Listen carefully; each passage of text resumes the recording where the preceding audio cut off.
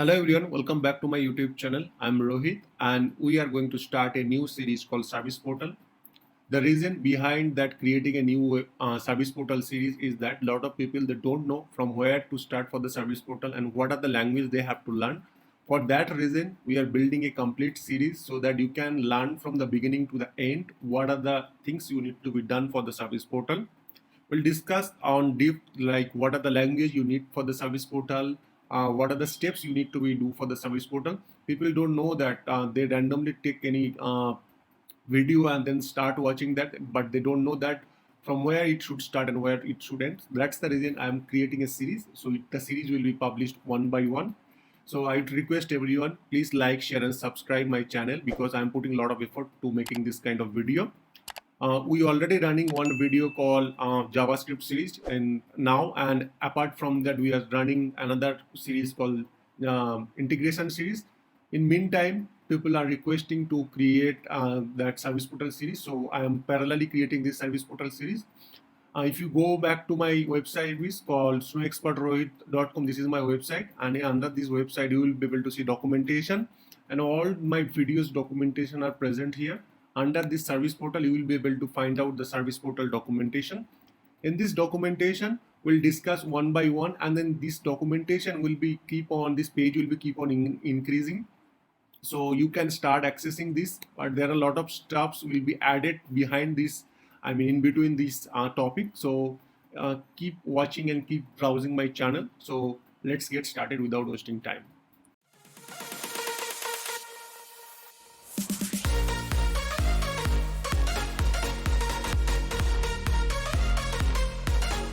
So very first topic we want to discuss that what is service portal, or maybe service portal introduction. So if you see, service portal allows you to build a mobile friendly self service experience for your user. It interact the part of the new now platform, so user can access specific platform feature using the service portal. It is an alternative to content management system. So previously in our system, the service apart from the service portal, there was a one module called content management or CMS. That service portal replaced that CMS because CMS built based on the JavaScript and Jelly script. Jelly script is a little difficult and it does not support the AngularJS. So those are the reason it's not a user friendly, that much user friendly and mobile friendly. That's the reason ServiceNow introduced a new module called service portal. This service portal in this service portal, what are the features you have? You have a mobile friendly, you will get that mobile friendly user experience. You can access this service portal from your mobile. You can access your portal from the desktop, laptop, tablet, anywhere that in your platform. It's support by default Bootstrap, so you don't need to put extra code or extra module you don't need to inject. The system will automatically support that Bootstrap, and also it support the AngularJS. It support the AngularJS, not Angular. Angular and AngularJS are both the complete different. AngularJS is run that 1 point version to the 1.8967 1.6 1.7. These are the version of the AngularJS, but the Angular is 2 3 Angular 2 Angular 3 Angular 4. So these are not, Angular is not supported into service portal, but AngularJS support by service portal. So there is a huge difference between coding point of view also, the AngularJS and Angular. So these are the things you should keep in mind whenever you are starting with the service portal. For service portal development, you need to know various coding language. We'll discuss that what are the language you need for the service portal. But for the timing, we'll see that service portal is a very mobile friendly. It support Bootstrap support and AngularJS support. It can be used mobile, tablet or any other devices. Now go back to that development role required. For the service portal, you need admin or SP admin. So who have the basic knowledge, they can also reuse that portal again and again, or maybe the widget again and again. So for that, they can use that SP admin, which is the service portal admin. They can use that. Now for whom we are building the service portal, why we need, so we need that we understand that who can develop, right? So this can be developed by admin or service portal admin, but who can access this service portal? Service portal can be accessed by end user or service text agent or any user, external or internal. So service portal is built completely for all the user, even they don't have any role. So they will they might not be go to your native view, ServiceNow view, they can go to the service portal. So service portal is built for one and only end user, and end user, service desk, admin, everyone can use the service portal. It is for all the user present to the platform. Even the service portal can be built for the public user, so whose profile is not present to the service now, they also can be accessed to the service portal. Now let's come back to that. What are the languages supported by service portal? So for the service portal, we need various language to build the service portal. Very first thing is that you would need to know that basic HTML. Very first thing, you should know the HTML, you should know the CSS, you should know the Bootstrap, you should know the AngularJS. These are the topic we'll cover as part of this series. Also, we'll talk about that what is HTML, how we build the HTML and CSS, all those stuff one by one. But you should have those basic knowledge. Apart from that, to develop the backend site, like the once somebody click the submit button, the record will be saved to the ServiceNow side. You should get some data from the ServiceNow. For this one, for the backend, you need to know the ServiceNow server side scripting knowledge. You should know the JavaScript. You should know the HTTP service. So let's say that through the integration, you want to get some data and you should bind the data and present that. For that also, we need the HTTP service. So basically, these are the languages you need as for the development area. So that's all about this, this service portal introduction. If I go back to the service portal training content, so what are the things we are going to actually discuss during this course? You can see these are the topics we are going to discuss. From the very basic to the very complex scenario, we are going to discuss each and every topic. We'll build a portal from the scratch and we'll design a page, a complete portal. But again, for your actual scenario, I'll show or I'll create based on the dummy scenario. But to for the actual scenario or actual requirement, you should know all these basic stuffs that we are going to use that. So you should keep watching and learning and practice, and after that you will be able to work on your end-to-end project. So very first thing, that whatever training in this training, whatever we will show you, that you should keep on using and enhancing your skill. You should use your any kind of requirement. You should try to fit that which part of this object can be fit for that requirement, and you should build that. Now coming back, that if you see, there are, we'll start from the very basic portal basic. What are the things need to be configured? We'll talk about the HTML basics also. We'll talk about the Bootstrap basic also, and we'll talk about CSS basics also. So we'll talk all those basics. But for advanced course called HTML Bootstrap, you should I have playlist in my channel. You can go and watch the HTML basics. HTML, and you can deep dive there. But we'll talk about all these basic stuffs, HTML, Bootstrap, all those stuffs one by one. So now let me show you that how the service portal looks like there, and what are the things I can show you for the today. So once you log into the native instance, you can see in this here called, this is my left navigation. Here if you type the service portal, you will be able to see this service portal module. Under this service portal, there are many modules are present. We'll discuss this point one by one. Right now, if you see here, I am in the Tokyo release. So if I search with that stats.do,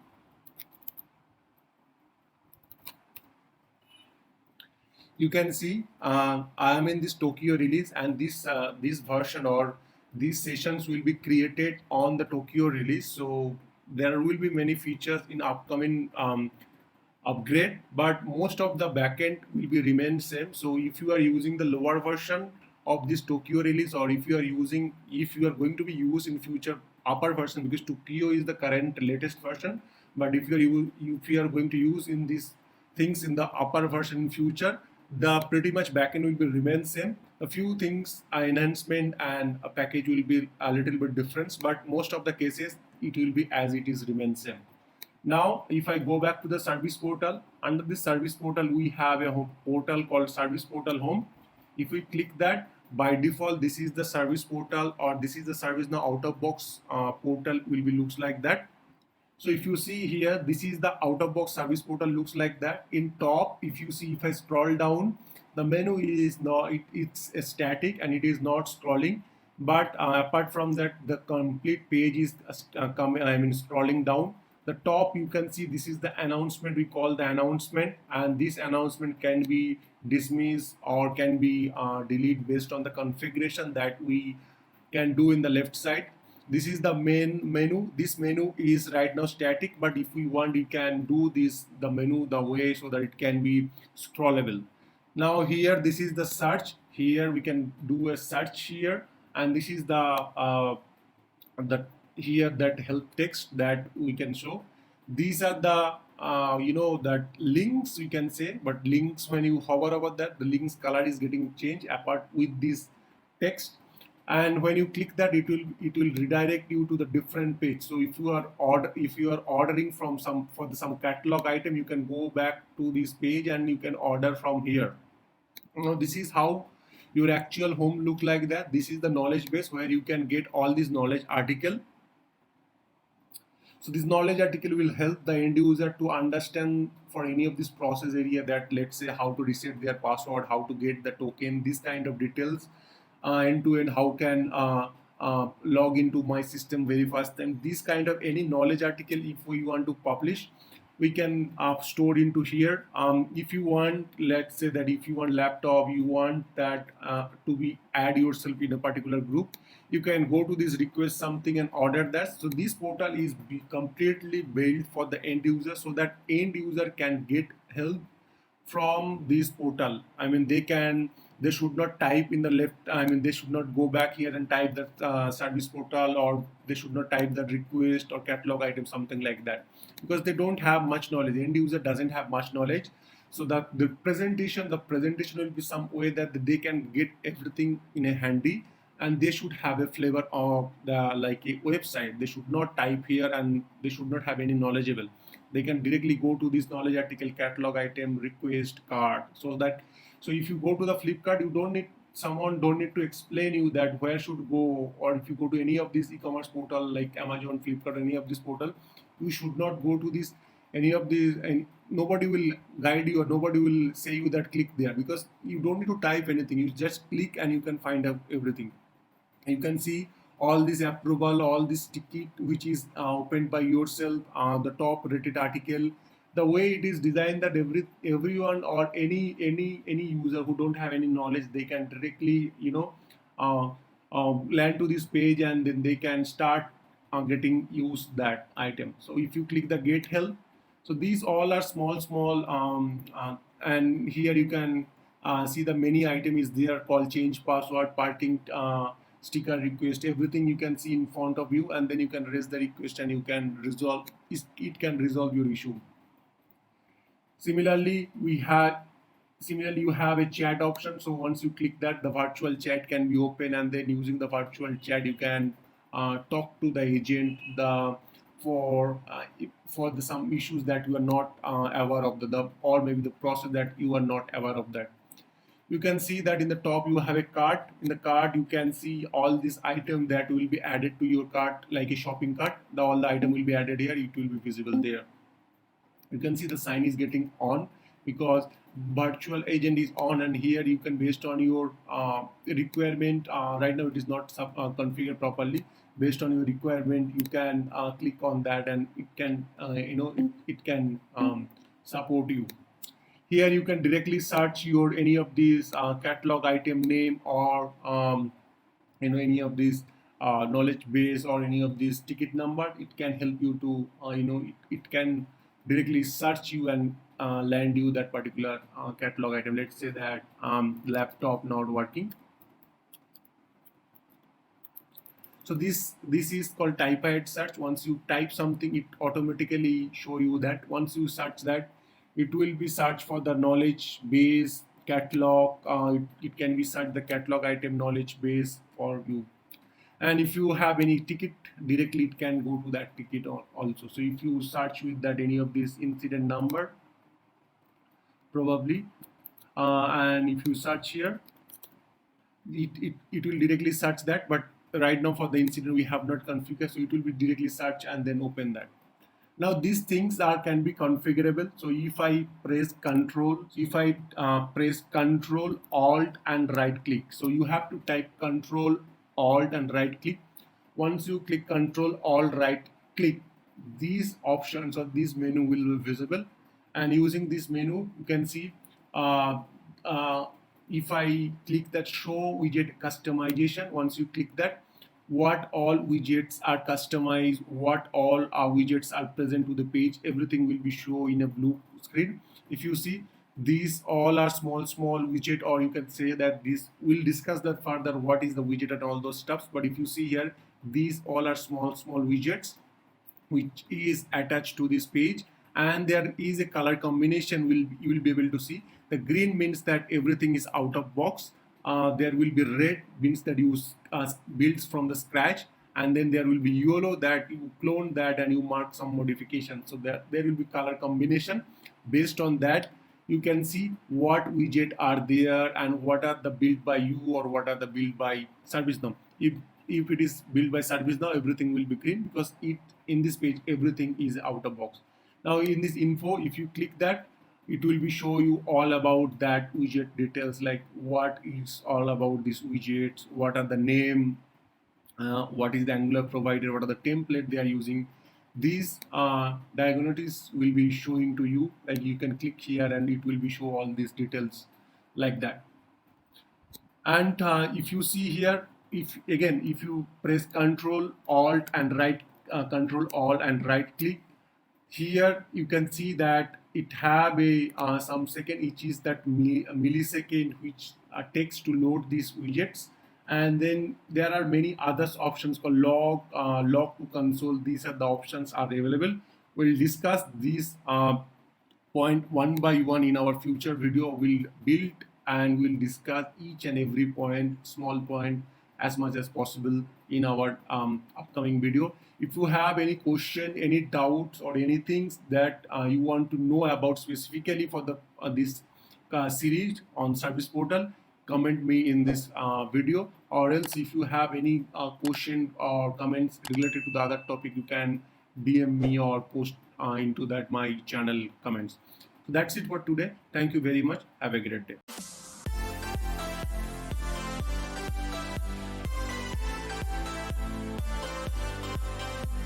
Hello everyone, welcome back to my YouTube channel. I am Rohit and this is the day 2 of the Service Portal training. In this training, today we will learn that how the portal backend is designed. We'll create a new portal, and from this portal, we'll build something from the scratch one by one. From the beginning to the complex one, we'll go one by one. So very first thing, we have to understand that how the portal backend structure is designed for that, and then we'll further discuss that. So if you see here my documentation, it says that saying that the portal backend structure, page flow. If you see, portal holds page. If you see in this top, so it's saying that portals hold page, page holds instance. Each instance has a widget. See the below images for understanding. So when we are opening in our service now, the very first thing is that out of box instance. We saw that the SP is our out of box portal name, and then when in the question mark after that we have a ID and equal to, then we have a page name. So SP is our portal. So if I go back to this out of box instance, this is my out of box instance, and when I loaded very first thing, the SP, it's open with the SP, which is my portal name or the service portal out of box name. So when you visit any website, let's say I am visiting my website.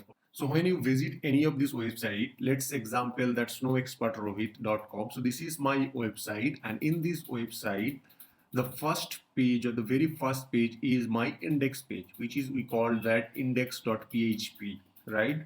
And whenever you click here, you are redirecting to my domain, which is the snowexpert.com, which is nothing but the page that you are seeing, actually the index page. Now if you go back to these any of these pages, it will come with the // so these all are sub pages name, but the main page is the index.php, which is normally not show, because when you hit to this domain, by default your index page loaded. Similarly, if you go back to here, that my instance/sp is my domain name, or maybe that my home page, and it's loaded the index page or home page, it's loaded. When you click here, you can see that the URL little bit changes called sp question mark id equal to index. So index is nothing but the page name. The home page name itself is the index.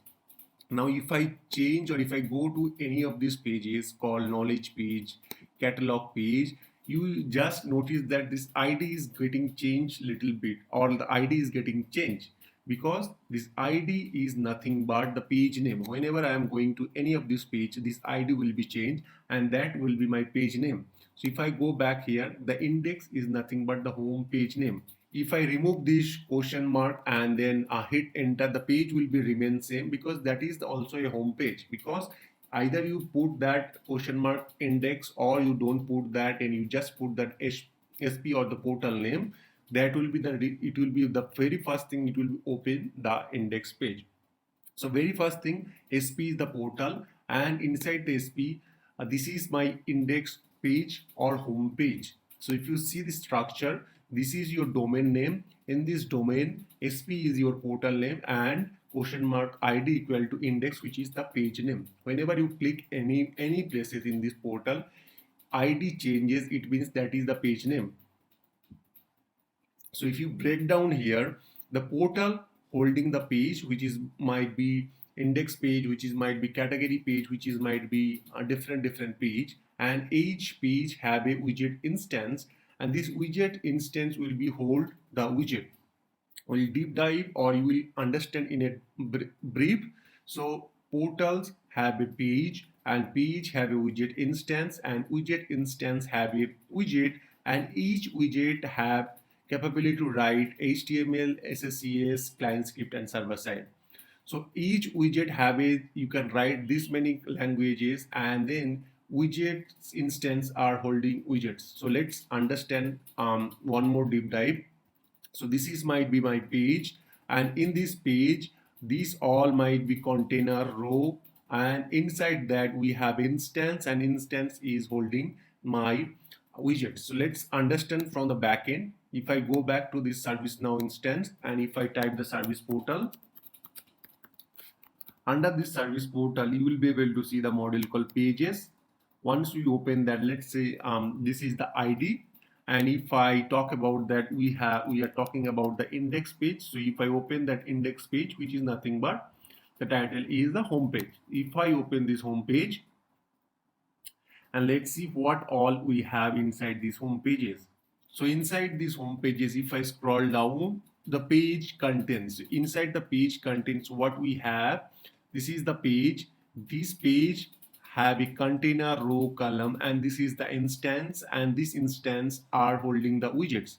So if you see, each columns and row have instance, and an instance are holding to that widget. So if I open any of these widgets, I'll show you that how out of box widget is looks like that. One thing also you have to be noted down, that you cannot make changes anything on the out of box widget. Even you cannot put any single modification on the out of box widget. For that you have to have clone the out of box widget. So if you see here, this is one of the out of box widgets, and this widgets is looks like this one. As per our documentation, we said that widget have HTML, SSCS, client script and server side script. So if I go back here, this is the HTML that you can see that widget have. This is the CSS that here you can type the CSS your code. This is the server side script that used to get the data from server side to the backend side. And this is the client side data to whenever somebody click the button or whenever change any changes happen, some client side action is to be taken care. This is the client side. Additionally, we have a link which is nothing but a pure JavaScript to modification purpose. So these are the things we'll discuss in further. But if you see, this is the widgets, and these widgets are holding by this instance. Nothing but instance is like a placeholder which can hold to the multiple widgets. So if you can see that this is the instance, and this instance is holding that Typeahead search, and instance is nothing but a placeholder you can remember at that time. So this is the how the backend structure is for service portal. And if we go back to the next topic, that portals module and element. So what are the portals module and elements are there? So whenever you go back to that service portal, so if I type the service portal here, So this is the module that you can see by default. So service portal home, service portal configuration, portals, announcement, agent stat, theme, page route map, page, widget instance, widget CSS, log entries, all menus, header, dependency, Angular provider. All these module will cover one by one in our upcoming sessions. So let's understand that what we have and what are the things we can do. So very first thing is the portal homepage, which is nothing but if you click here, it will be redirect you to that homepage or the SP page. The URL is the SP, that homepage that you can see. Now we have a next option we have called portal configuration. If we click here, it will open that service portal configuration page. In this configuration page, you can create a new page, you can design a new page, you can create a widget, you can create a new portals, and even you can change the brand details. If you see, this is my branding page, or maybe you can say that this is the home page, and in this home page, if you want to change anything brand related, like you want to change this logo, you want to change this color, you can change from this branding editor. We'll in our upcoming video we'll talk about those points, but this is the branding editor we are going to cover. Now next we will have the portals. We'll discuss that portals.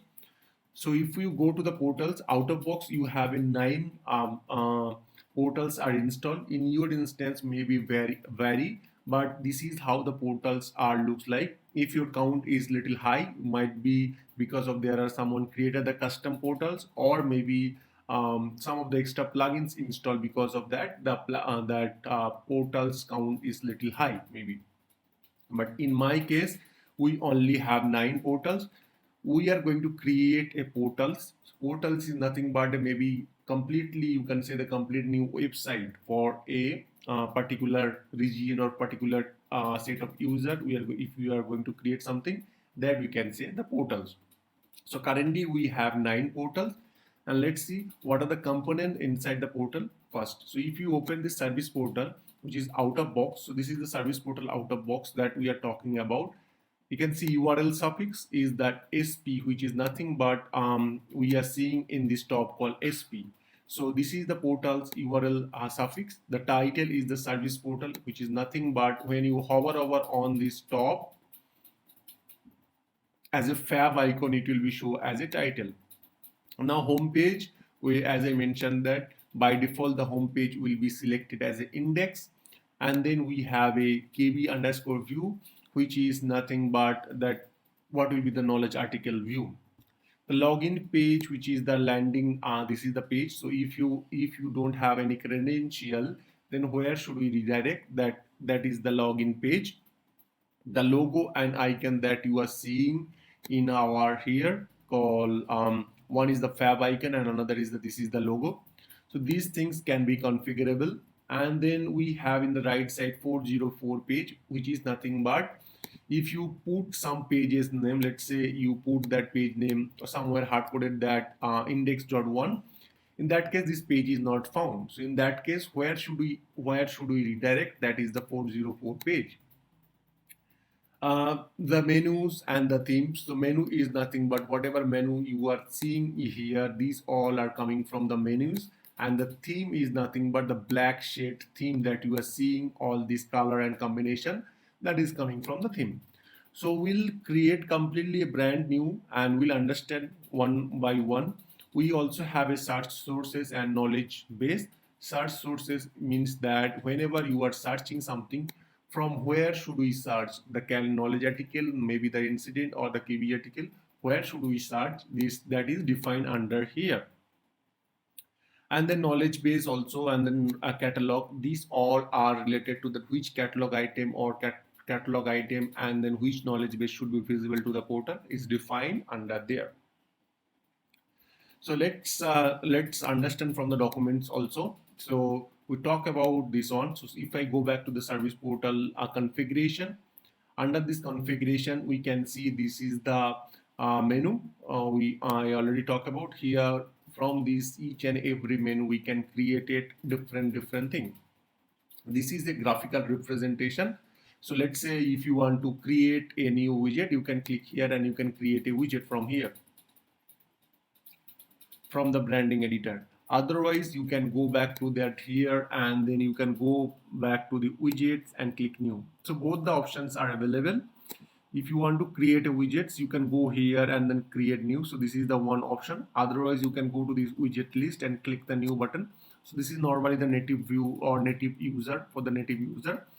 And otherwise, you can directly go back to this branding editor, I mean this portal configuration, and here you can click the widget editor and you can create your new widgets, or you can search any existing widgets and start modification. You can start modify that. So we'll create that. So that's the steps, or that's the things. Even if I go back here in this configuration page, we can create a new portal from here, and then we can simply create our new page called we can create our new page from here, new portal from here. Similarly, from the native view, we can go back to our portals and we can simply click new button and create our new portals. Both the will be work, both way it will be work, but one for the UI point of view, or this is the backend. Like you can create your you can sign up your form from that user page or that end user page, and otherwise you can go back to the backend database and you can, if you want to create the data, you can do that. So both the way we can do basically. Now next thing is that we'll talk about build. We'll build a new portal. To building a new portal, what are the things we need? First thing is that we need to create a widget or reuse that. So if you want to create a brand new widget, you can go for that. Otherwise, you can create or you can reuse that. We need to create a page or we can reuse a page.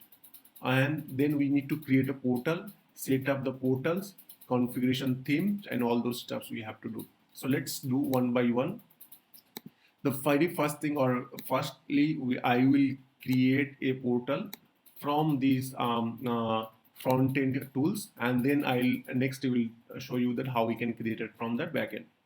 So very first thing is that either we can reuse a widget as it mentioned, or we can create a brand new widget. So first I'll create the steps for the creating a new portal is that I'll create a widget. So let's say I will create a widgets. We click here. Now we can select any of this widget, or we can create our new widget. So I'll click that create new widgets, and here I need to put the widget name that I am going to create. The widget name and ID are required field, both has to be created. So let's say I will say that home page title, maybe this will be our first case. And then here you can see you have the option called create test page. Once you click that, you have that options called to put the name of that your page. So it's by default populated with the widget name. You can remove that and then simply click submit. Once you click the submit, your page, your widget will be created. So let's say once our creating page and creating widget, these two steps are done. Now if we go back, this is our widget that we have created. These widgets have a various options that we have already talked about, that HTML, CSS, client side, server side, link script, we can write that. So very first thing is that as a first day I will say hello. So these things I will just save that. Once you save that, these things is saved, or this page or these widgets are saved. Now if you want to preview, you can preview that by right click here in this. You need to click the hamburger icon. Here you have enable preview options. Once you click that enable preview options, and then here you can click the preview widgets to see whatever things you are making changes are showing in your real time. So if you say that hello, my name is, and then if you save here, these changes will be reflected here. So you can see these changes is reflected here. Now that, as I mentioned, the first step is that creating a new widgets is done, creating a new pages is done. We need to create a portal. So let's go back to here in the left navigation again, and then portal configuration. We'll open that. Under this portal configuration, you have a new portal option where you can create a portal. Once you click that, the mandatory field will be need to be populated. So we'll say that portal training.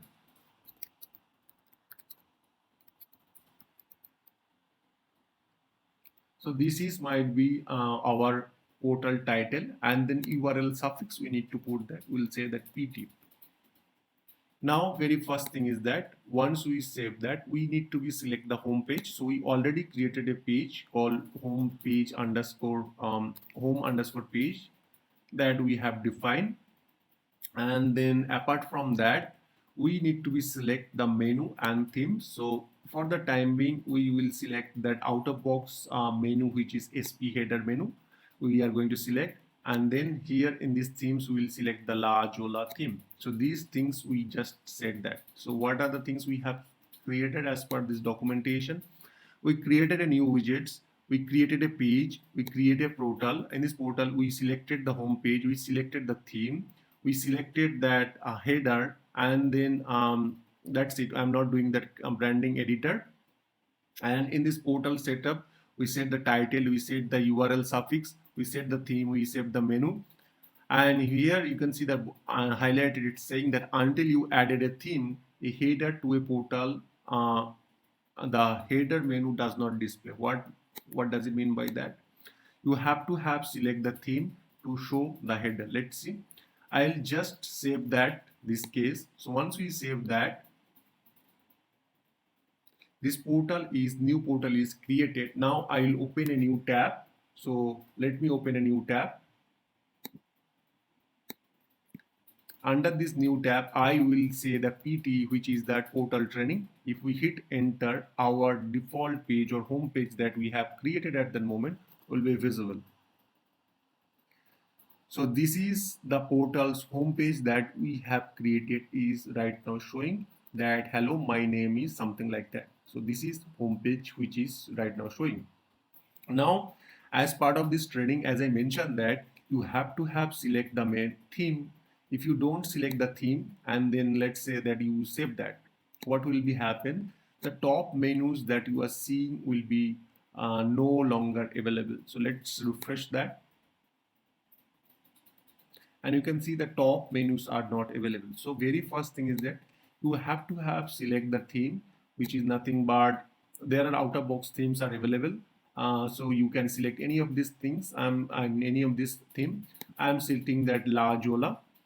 The themes will be create a container for you where you can add your menus. So I will save that.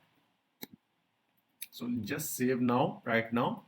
Once I save that, this page will be, I mean this home on this top, all these menus will be available.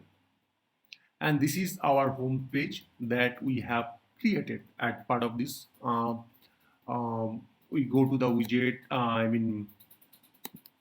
we go to the portal configuration. From this portal configuration, we click create the widgets and everything. Now let's see, if you go back to the portals, previously it was 9, now you can see the count is 10, because if I get to the updated, and you can see this portal training that I have created right now is visible. So basically, as I mentioned, that portal configuration is just like a UI from where you create, and here the actual record are stored. So this is the portal training that is showing right now. Whatever value we have selected, all these value are showing right now, so we can configure that. Similarly, if you go back to the pages, we recently created a pages which is nothing but home underscore page that is visible here, and you can see this is the home page that we have created, and this home page have a one instance, and instance have a one widgets which is nothing but that we have created called hello my name is something like that that we have created. So this is the process of completely the portals. The next day we'll talk about that few more topics, that how we can create the menus for our own menus, because these are the menu which is provided by ServiceNow. The next day we'll create our own menus. That's it for today. Thank you very much. Have a great day.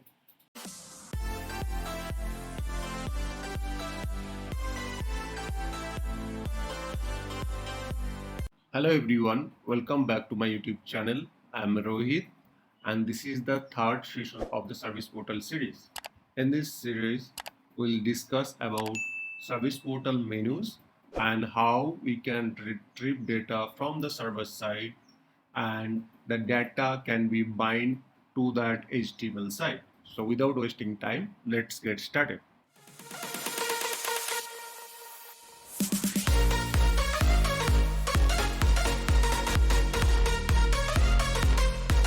In our last sessions, we create a brand new service portal, which is nothing but this is the portals.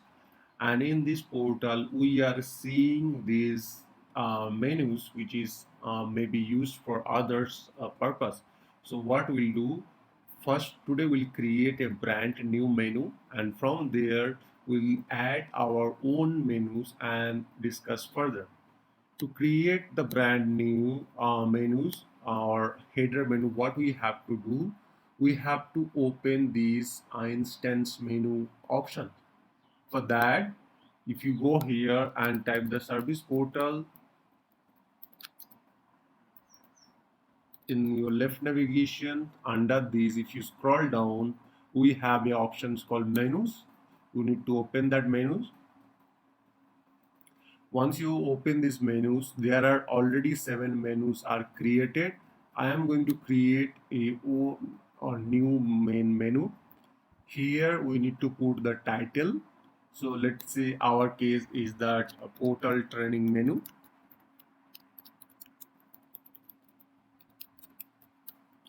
And once you put this menu, we have a widgets. We definitely have to select a widget, which is out of box widget. We can select that. So let's say I will select that header menu widgets that we have into this case. So I have selected this one as a widgets and then save that. So what is the purpose of this widget is that these widgets basically will be query to these menu items in this bottoms and will show in our portals. So first thing first is that we have created a menu called portal training menu. Under this one we have set that widget equal to header menu and then bottoms we have to be show all this child menu. So let's say first menu we are going to show that I'm going to create a menus item. Under this menu item you have a options called type, which type of menu I want to show. So we have a page, URL, service catalogs, catalog category, catalog item, knowledge page, KV article, KV. These are the options are available. So very first thing is that I will say that service catalog. Once we select the service catalog, here we need to select the service catalog called say service catalog, something like that. And probably I'll select the page at that moment, and once I select the page, I will select any of these pages for the time being. So let's say that I'll select the favorite list, and then here I will select the favorite list. So this is the menu item maybe I have created for the time being. Now if I refresh here, what will be happen? Let's see. Nothing will be changed at that moment because this is the if I go back to this parent menu or nothing but that menus that I have created, which is the portal training menu. And this portal training menu, inside that we have a menu items, which is nothing but these are the options are created. Now this menu item has to be attached to the service portal. I'll go back to these portals, and inside the portal we have created the portal training. And here I will inside the menu items, if you click here, all these menu items are available right now. And if I search with our menu name, I can able to see this menu name. I will update that. Once these changes are done, if I refresh my portals, My links are updated, and here you can see that favorite list that I have created. That page is in that list I have created is showing right now. If you click here, it is going to my favorite page. So this way we can create our own widgets, and that widgets own menus, and inside that we can keep on adding some of these lists. The tool is out of box. This, if you see here, this tool is out of box, and here if you click here, we have a profile and logout. These two are out of box, and this is the menu that we have created from where it is coming. So if we go back to the menus, under this menu, if I go back here, and this is the portal training menu that we have created. On this portal training menu, we have a favorite. Under this instance menu, we have a menu items, and whatever items we'll create, each and every item will be shown there. So let's create another item called knowledge base. So I will select the knowledge base, and here I will say the knowledge item. And once we save that, these knowledge item or these menus will be visible here. If you want to put any condition, you can put the condition. So basically you have a various types of menu item you can create. We'll deep dive that maybe in further, but for the time being I'll submit that one as a knowledge base.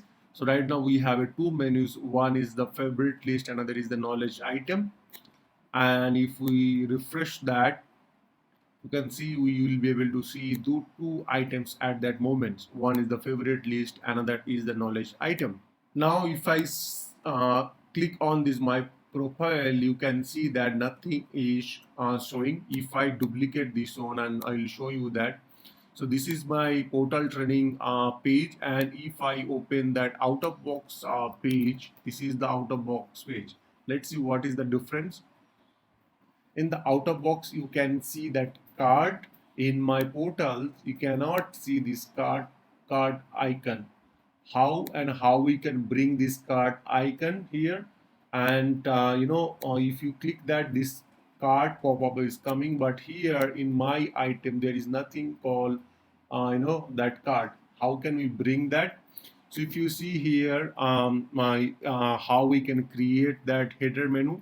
So we need to open that instance menu table, click new, put title, select widgets and additional JSON. Inside the additional JSON, you can put some of these parameter. Based on that, it will work some of the things. So if you see here, we have a enable card this option. So if I copy this JSON and put here into this additional JSON and save that, it should show that card right now. So this is the enable card, display value true, value is true. If I refresh right now, this card will be right now available. So there is some additional configuration that you can pass through this additional JSON, and it will be worked based on that. Okay, so this is all about today, how we can show the menus. And now we'll talk about that next topic, is that how we can show that background, how we can query some data and show to our front end. So let's say this is our home page, or where you can see that hello, my name is something like that. So how we can bring the data from the server side and work on that. So I'll click control, right click and widget editor, so that it will directly land me to that widget. So let's say I am looking for hello Rohit, something like that, and then comma. And once I save that, so whenever somebody logged in, his first name should be came up here, and then we want to show the last task that is opened by himself. So let's say that last, we'll say the last task opened by and then here I'll put that maybe some task number. So that might be my expectation. So let's put hard coded for the time being HTML and see how it will be looks like into that our page. So you can see it is right now working, but there is it is coming in a same line. That's fine. We'll do that enhancement part later. So very first thing is that to do that here, instead of incident number, I want to put a dynamic number that is opened by that user and that user first name here. To do that, very first thing is that I will write something into the server side script. So let's start writing the script. First, I'll say var usr, which is nothing but user, and gs.get user id. So this gs.get user id will return me that current logged in user sysid, and then what I'll do, I will query to that user table, and here to query to the user table is pretty much easy. Here I will search with sys underscore user. So this is my user table, and if gr user dot get, and here user, so I will check that if the user is found, whatever value I will get, that will be pushed here. So let's say I will query to the sys underscore user table with current logged in user sysid, because this will return me that sysid. And once I get the sysid, I will query to the sys user table with the sysid.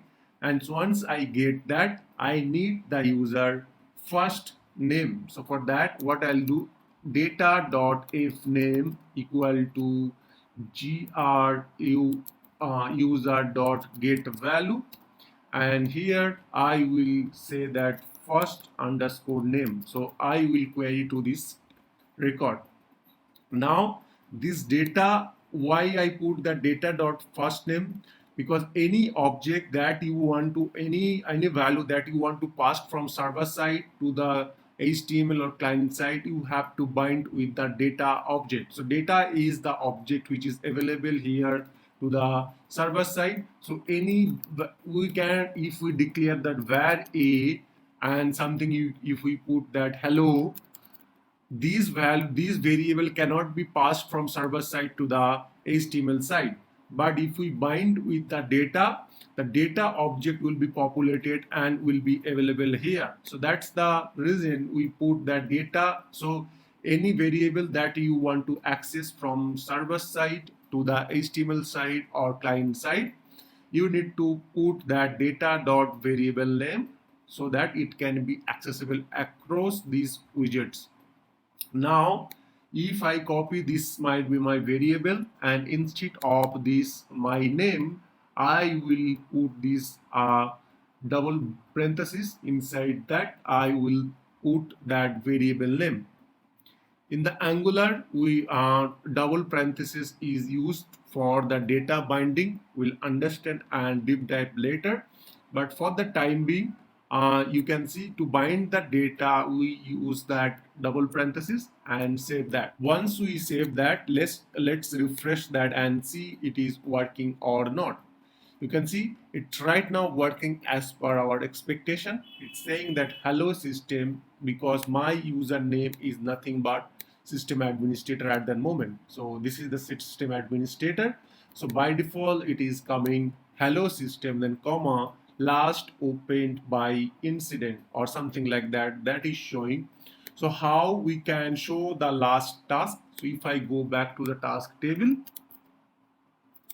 this is the task table, and here we have a opened by field. If we search with opened by, and here is dynamic, if we put is dynamic, and if we search with me, so whatever task I have created, all this task is showing right now, which is by system administrator, and 829 task is created by system administrator.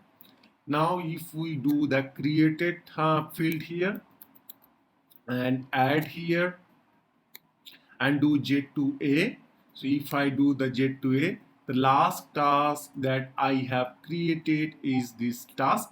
So if I want to show this task number into the portals, I have to query to the task table and then do the analysis. So how can we do that?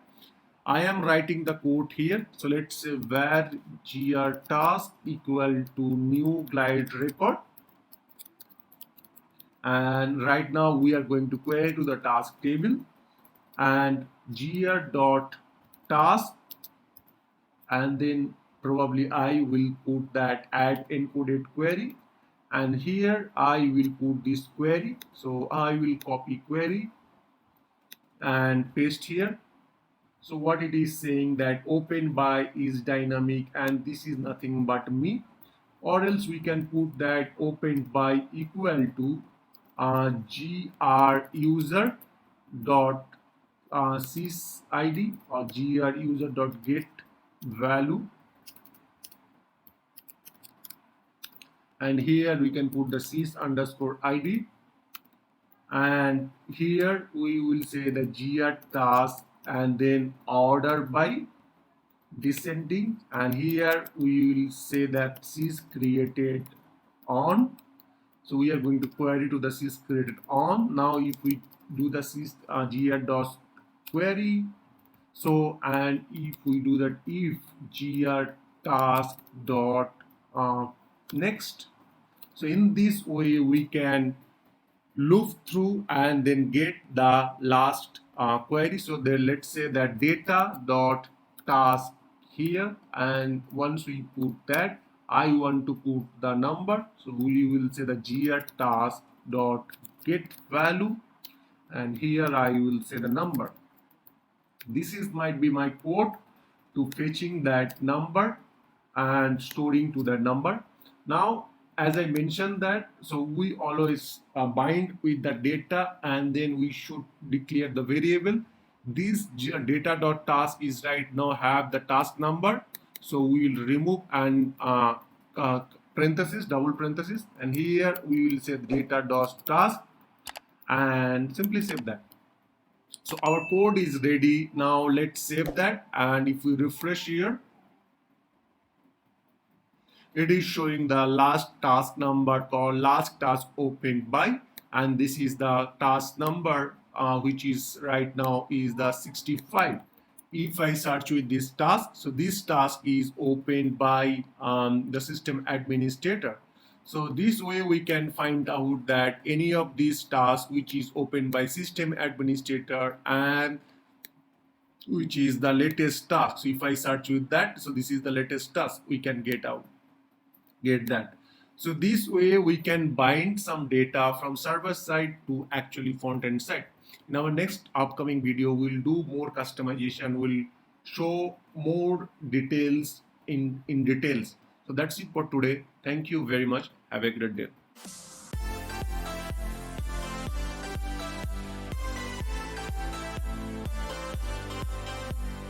Hello everyone, welcome back to my YouTube channel. This is the fourth day of the service portal training. In this training, we'll talk about the real-time scenario. We'll talk about how we can build the widget from the scratch one by one. So today, basically, our focus will be that HTML basics. Along with that, how we can represent the data in our HTML page, so that how we can represent any of this incident, problem, change details to our page. So previously we just show our one task number, but today we'll create a dedicated page. In this dedicated page, we'll show the change, we will show, or maybe the incident details one by one. How we can do that, we'll talk today further. So without wasting time, let's get started.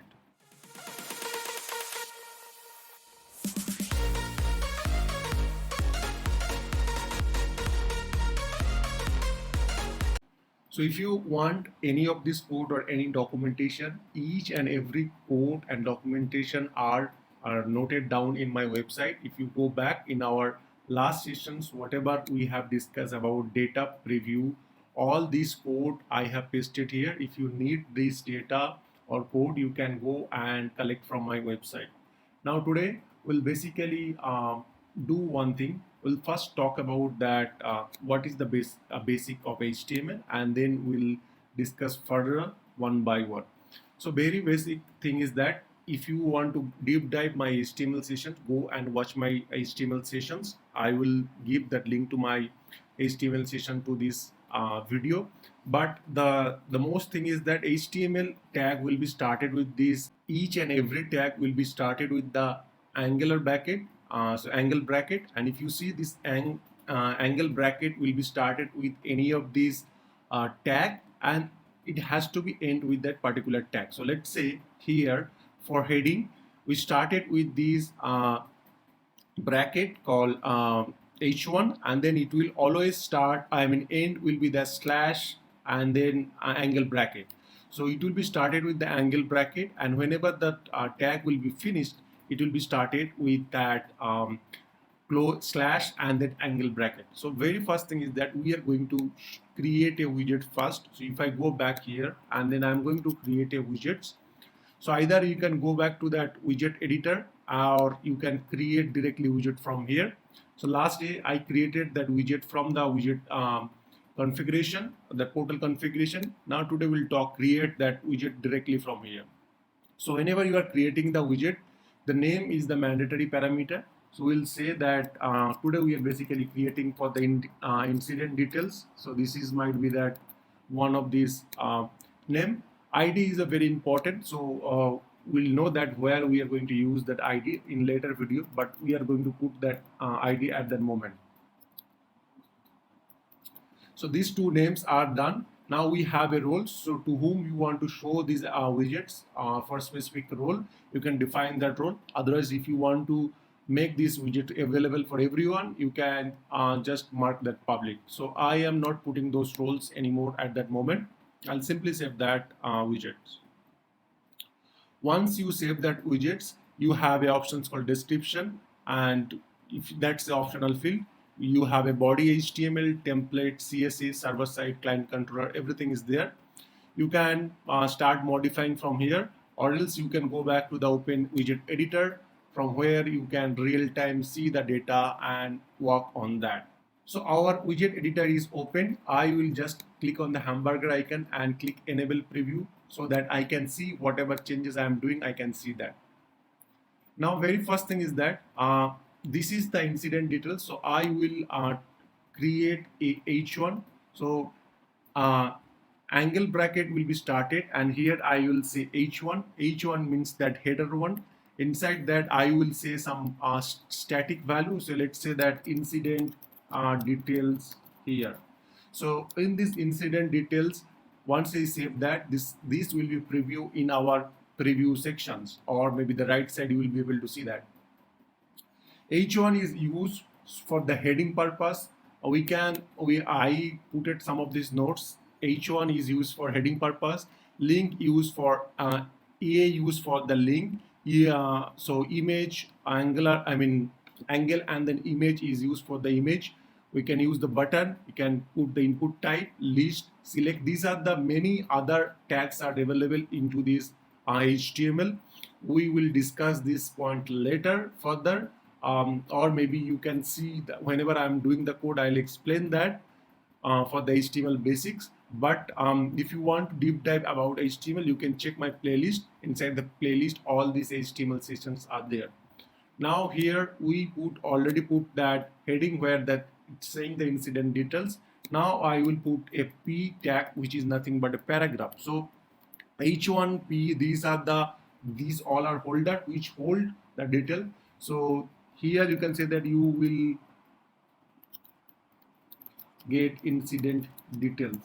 So this is might be for some of the text. I am just adding that. So you can see incident details will be a heading. Inside that we have a small you can see that this font is a little small as it is paragraph, and here it's showing that incident details. Now these widgets I want to attach or create a page and attach to that. For that I'll go to the service portal module. Under this service portal module, I will go to the pages, and here in this pages I will click the new. Under this page title I will say that my task, so this might be my page, and here I will say that my task also, that this is the same name. I will put that, and say a short description. I will say that my task here, and then here also you can put the roles on the page specifically if you want. I will submit that. Once this is submit, that my task page is created, and if I go to this open designer button, I will be able to see that a page designer. In this page designer, you can see on the left side we have a widgets and layouts.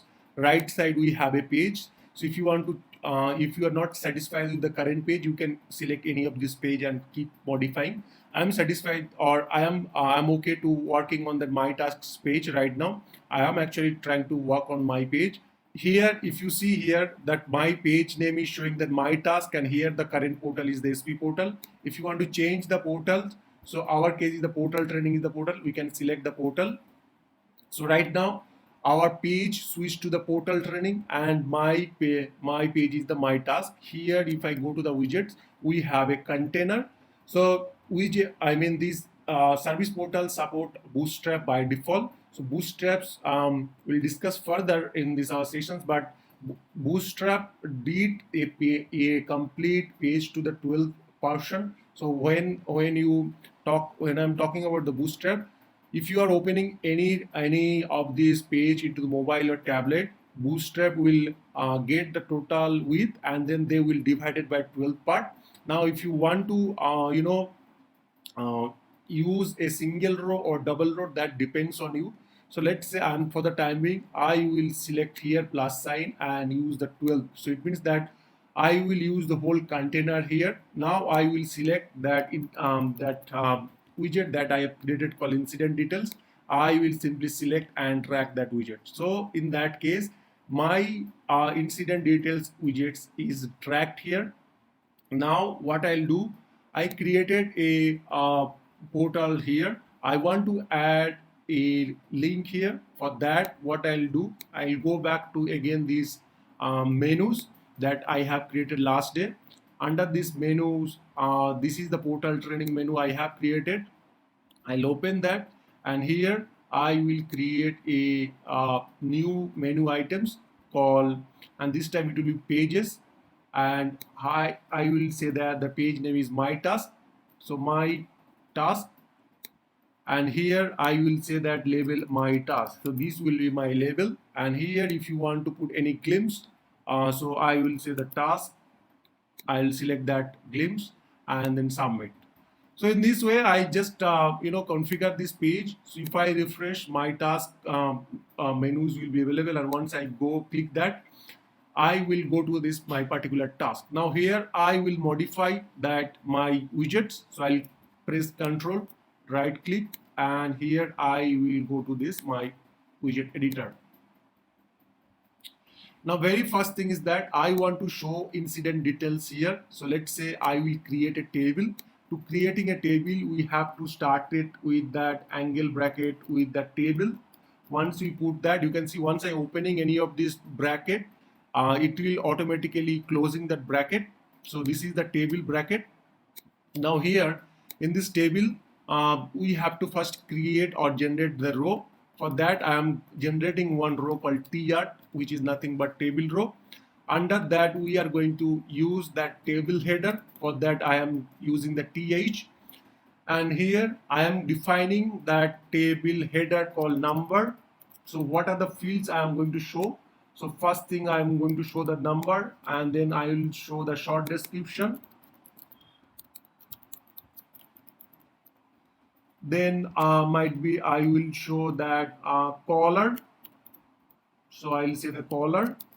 So these are the three fields I am going to show here for the time being. So I will save that, and let's save and see it is reflecting or not. Once we save that, you can see these data or these fields or these table header are showing one by one. Now let's do one more thing. In this table, the first is done. Now next, I'll create one more row, and inside this row I will present the number. So for the TD, I will have 3 TD in this case. So let's do that. So this is the TD, these all are TD. Here number might be, I will putting first static number 001, and then short description might be test, and here I will might be put that one caller is the Rohit. So this might be my first incident, and then I will continuously repeat one more time. So let's first put the first incident. Once I save that, all these incident, this table will be show correctly. So this is the incident number, this is the short description, and this is the caller name which is present in this right now. So number is the INC001, short description is the test, and then caller is Rohit. So this is how that table representation is done. Now let's go back, and I want to fetch which incident. So I'm going to go back to the incident, and then in under this incident table, if any incident which is created by system administrator, I will show that incident. So our case, or in my case, there is only one incident which is created by system administrator. I want to show this incident details to my tab called my task tab. Here I want to show this incident details. So let's go back to here in this script. Under this server side script, what I will do, I will do a scripting. Very first thing, I will say that var gr inc. Under this inc, I will query new glide record, and under this I will search that incident. Once we search with the incident, and then here we will search with that gr inc dot add encoded query. Inside the encoded query, I will put these details. Caller is system administrator, and put this code. And here I'll put that gs dot get user ID, which will return me that sysid. So basically grinc dot query. So this part I know everyone is aware of that. So I am assuming that everyone is aware of that. If you don't know, ping me in my comment sections or DM me. So this is that incident table where I am getting query with encoded query caller equal to current logged in user. And then once we get query, I am coming here, and then if I put the gs.info message that incident found. So this is the message or the info message I am putting here. So let's see I am reaching this point or not first of all. So I save that and I search here. Once we search that, you can see incident found, this message is coming. It means that the code is going to this block. Now what we have to do, the earlier we did that data dot number we have to declare, and here we can put the grinc dot get value, or we can directly put that any of this field name. So I'll put the number. Similarly, I'll create the data dot short underscore description, and here I'll say the grinc dot short underscore description, and again I am going to put that data dot caller underscore ID, and here I will put the grinc dot caller underscore ID. So these are the field I am going to fetch, and here I will simply map that. So let's map that. So I'll copy this data dot number, and instead of this one I'll paste here. Similarly here I will represent the data dot short description and paste here, and here I will select the data dot caller and then I will paste here. Once we save that, these are the things we saved that, and let's refresh that and see how it works.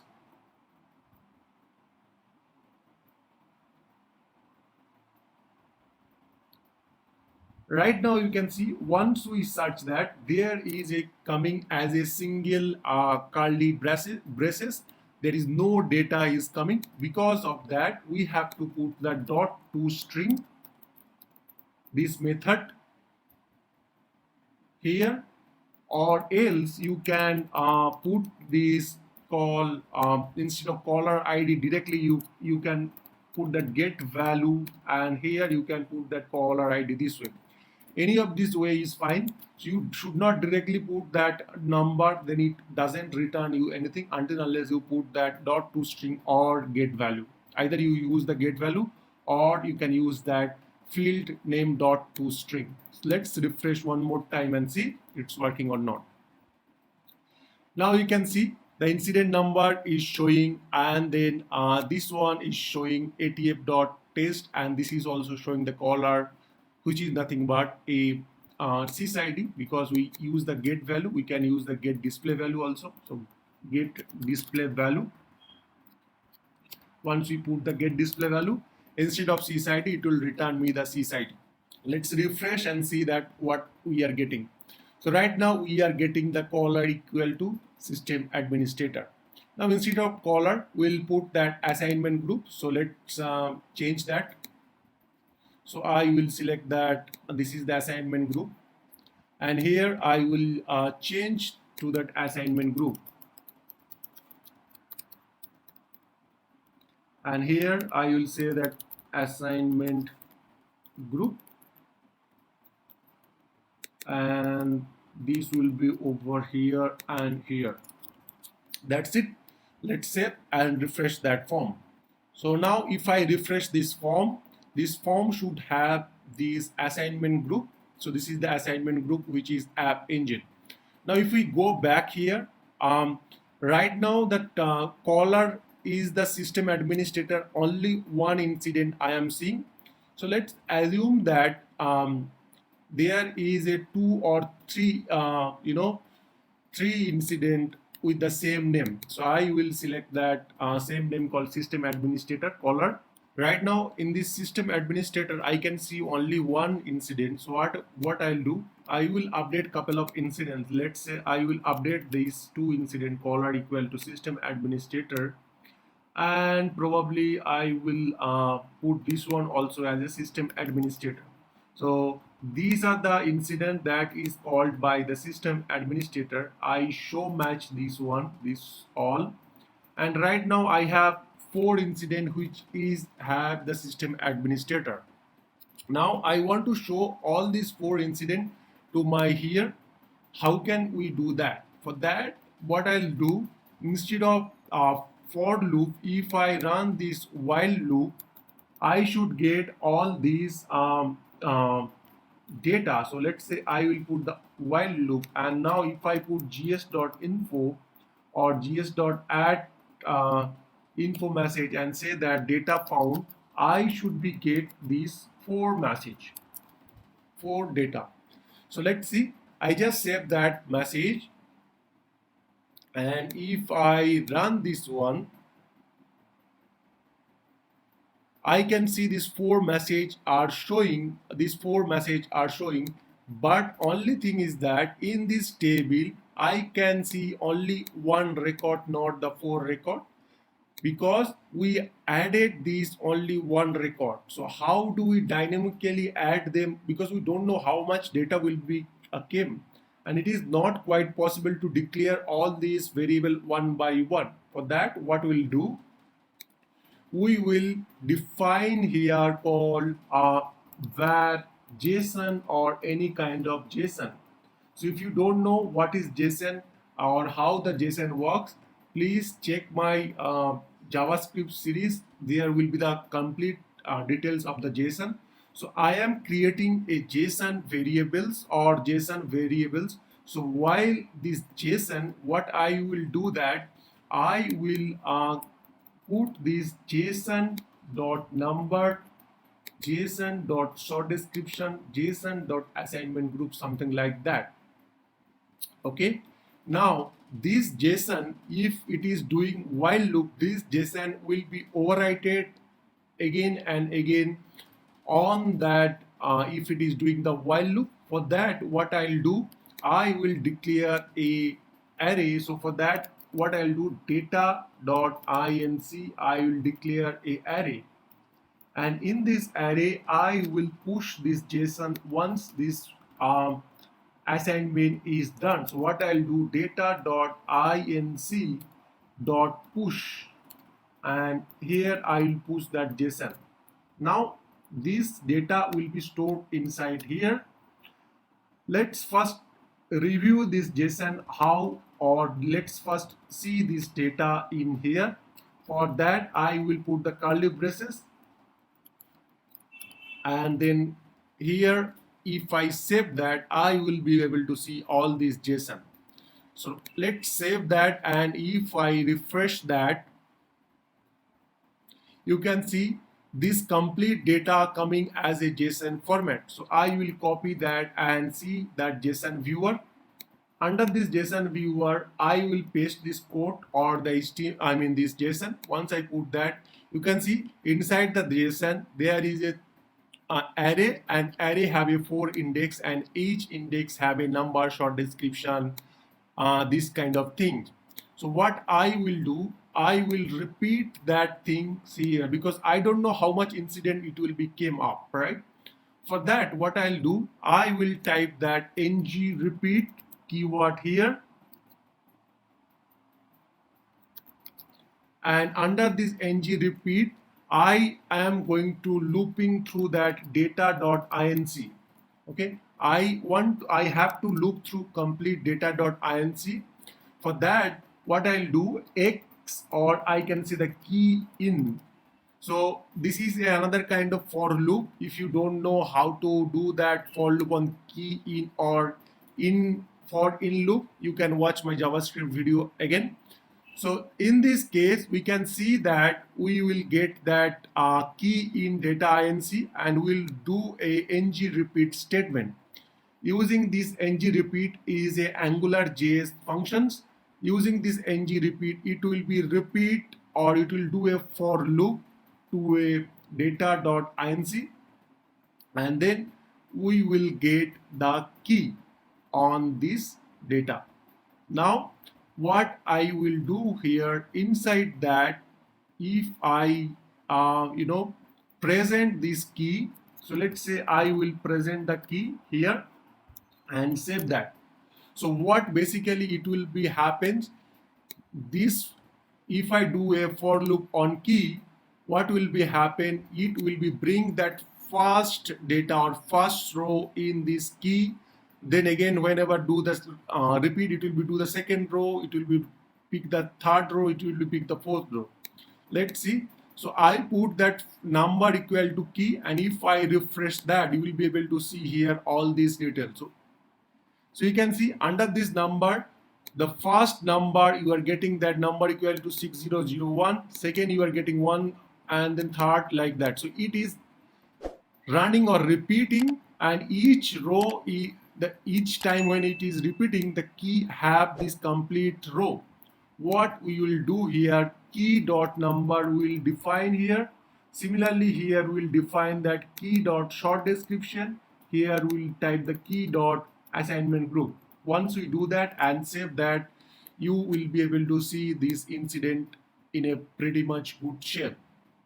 You can see all these incident, 4 incident are right now showing, and they have their assignment groups. So this way we can represent the data in our tabular format. So right now we can see the 4 data, and if it is, let's say I am going to assign one more. So if I'm going to assign one more, call this one, so system administrator, and save that. Once we save that, this list is the 4 can be increased and showing the 5 data. So there is no issues. The system will be automatically pick up that data and showing. So system can pick the data. It is querying to the backend table and showing the data. So in this way, we are able to fetch the incident details and represent to a table. So in next day, we'll do little bit CSS stuff so that it will be looks little good, and we'll do more on more customization, and we'll more work on the widget part. So that's it for today. Thank you very much. Have a great day.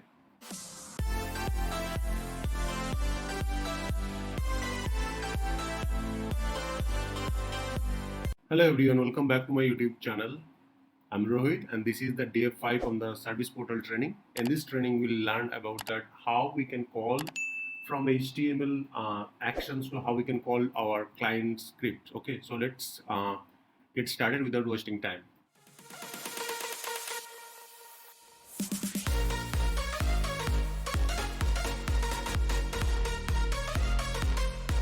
So this is my ServiceNow instance, and if I go back to our training portal training, let's go back to our portal training. In this first homepage, we have not done much things.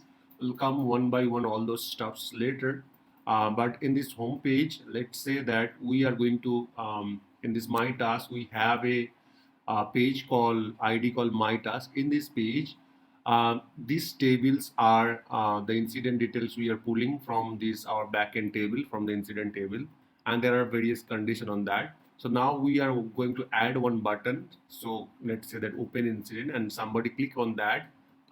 They will be redirect, or they will redirect to that particular record. So let's start that. So if I press Control and right click, you will be able to see the widget editor, and you will directly land to that widget editor. All these documents and all these codes are pasted into my website. You can go and check this. All this service portal document is there here. We are going to talk about today call HTML to client script. So from this one, I'll update that after this um, code edit. So now here what we'll do here in this TH we have a three header. One is the number, short description, assignment group. I'm going to create one more button or one more header called action. And in these actions, what I'll do, I'll first create a button. So create a button, I'll just copy and paste one TD, and inside that what I'll do, I will create a button. So to create the button, I have to use the button tag. And once we put the button tag, we will be able to create a button, and inside that we have to put the button name. Let's say that open, something like that. And if I save that, this button will be visible to the our HTML tag. Let's see that. So if I refresh that, there will be one header called actions, and you can see each and every action have a button. But if we click here, nothing is happening at that moment. Now what we'll do, we are going to call this button whenever somebody click that button. We are going to do something in our client side. So for that, what we'll do, in the client side, we can declare the function name. So let's say that I'm going to declare the function name c.open. So this might be our function name, and after that we have to use the equal to and then function. So this is the structure of this service portal. So now we can see this is the button name. So let's say that c.open, and then here we declare that equal to function and then the function name. Okay, and here I just will I'll just put that alert, and here I'll say that open, something like that. So I just want to check that this functionality is working fine or not. Now in this HTML, what we have to do, this functions is declared here, and inside the function what is doing, just showing a alert message using the function. Now how do I call this function? To call this function from the HTML, you need to put that ng underscore and ng dash click, and inside the click you need to define the function name. Our case the function name is c.open. So this is the function name, we have to be used that. Once we use that and then save that, let's see this function is working or not. I just save that and let's refresh that. And if we click here, you can see this function is working, and each and every button, clicking on the each and every button, it is going to be working as per expected. The pop-up is coming right now. Now what we need to do, that we need to be check that, or maybe if somebody click that, I just want to open that particular incident, right? For that, what I'll do, Service portal or ServiceNow already providing one page called form page out of box. We are going to use that. So what I'll do here, in this case, if you see here in the server side, what are the things we are picking up? We are picking up the number, short description, assignment groups. Along with that, we need to have the sys. So what I'll do, JSON dot sys underscore id. This parameter I'm going to add that, and then here I will say that gr and get value. Here I'll put the sys. Fine. And in this case, what I'll do, I will pass that key dot sys. So what I'm going to do that, this function is I have declared, and the function, inside the function I am passing one parameter called sys of that particular incident. And in this functions also we need to put we need to declare the parameter to receive that. So I'll declare that parameter is id, and let's space and plus id. So let's see that whatever we are expecting is actually working or not. So what will be happen now, if we refresh our page and then click on the button, it will be show the open, and then it will be show the sys. So let's refresh that. And now if I click here open, and you can see that it is showing this that particular incident sys. So 601 particular incident sys started with the 9e and 1f. So if I click here, so you can see each and every incident showing the different sys. Now if I click here, it should open a form. For that, what we have to do, I am going to open one page. So I will add here call, or in the JavaScript, I'll do that later part, but in the JavaScript we have a call window, and then we have a call window.open function.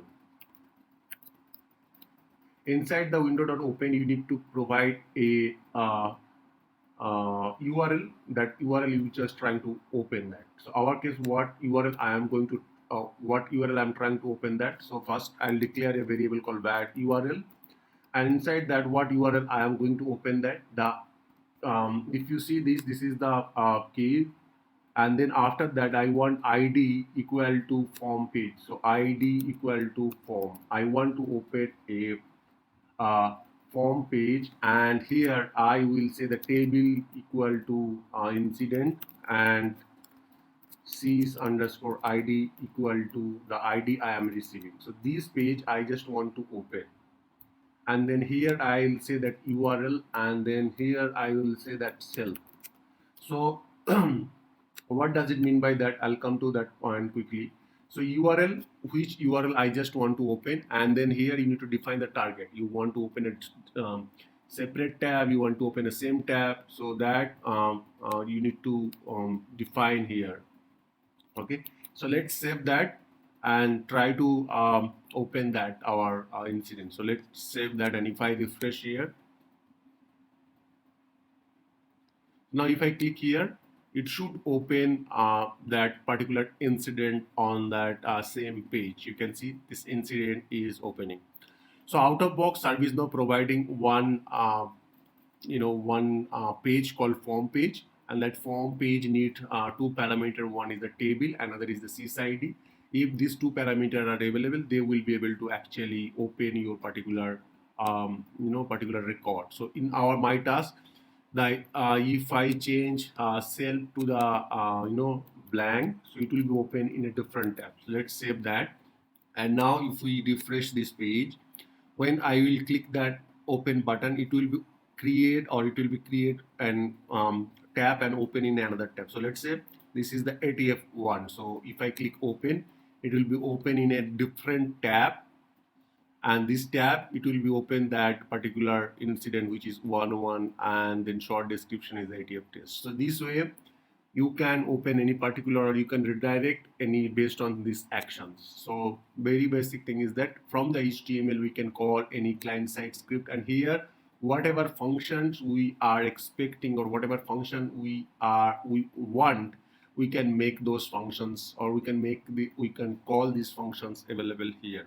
So this way we can call any function. Let's say we can do different thing. So let's say here we are, as I mentioned, that this is the action. If you see here, this is the action. In this action, what we are doing, we are performing, opening that incident. So let's say that I will say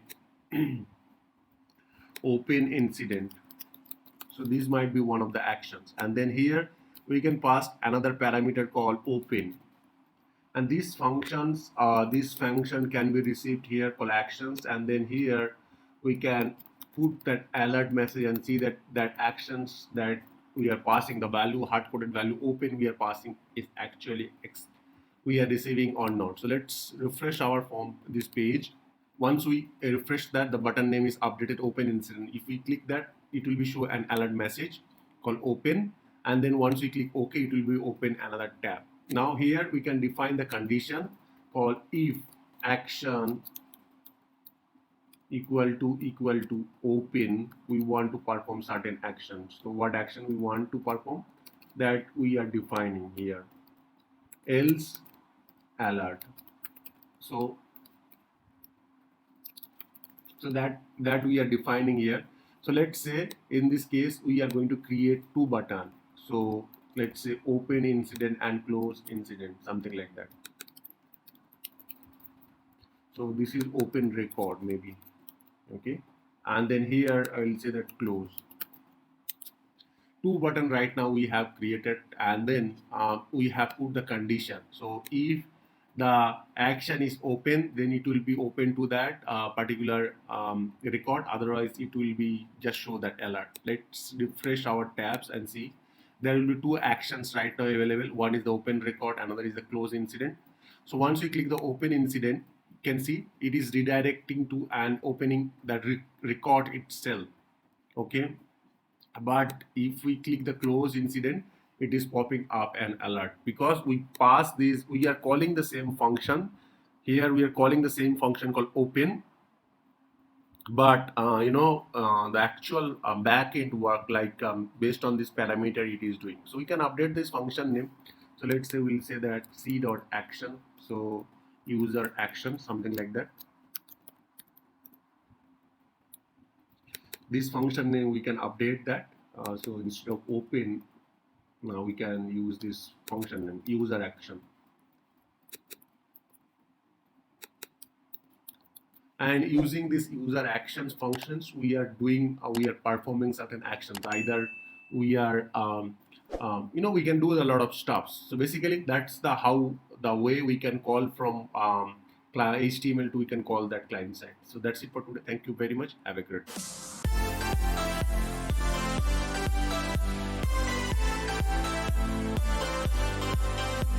Hello everyone, welcome back to my YouTube channel. I'm Rohit and this is the day 6 of the service portal training. In these sessions, I'll talk about that how we can call from the client side to that we can call to the server side. So very basic thing is that let's understand the requirement. So somebody click the close incident. Once we click the close incident, this incident has to be resolved. So let's say that I'm going to create or I'm going to build some actions. So when somebody click that actions, it has to be performed that actions. Like if I click the close incident, this incident has to be closed, and then the status should be changed. So that might be our requirement. Let's understand how we are achieving.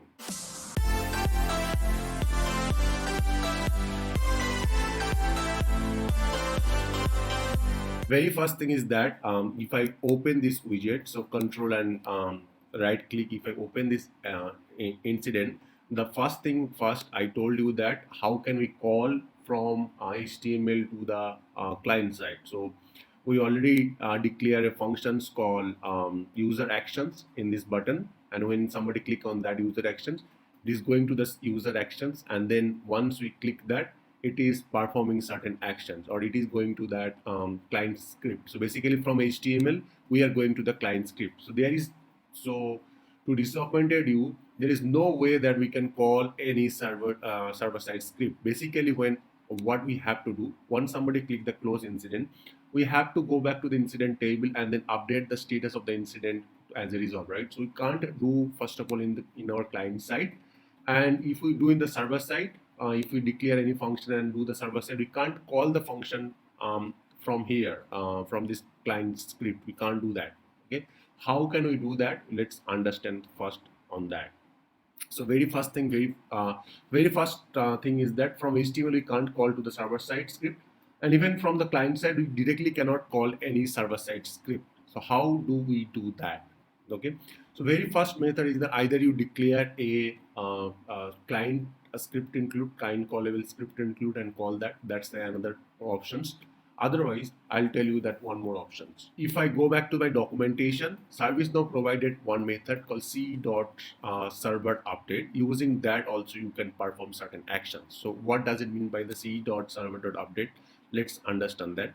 So whenever somebody click the close button, whenever somebody clicking the close button, we are calling to this client script, and inside the client script we have these functions. So what we can do in this case, what in this client side, we can write that c.server.update. So there is a one method called c.server.update.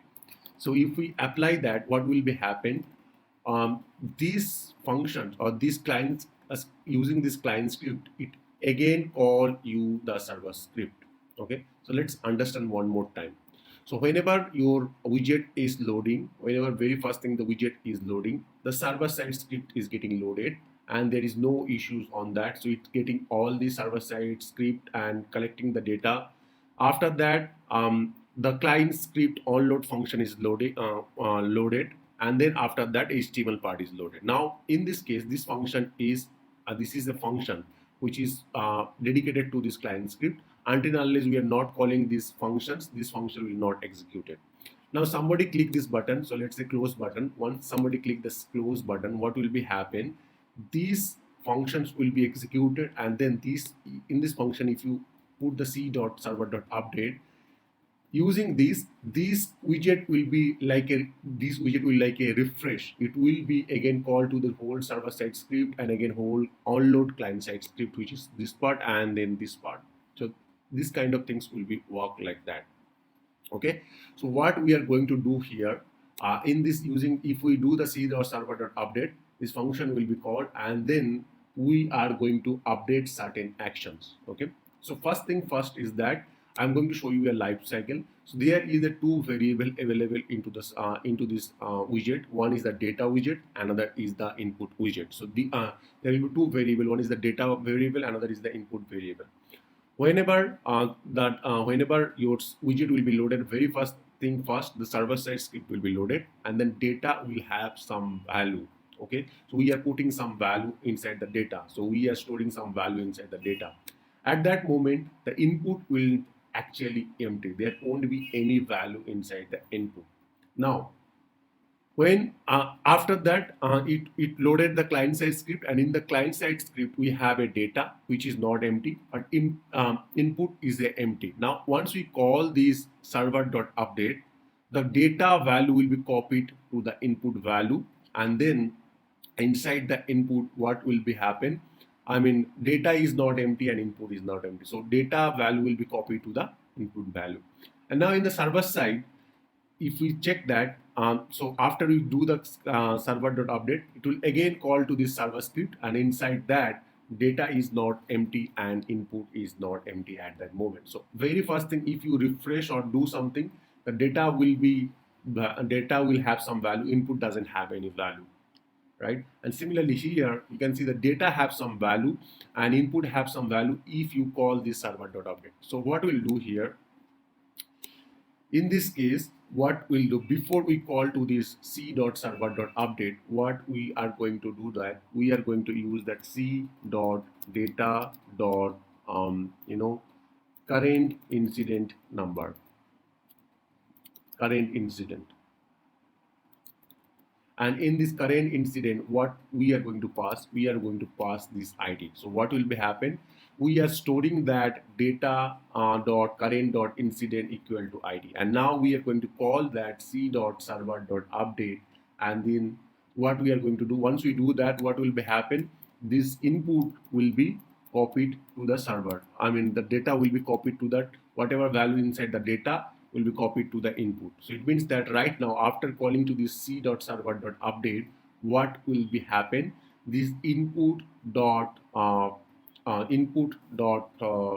data dot current incident will be this input dot current incident will be also the ID, the current incident ID. Now what we'll do in this script, what we are going to do here, we are going to write a script here called if input is there. It means that whenever first time the widget will be loaded, the input will not be executed. I'll show you that. And now we are going to put that input dot this case, the current incident. If there, we are going to perform certain actions. What actions we are going to do that? We are going to var gr update incident, gr update here, and then we are going to query to this incident table.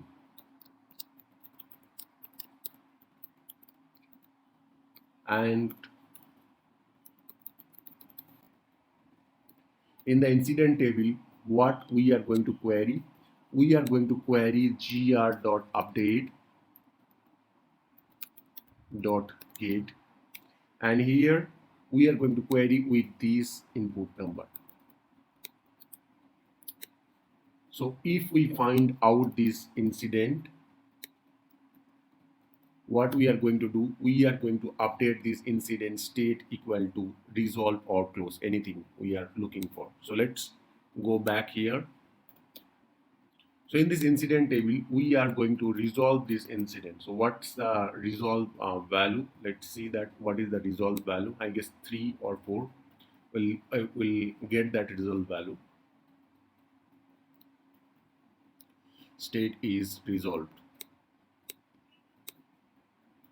And if we run that, copy query, and then what we are going to do, gr update dot state equal to 6.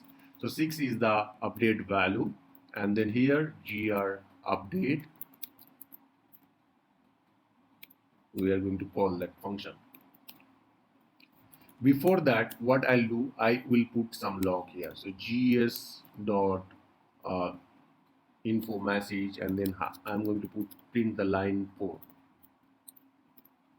Okay, and then here I am going to put the line number 18.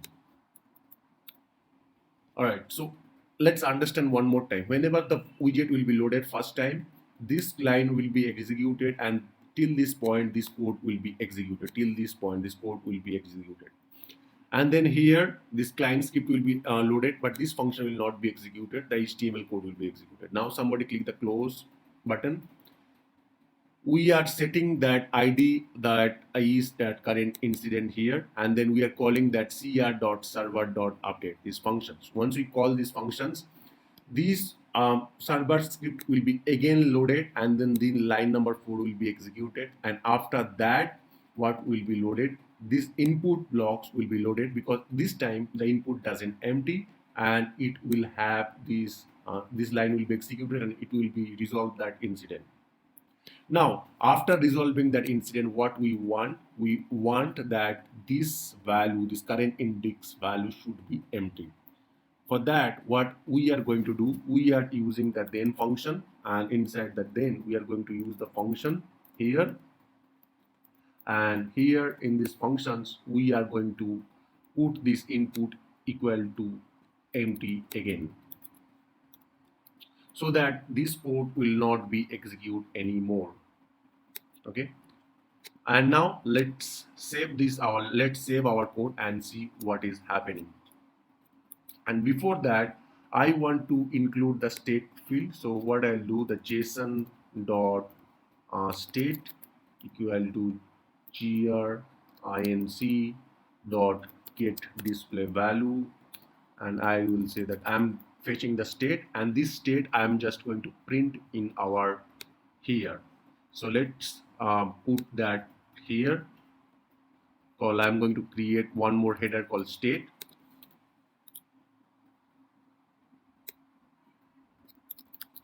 and I will print this state before this action. So I will copy, and here I'll say the state. Let's save that and see our page or our code is working fine or not. So I'll go back to my task. So once I loaded the task, the line number 4 is executed, but this line number 18 is not executed because this input field is empty at that moment. So as I mentioned, the very first thing, that input field is the empty. Now we can see we are getting the state, and then we are getting some of the state is new and in progress. Once we click that close incident, this incident has to be closed, right? So let's click the close incident. Once I click the close incident, you can see the line number 18 is executed, and then incident, uh, you know, uh, 1 also resolved. But this incident state did not changes. So I mean the state is not changes actually reflected.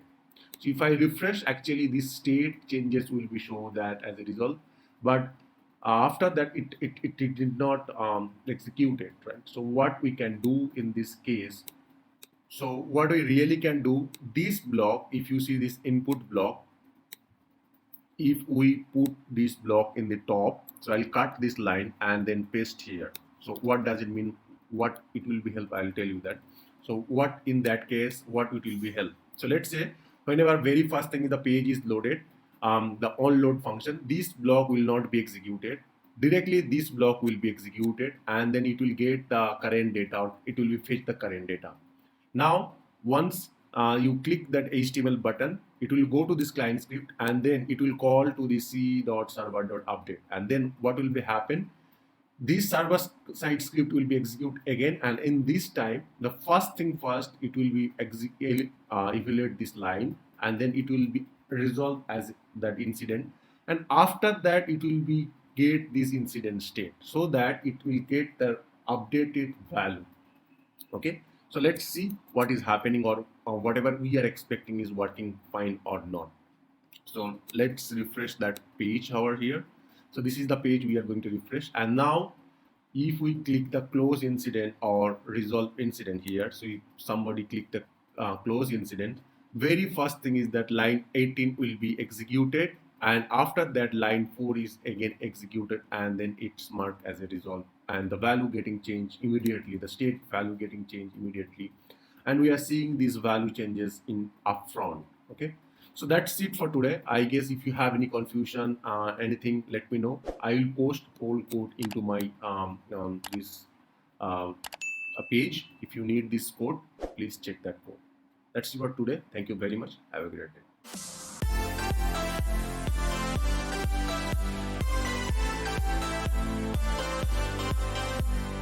Hello everyone, welcome back to my YouTube channel. I'm Rohit, and this is the day 7 of the service portal training. In this day today we'll talk about that widget reusability. So let's talk about that. What is the widget reusability and how we can use the widget reusability functionality.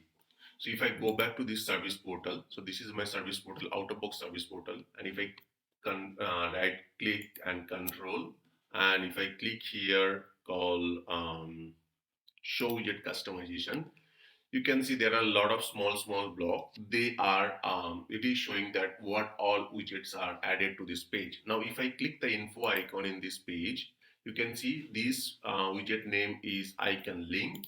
If I click here call info icon link, it is saying that icon link, this is the another widget.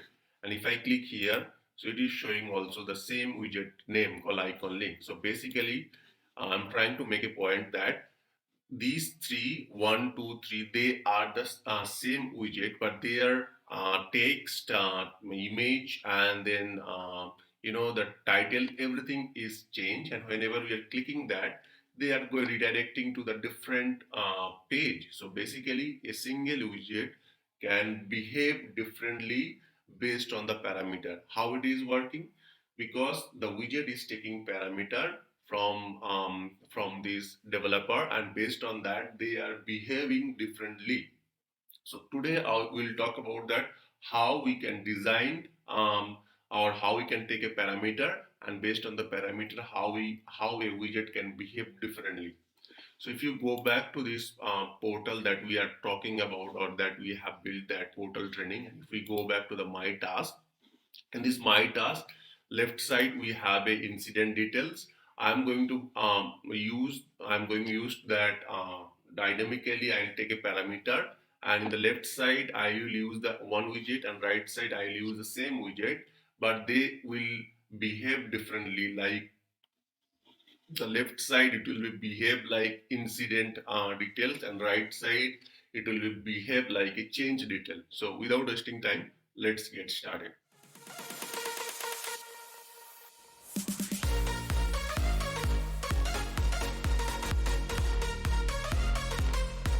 So let's first see that what code we have written in our this call incident details, and then based on that we'll discuss that what all parameter we needed. So if I press again Control and right click and go to the widget editor, under this widget editor, if you can see this is the part we have discussed, that this is the onload part, right? And here we are querying to the incident table with the caller, and then based on this caller ID we are getting that incident details called number, short description, get display value, CSID state. So these are the fields we are getting, and then we are showing. So basically if we can dynamically put that incident table name, and then if we can dynamically put the caller ID, will be able to make this widget dynamically change. So what I'll do here, I'll first show you that how we can pass that widget parameter. So if you go back, so this is our out of box page, and in this out of box page, let's see that how they are passing this parameterized value, or how they are passing the value. So if you uh, hold the control key and right click, you can see that instance option is there. So in this instance options, they are passing some of the values called request something, short description, details. These are the value they are passing. And if I right click and click instance options, so they are passing these different value. So based on this value, these widgets are showing, and these options are only available for developer. Now if I go back to my widget and if I right click, you can see the instance option is disabled. So this instance option is not available for me anymore. So how I enable the instance option, let's understand first. So very first thing is that this is my widgets. I have to open this widget to my platform view. So I'll open that platform view, and then I'll rename first. Okay, so I'll change that incident details to the record details, and I'll simply save that. So after changing that, I'll maybe probably change that here also, record details.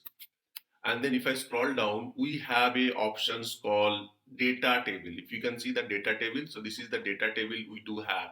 Okay, and if you click here, you will be able to see a couple of tables, which is called instance, SP instance, instance carousel, instance simple, instance with link, instance with menu. These are the couple of tables that you can select. Okay, so once you select any of this table, let's say that instance with menu, you will be able to see a couple of fields related to that table. Okay, so I need two fields. One is the table and another is the filter. So for that, I'll select that instance with table, and once we select that, you can see that field name is getting changed. So what I will select, that first thing first, I will select the table, and then secondly I will select that filter, and third I will select the short description, and fourth I will select the title. So these four parameter I will select, and why and how we can use that, we'll talk about that. Let's change that and save that. So our widget is changed to as a data table. Now what I'll do, I'll refresh this page, and I will go back to this page designer one more time. Once you added this, once you change this table name, let's say that the previous table name was SP instance, and now you change to that instance table, then you need to go back to the page designer and you need to add that widget again, because otherwise it won't be work. So I will delete that widgets here. So let's say I'll delete this one and delete this container, and I will split 6 by 6 to two column, and here left side I will add couple of let's say that. So in the left side, I'll add couple of that widget, and the right side I'll use that same widget. So I'll select the record details here, and here I'll add the record details. So two sides, the left side I will show the incident details, and right side I'll show that change details. So let's first refresh that. Once I refresh that, you can see both the side, left side and right side, showing two widgets. Now it is time to make changes. So very first thing is that I'll right click here and instance option in the left side. And in the left side, what I will say that in the title, I will say that incident details, short description. So this is incident details, something like that.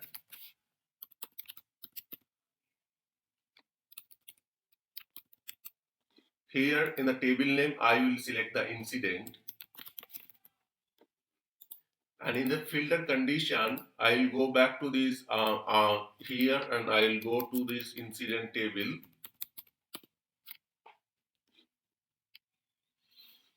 and here I will select the filter called caller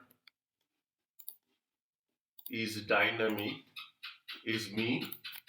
I'll query that, copy query, and paste here and save that. So left side I have changed these details.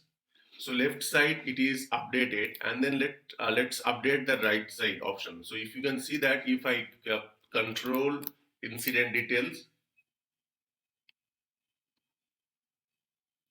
you can see left side all the details that I have mentioned is showing right now, and then it's time to update the right side.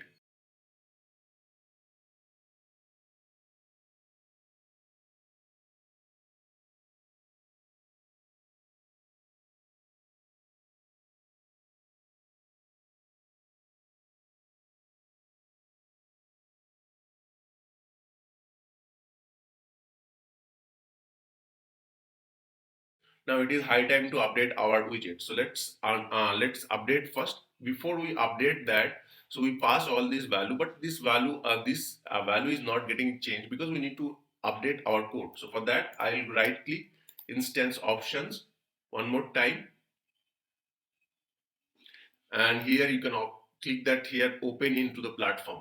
So if you click that, right now you will be land to that SP instance table. So this is the SP instance table, and here we have a field called table, and we have a field called filter, and so these things we are going to be used in our code. So let's go back to this our code, and in our code we need to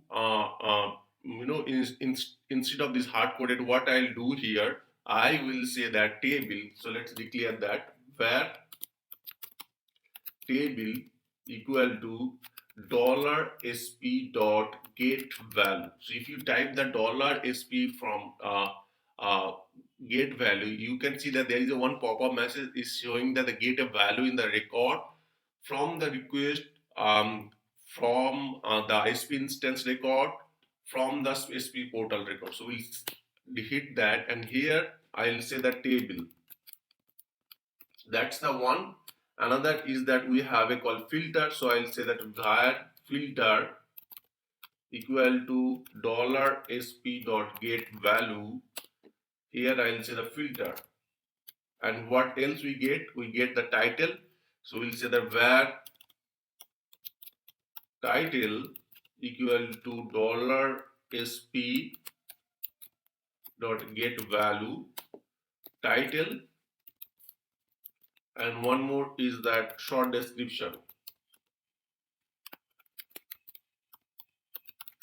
get value short underscore description. So these are the things we are going to get that. So what I will go back to this here, you can see these all are value are right now set. I'll copy that and paste here. That's it right now. So what I'll do, instead of this table name, I will change these to here, and instead of this filter, hard-coded filter, I will put this dynamic filter. Let's save that and see that it is working as per expected or not. So I just save that, and if I go back and refresh my this my task table, you can see I'm getting the incident number and the change, whatever we are expecting, all these change are showing, but their title on the top is not showing or it's not working, right? So whenever this title and these details are not changing, for that, how can we do that? So what I will do, instead of that title, I will say that data dot title, and here I will say that data dot sd. Why?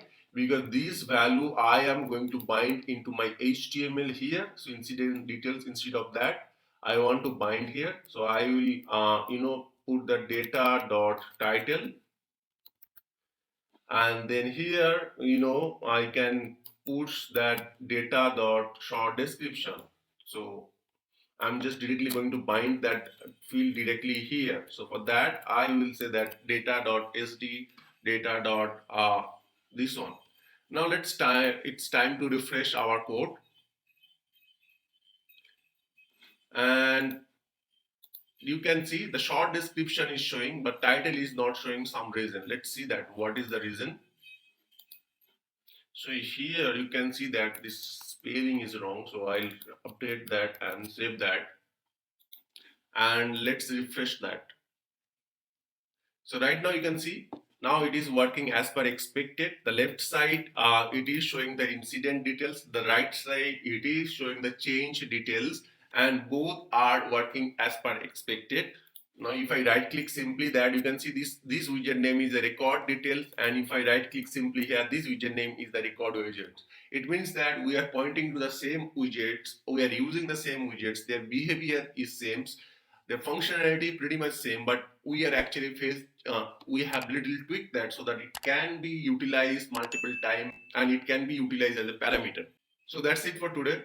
Thank you very much. Have a great day. If you have any question, let me know in my comment section. Thank you very much. Have a great day.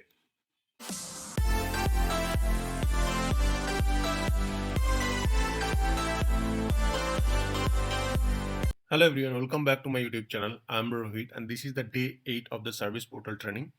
In this training, we'll talk about the widget options. So last day we talked about that widget reusability, using the reusability, what all field we can include. Today it's pretty much similar kind of topic, but we'll talk about that how extra features that can enable by using the widget options. So without wasting time, let's get started.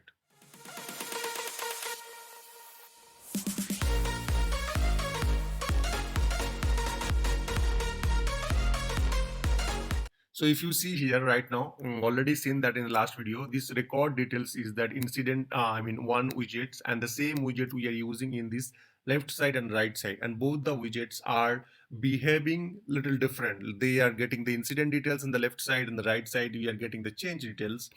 And from how we are getting those details, because we are passing this value as a instance parameterized option. So how we are doing, we just right click and go to the widget editor, and then from the widget editor, if we go back to our platform, and then inside the platform, if I scroll down, there is a field called data table. Under the data table we are selected the recipe instance tables, and we are collecting the fields.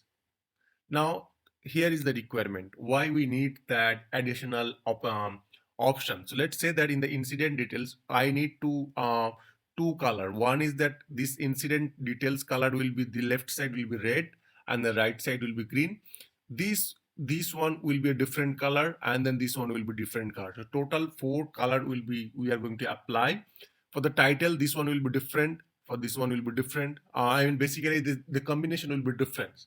Now if we go back to the data record details, we don't have such options where we can put all these details. Let's say that if we want to put any additional field which is not available, let's say right now we do have active field, application, bootstrap size, but in case we don't have that any field called title a color, we don't have anything called short description color, anything that we needed, actually it's not available. So how we can add or we can include that extra options for the widget? So for that, what we have to do, we have to go back to the widget, and under this widget, if you click the hamburger icon, we have a options called edit option schema.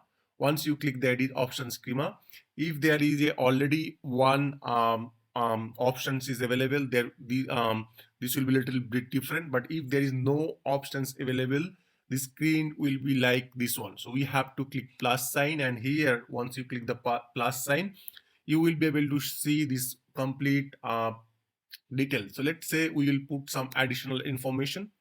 So very first thing is that the label will say that title color. So this might be our label. Once we shift to the name, automatically it's generate that name. So what we have to do here, we can select the type. So various types we have. So I'm just going to select the string at that moment. Hint, you can define any hint for the developer, for next future developers. So you can say that color code like black, something like that.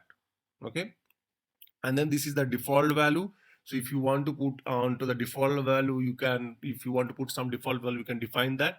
And then we have sections, on which section we want to show that. We do have the behavior, data, presentation, and other sections. So these 4 sections we available. So basically, if you click control and instance option, you already able to see the 2 sections were there during that instance options. We do have the data sections, we do have the presentation sections. We can add any of these option to any of these sections. So we'll say that presentation sections, and this is the one title color, and then another title color I am going to put that, let's say that I'm going to put that label called short description color, something like that. So you can define any kind of any uh, type of field. So this is also the same thing, and this will be also present to the presentation section. So that's it. 2 options are just saved. So I just click the save button, and I just need to be save these widgets. Once I save that, let's refresh that first, this page. So wherever this page is actually added. And now once we refresh this one, and if I right click on that incident details and incident options, so previously the the whatever options were there, that is already there. Along with that, there are 2 more options which is available called title color and SD color. So these 2 options are new options which is available right now. Whatever options previously it was available, so it is already there. We added 2 options which is not directly fetching from these here from this data table or fields. It is not directly fetching that. These are the additional option schema. So if I refresh that, you can see that inside that, once we added these options, or once we added this option schema, the code is little bit changes, or the widget little bit changes. There is a one more field called option schema, and then option schema automatically generate a JSON, and which is holding the JSON. And this option schema is actually added when we modify that from the UI through this widget editor UI. So when whatever field name, whatever type we have selected, automatically set to the option schema. So this way we can set any widgets options, and that enable us a extra fields that we can use. Now it's high time to update our widget. So let's refresh first the widget. 2 way we can use that option. So very first thing is that what we can use that data dot title color. Maybe I am saying the title color. So this is the one data dot title color, and here I am saying that options dot then options name. I have to put the options name. So title color, options name. So this is the the label is the title color, and then name is the title color. So this is the name I have to be collect from there and paste here. So one way that to receive this options value, we have to use the options, then we need to put the options name. And that options I am binding to the data dot title color, one of the variable I am binding here.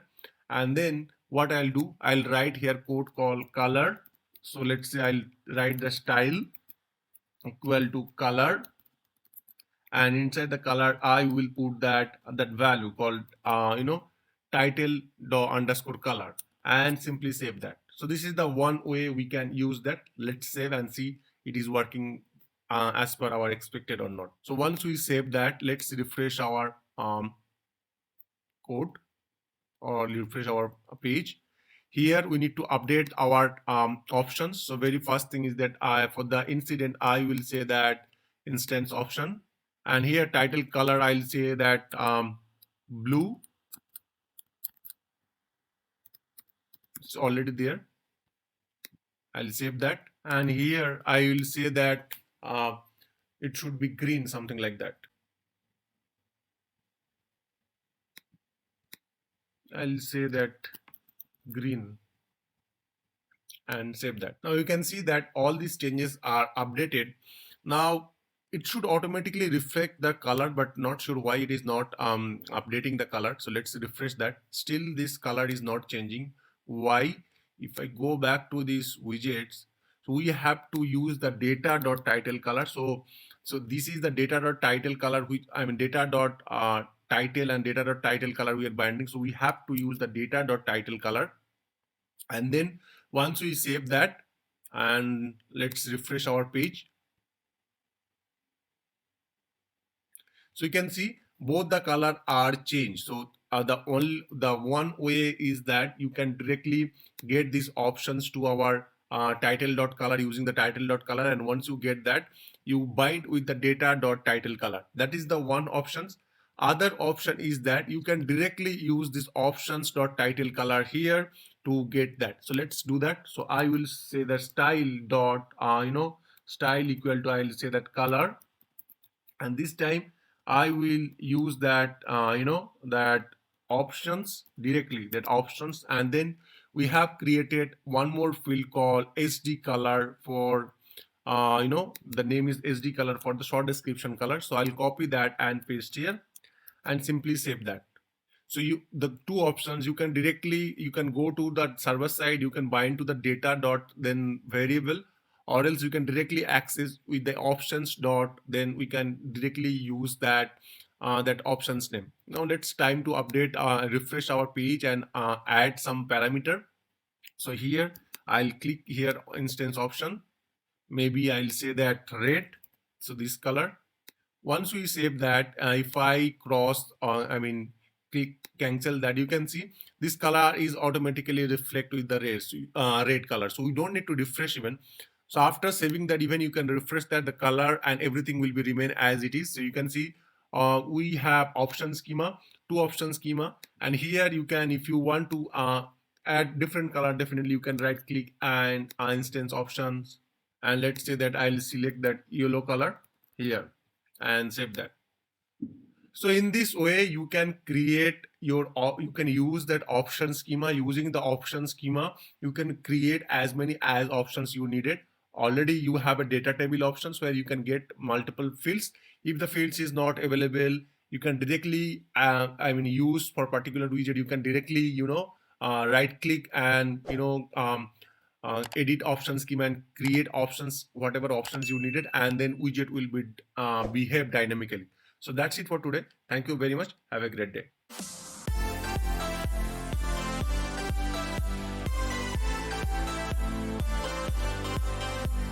Hello everyone, welcome back to my YouTube channel. I'm Rohit, and this is the day 9 of the service portal training. Today we'll talk about basically out-of-box widget, why out-of-box widget is needed, what are the benefits of the out-of-box widget, and what all out-of-box widget provided by the ServiceNow. So we'll talk one by one today.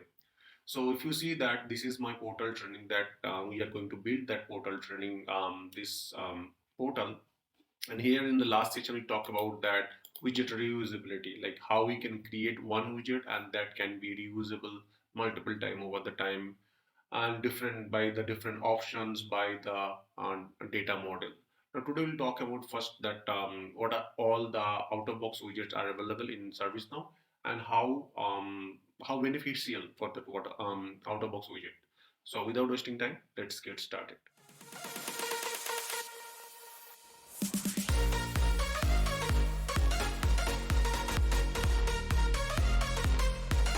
So if I go back to my home page, so this is my the home page, that portal training, and here that if I go back and open the out of box widget, out of box portal. So let's open that SP, the out of box portal. So there are very useful widgets that we have. So first thing first, I'll talk about what all out-of-box widgets are there, and then we'll try to add some of the out-of-box widget in our pages. So if you see here, this is my website where I documented the out-of-box widgets, and I mean all these portal training related things are documented here. So very first thing is that if you see, there is a table. The left side we have mentioned the widget, and then right side I have mentioned the pages. So some of the pages some of the widget I thought that they are useful out of box widgets, and then some of the pages I thought that they are useful. So I mentioned in the right side. So first widgets, I'm going to talk about the icon link. So icon link is a very useful that is provided by ServiceNow. So very first thing, why we should use the out of box, because out of box widget, over the time period, they upgrade their out of box widget. So you will get that better benefit without customization or without doing anything. So if you get that out of box widgets, you will get more benefit in the future. But always it's not possible to use the out of box. That's another separate thing. Today we'll talk about what all the out of box widget we can use, and those are the very you know simple one. So first thing that we'll talk about the icon link. So icon link is nothing but, if you see, these are the widgets which is icon link, where we can drag those widget and then provide that where should I redirect, and it will be looks very beautiful wherever we need it actually. So let's try that for the icon link. So if I go back here and then right click, control and right click, and go to the page designer, I'll go to the actual page designer, and where I can drag that widgets here. We already discussed that. So first widget I am going to drag that is called icon link. So let's say that I'll search that icon link. Once I select that icon link, I will be able to drag that widget right now. So this is out of box widget. So once I drag that, there will be one edit button. Like we need to pass some parameters so that it will be looks to some beautiful, to some text or something like that. So if I click edit options here, and I have to be put that, I mean, here is a type, which type of it is, the icon is. Okay, so let's say I'll select that catalog item here, and then here I need to select that catalog item name called incident or something like that. So let's say report an issue,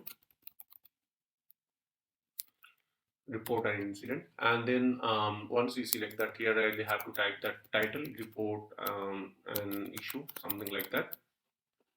So bootstrap color, we have to select that. Let's say that I'll pull that warning here, and then bootstrap color. If you want to select any bootstrap colors, you can select that.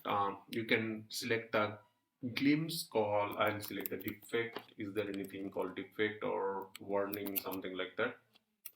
I'll select any of these glimpse here.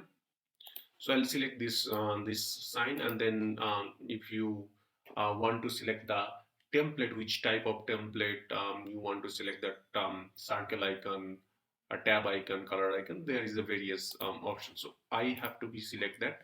Once I select that, automatically this page or these things will be built, and now if I refresh that, my widget will be visible here. So you can see the report and issue is visible right now. So first thing that is visible, I can put another one, and let's say I will select icon link called get knowledge article. So I'll click here.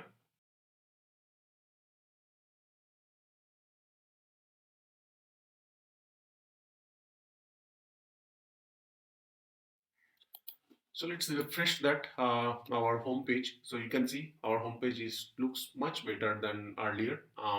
So we drag two widgets, and whenever we click that, they are redirecting to particular catalog item. They are redirecting to the particular knowledge base.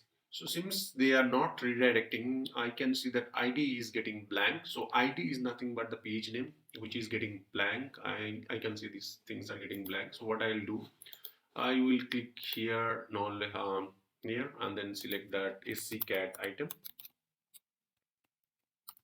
I'll tell you that why I select that SCCAD item, but I'll select at that moment. Now, if we refresh that our home page and let's say if I click here, you can see we are actually going to that catalog item. Although we don't have that access to that particular catalog item, that's the reason we are getting the error.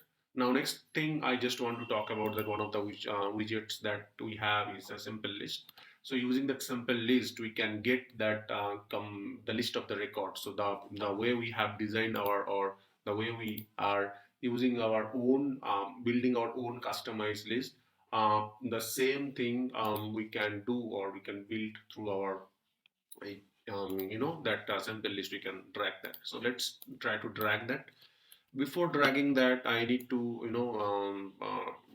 drag one thing called 6 by 6. Here I'll select that sample list in this let's say the left side. And once we add that, I have to click the edit option. So simple list give you that opportunity to you can you know um, mm, get the complete data. So what I'll do, this is out of box again. So what I'll select that uh, incident probably, and then if we want to put any filter, we can put the filter. So let's say I'll put that active equal to true. So this incident I just want to show here in my list, in my page. That display value, I'll select the default as a number. Secondary fields, I need to select that call short description probably, and then color. So these will have that display field, and then here we have call list page. I mean, whenever somebody click that, where should we go to that? I mean, it should be that form page. I'll talk that this part later. Behavior. If I select that, which page I should be used. So I'll select that form here, and then here which view I should use, the default view, advanced view, any view if I want to define that. So let's say I'll select the default. And there are many other options we do have. You can do that round corner, all those stuff. So let's save that. So once we save that, you can see this is how it is rendering. So it is showing all actual active incident, and here if you click that, it is going to that particular particular incident. So that's how it is actually working. So it's pretty good, which is useful for that. Now, next, I just want to talk about that data table to the definition. Data, we do have one, uh, widget called data table from the URL definition. So what does it mean by that? That we'll talk about that. Apart from that, we do have a couple of important page called list and form page, knowledge base, breadcrumbs, widgets. So these are the out of box. If you see here, I took the actual screenshot from the ServiceNow pages, and there are various out of box widgets that you can use. So like you can see. So two things you should remember that so whenever we are opening a particular record, right? So whenever I'm taking the incident record, we have a page called form page. This form page is very helpful. So this form page can show you any particular record. I mean, so you just need to be put that ID equal to form. Then once you click, you need to pass the parameter table equal to particular incident number, particular table name, and then particular sys ID. These things, if you three things, if you pass that, the widget will be able to render that particular record. So this form page is a one useful useful page that you guys can use for your rendering any particular form.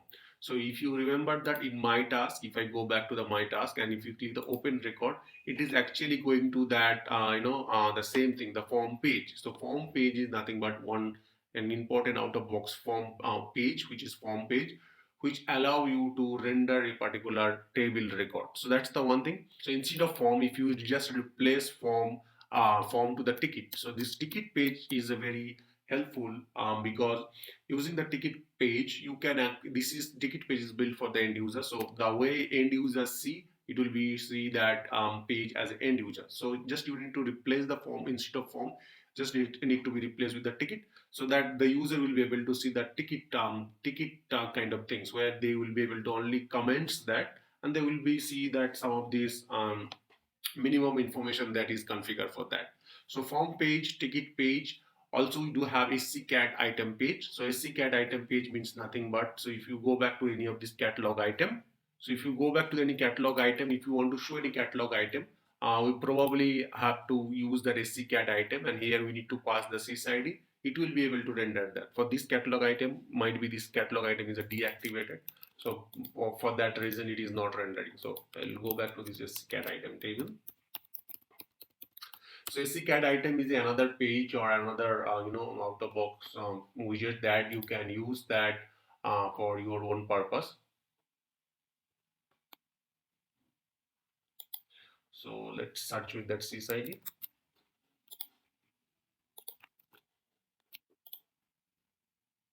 So this is active false. That's the reason it is not showing there. I'll just active true. Now go back here, and then once you click the report and issue, you will be able to see that actual this catalog item. So SCCAT item page, that page is ID equal to whatever will be there, that will be the page name. So SCCAT item is one of the page. So similarly, we do have SCCAT item underscore guide for order guide. So these are the very useful page. Apart from that, we have a one very beautiful called LF, list and form. So this page name is the LF, which is nothing but a list of form, where the left side you will be able to select that any particular table name. So let's say I'll be able to select that table equal to incident. Once I will select the incident, and then I will be able to see the list of incident. And once I select that any record, it will be show that particular record details in the right side. So this is one of the page called LF. One more, we do have ID called list, so which is nothing but, so which help you to render the list of the record. Here you need to put the table name. So from list of incident, I can just change that ID to the list, where I'll be able to see the incident. You just change the table name equal to change underscore request. You will be able to see that change request detail. So this way, where we need actually, whenever we need to hard code or show something, we can use this kind of thing. Okay.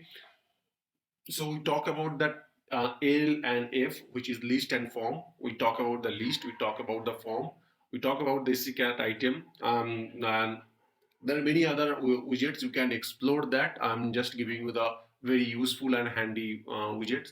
Also, we have a two knowledge article knowledge article page. One is that if you go back to here, so this is KV underscore article. KV underscore article page will always have sysid, and if you scroll down, there will be one more thing called copy permalink, where you can get that permanent link. So maybe you check out your knowledge article, and again you publish that. In that time you won't this if you open that with the sysid, you will get that old knowledge article, right? So kv underscore article is the one page where you need to pass the sysid.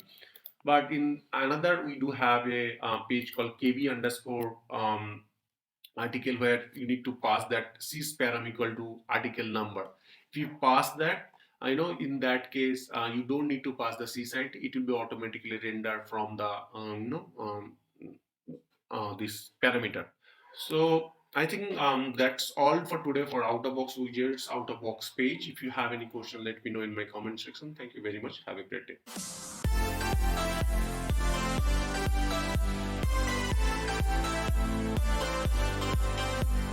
Hello everyone, welcome back to my YouTube channel. I'm Rohit, and this is the day 10 of the service portal training.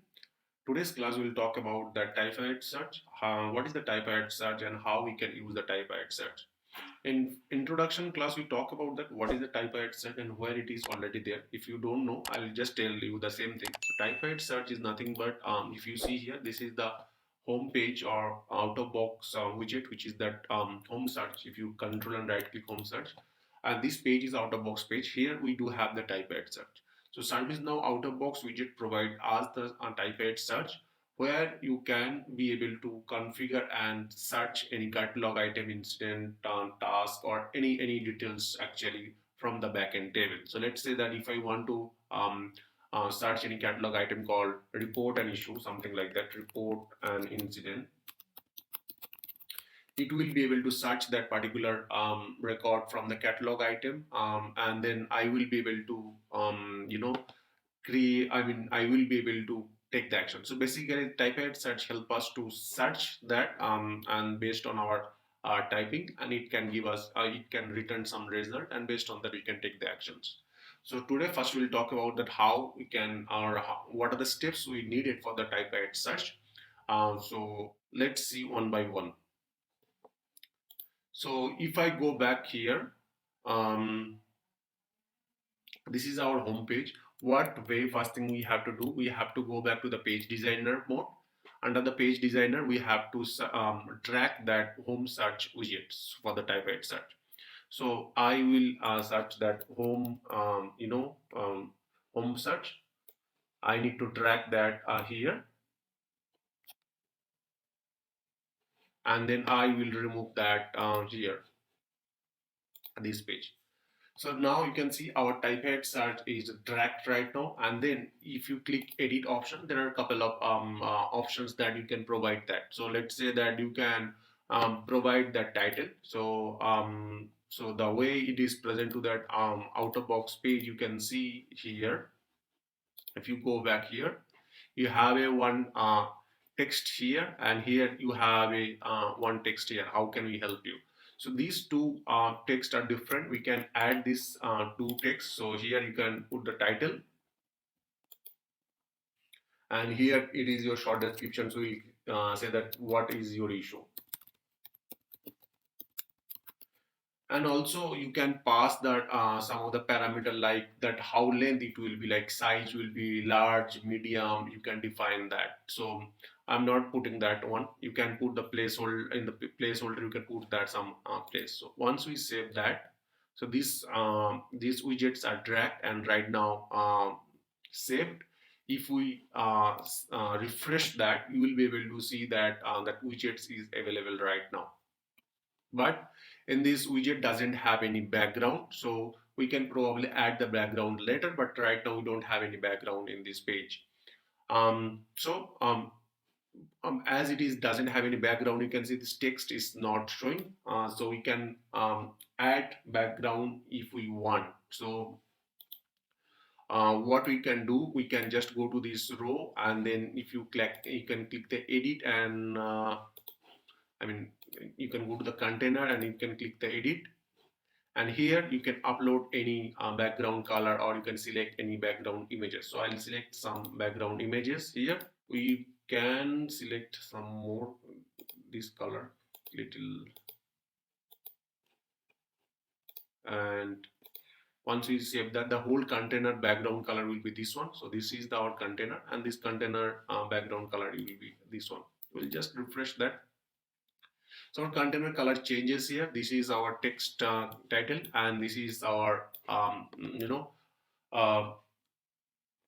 typeahead text. Now what will be happen once we start searching? Let's say that report an issue. So if we search that, you can see it is start searching that a particular content, but we can restrict that. Let's say that you don't need all these stuffs, you can restrict that. So what do you have to do? If you type the service portal, under this service portal you have a portals. You need to open the portal that we have created called portal training. And here if you see, if you notice that once we search something called portal or something, some whatever we are searching, we are seeing the knowledge base and catalog, nothing else. So if we want to show the incident, if we want to show the change, how can we show that? For that, what you have to do, if you scroll down the portal, you have a search sources. Here you need to map your search sources. So if you click the edit, there are a couple of predefined search sources available. You can select any of these search sources if you want, or else you can create your own search sources. Let's say in our case we're not able to find any incident related search sources. For that, what we have to do, we can select our own search sources called incident search sources, that we can create that. For that, what I'll do, I'll click new button here. Once you click the new button, you will be able to see the search sources name. So I'll say that incident details. These things I'll copy and paste here. Same thing. And here if you want to put some script here, you can put that, or otherwise for the for general cases you don't need that, and then you can just put that condition here by the conditional builder. So I'll say that incident, and we can put the condition. Let's say that close incident I don't want to show, only active incident I want to show. So I will select that active true. And here primary fields, I'll select that short description, and display field will select the number, we'll select short description, we select caller, we select priority state. So these are the fields we will select that. So this is our data source, means that whenever we'll start typing, it will be searched from the incident table, and then these are the fields will be visible. Now in the code, you don't need to make any changes here. The code needs to be changes if you select the each scripted source. So we'll talk that later in our later video. Now you go to the Typeahead. Here we need to select that if you select the advanced Typeahead code, so you need to be put that. Otherwise here you need to put the images. So let's say I'll select that this one, and here we need to select the page. So I'll select the search page here. So that's it. Our search sources is created, and that search sources is mapped to our portal. So you can see this is the incident. Now if we refresh here in this page, you can see the search sources is right now started searching on the incident table. Not for all the table. So using that, you will be only now if you search with that in this page here, home page. Previously there was no search sources. Now if you search that report and incident, it will not search for catalog item. It will only search for incident table. If there is no incident on this similar description, it will give you the wrong result. Now if you want to map more search sources in your portal, for your portal you can add that search sources portal, but right now it have a capability to search on the incident table. So let's say I'll search that INC 001,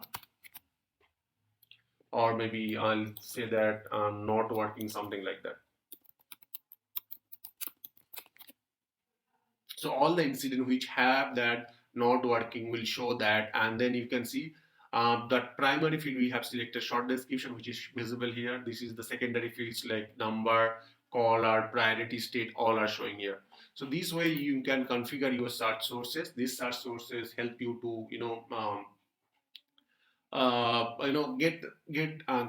help you to get query and get the search. But make sure that before you do or enable the search sources, that table has to be indexed. Then only you will be able to enable the Typeahead search.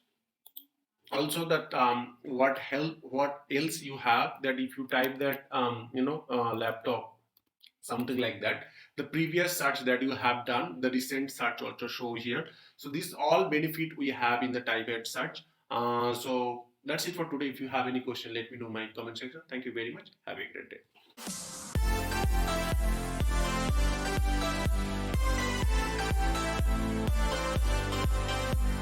Hello everyone, welcome back to my YouTube channel. I'm Rohit, and this is the 11th day of the service portal training. In this training, we'll talk about that SP modal. What is the SP modal and how it's different from the normal pop-up in our JavaScript. So basically, SP modal is nothing but it's a dependency in the service portal that can help you to show some modal window or that modal page where you can see some pop-up kind of feelings. Similar functionality is already there in our JavaScript, but how it's different from the normal JavaScript to this SP modal, we'll discuss that point one by one.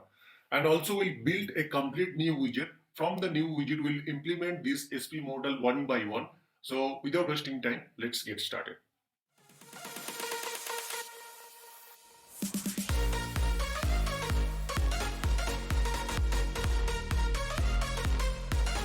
So this is our normal service portal that we are building that portal training page where we are already customized some widgets, but today going to create a new widget, and using this new widget we are going to implement that SP model dependency which is present to the service now. For that, what I have to do, I have to go back to this service portal. Under this service portal we have a module, you know already, that service portal configuration, and here I'm going to create a new widget here. For that, what I'll do, I'll click the create new widget, and where I'm going to create a complete new widget, because I don't want to change the code which is existing. For the timing, I'm going to create a new widget called name is the test. Later we'll rename that and click submit. So this widget is available right now. I will enable that preview mode so that whatever changes I'll do, that the same changes are reflect in my right side. And now what I'll do, I'll enable the HTML button, and here I am going to, for the example actually, I'm going to create a button called refresh. So I'll say that button, and in this button I'll say that refresh. So this button name is nothing but a refresh, and once we click that, maybe this page will be reload or something, these kind of things will be happen. But refresh is not our actual goal. Our goal is actually how it differ from normal JavaScript alert or pop-up to that SP model, and how SP model help us to do the benefits. Okay, what all the benefits we have in that SP model. So let's say here I'm going to type that ng click here. So using the ng click, I'm going to call the button. Whenever somebody click the button, I'm going to call a function to that that client script. So I'll say that c.refresh. This function I'm going to call that, and this same function I'm going to declare in my here call c dot same function here. Now my function is declared. So when somebody click that refresh button, this function will be invoked. The line number 5 will be invoked, and I'm going to call a alert message called hi. The page will be reload. So this is my alert message that I'm going to show you, and that's how the alert message or this alert message is provided by JavaScript itself. So there is nothing needs to be done. So if I click refresh button, I am getting a pop-up or the alert message that is showing on browser itself, and then this browser is giving me some alert. So this alert, how can I convert this alert to our SP model? So for that, what we have to do, first of all, and how different that normal alert to the SP model, that thing also we'll discuss that. So for that, what we have to do, we have to do inject a dependency. That dependency name is SP model that we already talked about, and this SP model we are going to use in here. For that, I'll type one more type SP model. Once you inject that SP model here in the top, your this same code will be as a blue color. If I remove that, you can see that this is no more blue. So make sure you inject that in the top on the function, and here what I'll do the same thing. Okay, but before going to that, this part, what I just want to show you that, so what will be happen after you click this button called refresh and click OK, what will be happen, whatever code is written after line number 5 will be executed. So let's say I'm going to actually refresh that. For that, what I'll do, I will type the window.location.reload. This function I'll invoke, and then what will be happen, once somebody click OK, the page will be refreshed. Let's first see that. So once I click the refresh, the alert message is coming, and then once I click OK, the page is getting refreshed, and you can see the button is showing again. So this is how the refresh is working. So instead of this one, what I'll do, I will move this code from here to here. So it means that first it will show my JavaScript alert, then it will be show my SP model alert, and then after that it will refresh that. So this is how I am trying to compare between this JavaScript alert to our SP model alert. So let's see.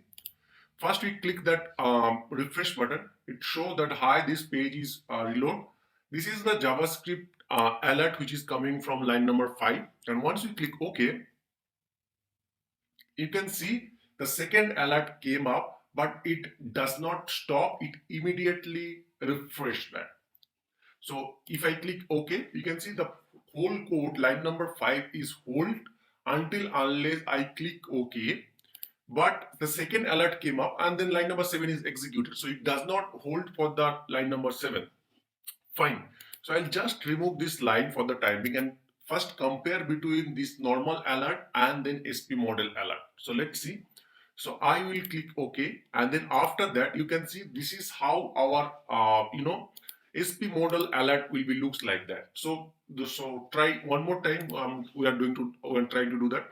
If you click refresh, this is how our normal SP normal alert will come up in our browser or in the top of the header, but instead of that SP model came up instead of whole page and it will be blurred the background. So this is the complete difference, how you can see that SP model difference.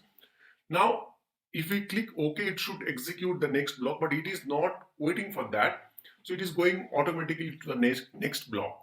For that, what we have to do, we have to use the then function, and here you can define anything. So I'll say that function, and here we will use this code.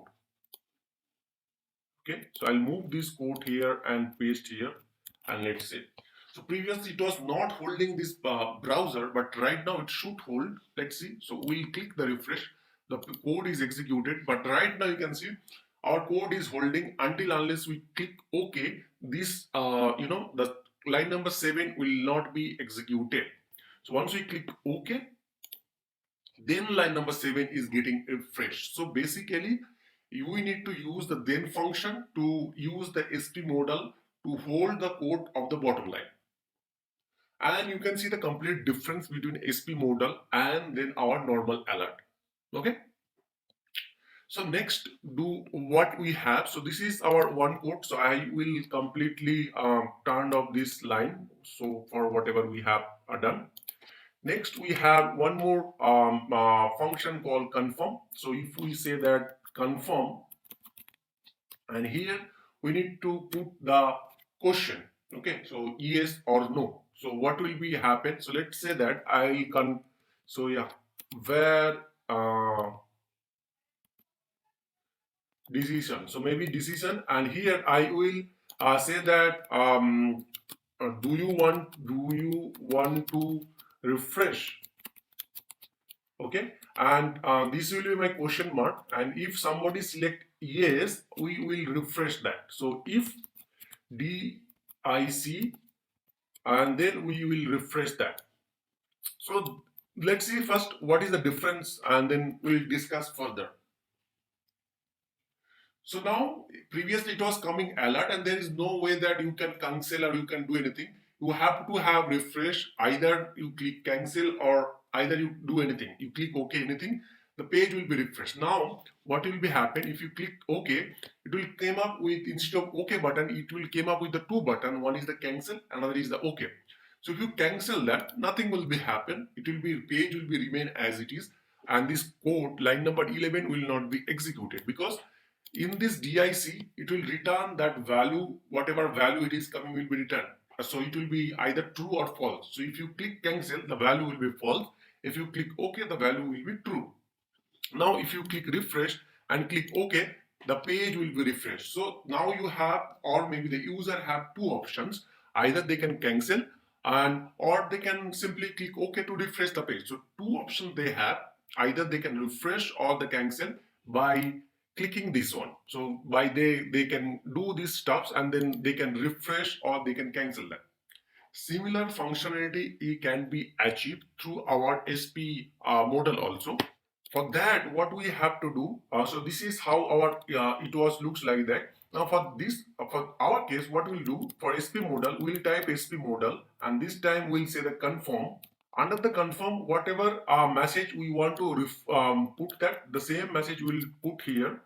And after that, what will be what we can do here, then function. So we'll type the then, and inside the then we have a function, and under this function we'll get that answer. Okay, and here we will type that if answer, then we are going to refresh, otherwise we are not going to do. Okay, so this is how our SP modal looks like that. So first I say that SP modal.confirm, and then I put the message as it is, and then I type the then. Under the then I have put a bracket, and this bracket I type the function, and in bracket answer. So yes or no, the value yes or no that will return from the answer, that will get from the answer. And here I'm checking the answer equal to true or not. If true, I'm going to refresh or reload. If not, I'm not going to do that. So now let's see our expectation is working or not. So we'll click the refresh, and then I'm going to cancel that. Then our pop-up is came up. This pop-up is the similar kind of pop-up, but you can see this is the pop-up how it looks like that. And we can simply cancel that. In that case, if we cancel that, nothing will going to happen. But if we click OK, and then here if we click the OK, the page should be refreshed, and you can see the page got refreshed. Okay, so this way we can also achieve our refresh functionality, or we can achieve our confirm functionality. So two things we discussed so far. One is the alert, and second is the confirm. Now let's see that we have one more options called input. For input, what we can do, I'll just comment out this complete line that so far we have discussed. So I'll comment out this line. Now what I'll do, I will take an input, and that input will be carried forward in later part. Okay, maybe some other cases. Okay, so let's say for that, what I will do, where name or maybe something like that, and here we will say that prompt, and here we are going to put the some message. Let's say that I'm going to say that please provide your name.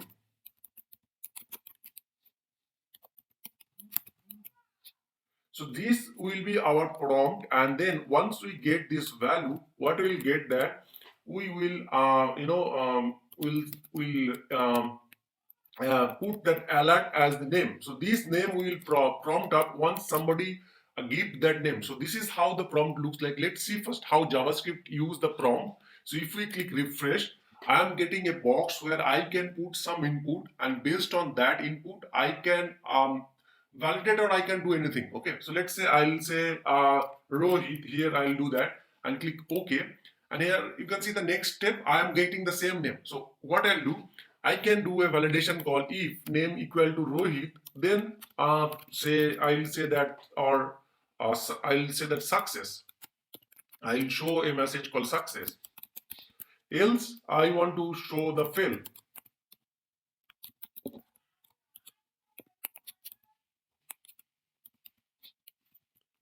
This is how I just want to show here. So maybe this is how prompt looks like that.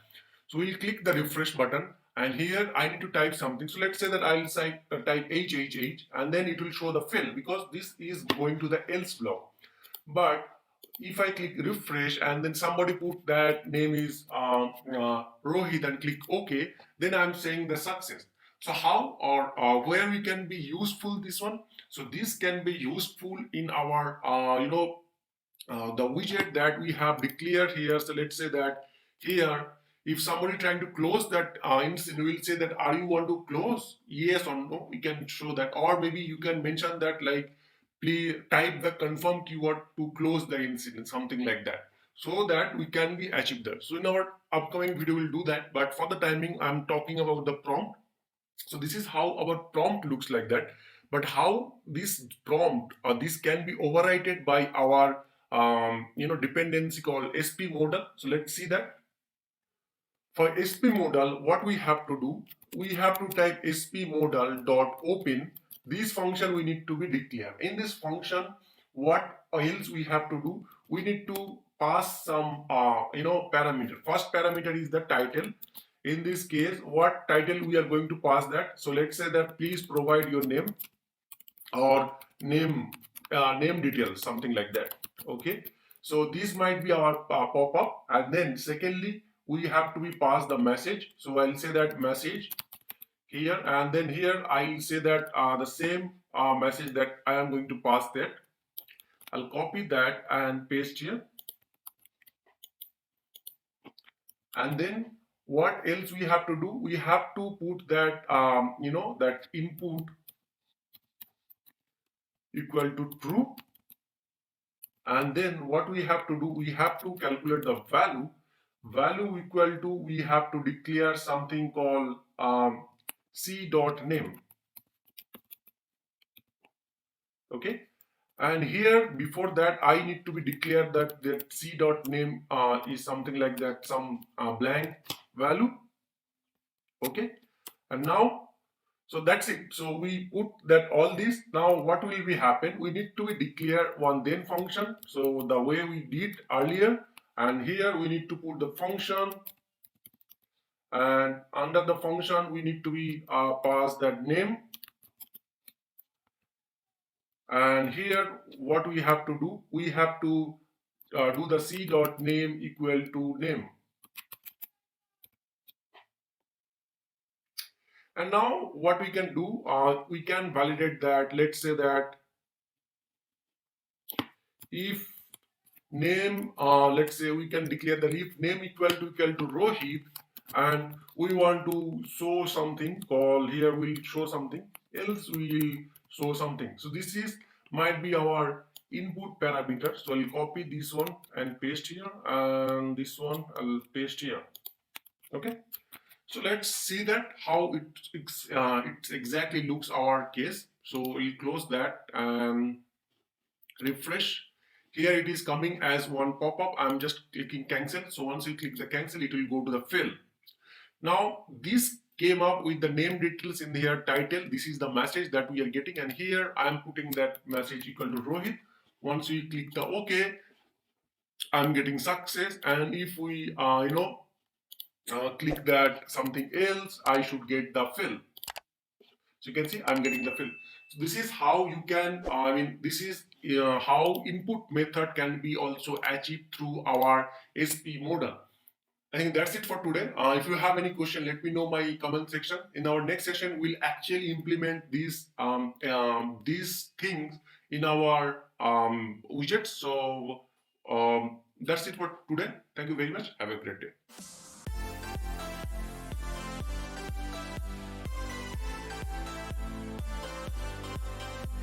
Hello everyone, welcome back to my YouTube channel. I'm Rohit, and this is the 12th sessions of the service portal training. In today's class, we'll talk about the SP model part 2. The last day we talk about that how we can replace the JavaScript alert, confirm, or the prompt with our SP model. Today we'll talk first that how we can call one widget from our one using the SP model, and then show the data using the modal pop-up, and then we'll talk about that furthermore. So without wasting time, let's get started.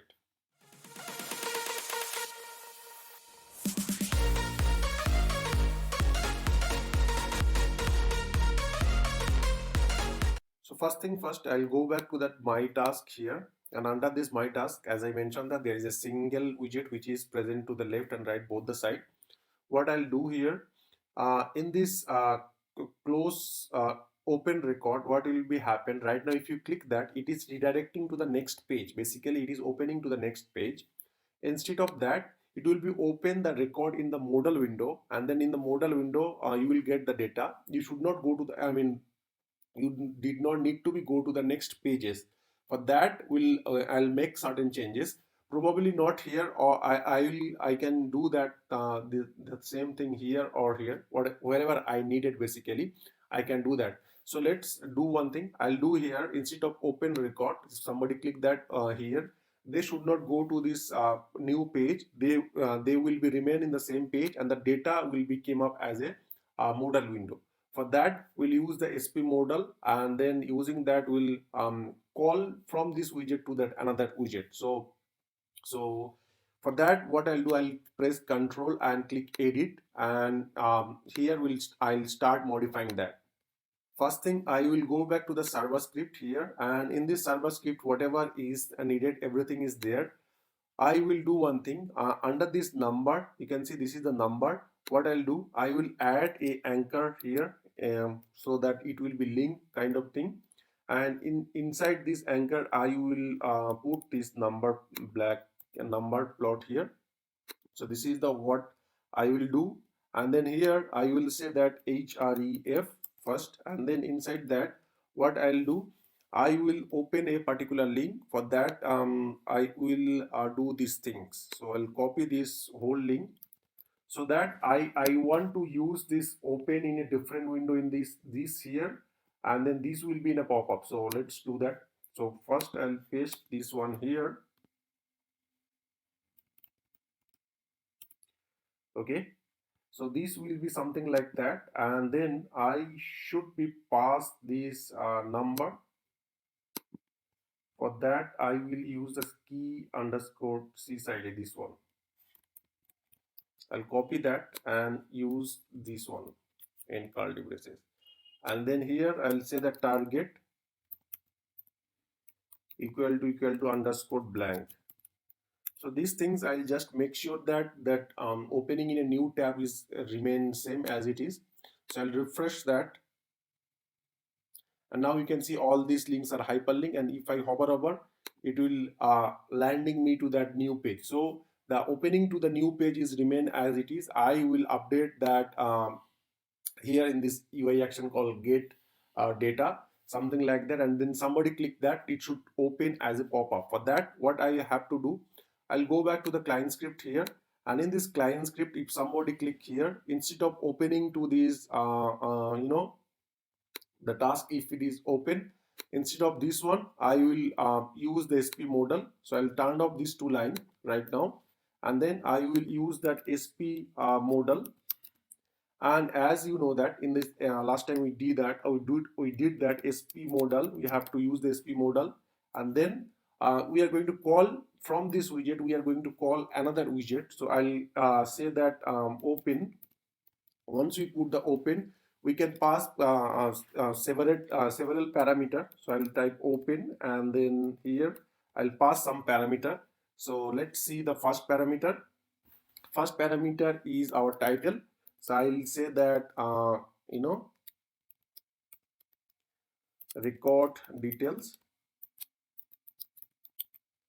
and then after that comma, and then second parameter is that we need to be passed the widget. So we need to type the widget, and here we need to call a widget that is that we can call, and then we can pass that. Okay, so I'll pass the widget name later.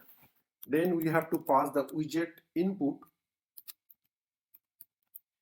and here we need to pass certain record. First I have to pass the sys underscore id, and then the value will be id, and then next we have to pass the table, and this time table will be hard coded called incident for the timing. So these two things I just need to be passed, and then here I need to be pass the widget name that widget can open and show the record. Remember we talked about that in our last video. We are going to use that one page called form page. So let's open the form page first.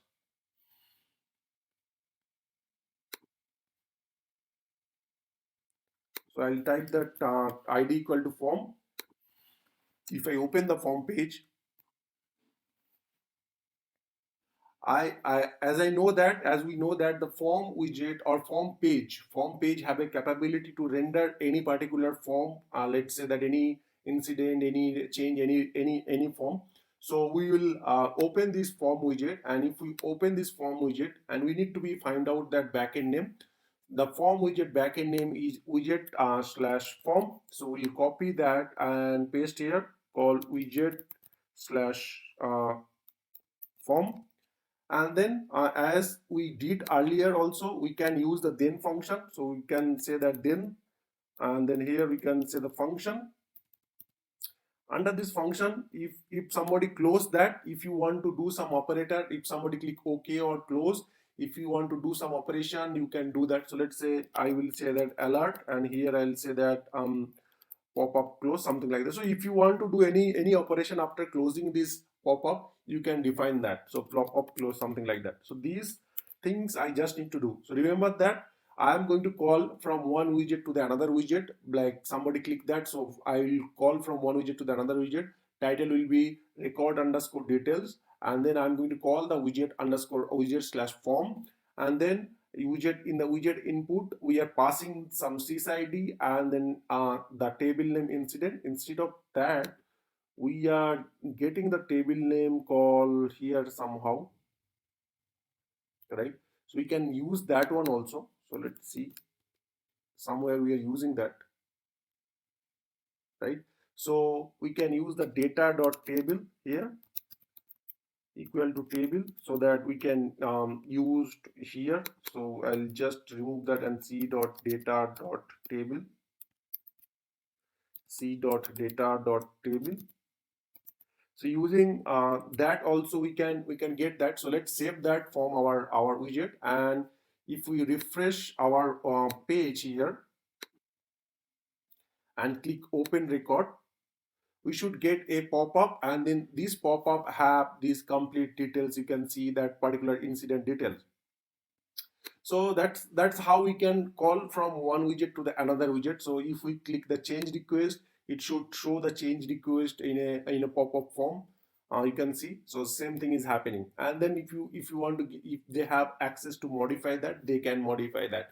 So two things, few four thing we have understand using the SP model. One is the alert, second thing is that a confirm, third thing is the input or prompt, which is the widget dot open. And using the same thing, widget dot open, we can call one widget from another widget by using that widget id, and then we can pass the parameter and we can call that and open in a pop-up view.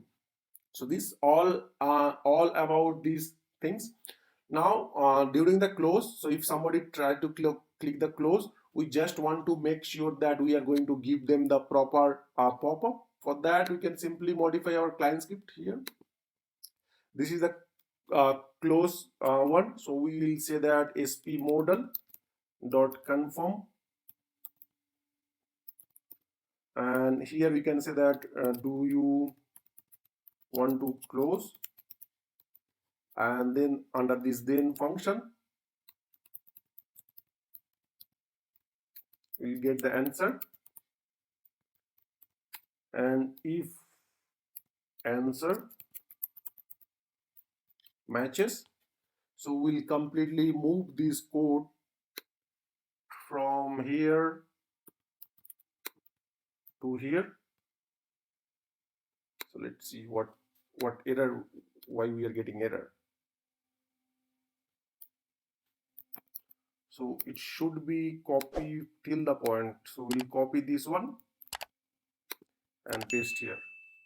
Okay, so let's save that. So also the close incident or close button, that button we have created, that has to be tweaked, so that if somebody click that close incident, we are going to show a uh, uh, confirm button. Somebody click the close, we are not doing anything, but if somebody click close and okay, we'll immediately close that incident, so or resolve that incident. So that's all how we can compare with our JavaScript. So if you need this code, you can simply visit our my page called Service Portal here, and then I have a sections called uh, JavaScript pop-up versus Service Portal. Here you can get all this complete code, you can get from this there, and then you can try it.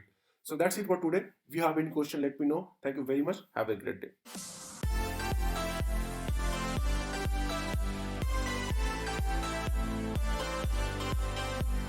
Hello everyone, welcome back to my YouTube channel. I'm Rohit, and this is the day 13 of the Service Portal training.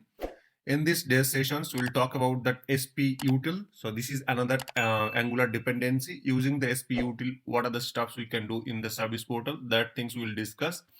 Apart from that, we'll discuss that how we can real time do the monitoring on our system. So those stuffs we'll discuss in our today's sessions. So if you have not watched my previous sessions, I'd request you to go and watch my previous sessions of this Service Portal. So this is the day 13, where we already discussed a lot of points in our previous video. So without wasting time, let's get started.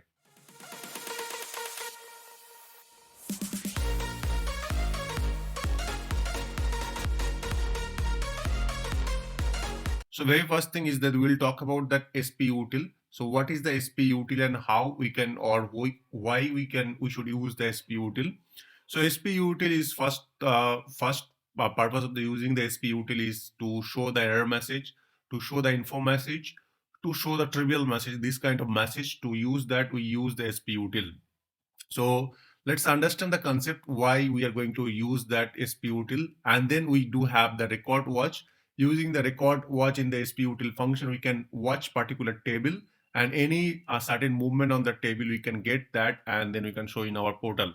So for that, very first thing is that I'm going to create a new widget. So let's say that I'm going to create a widget here.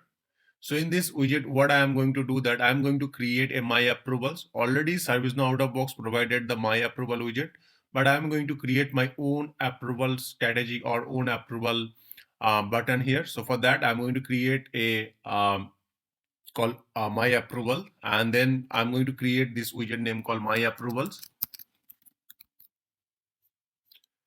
I'm going to open this my approval under this widget editor.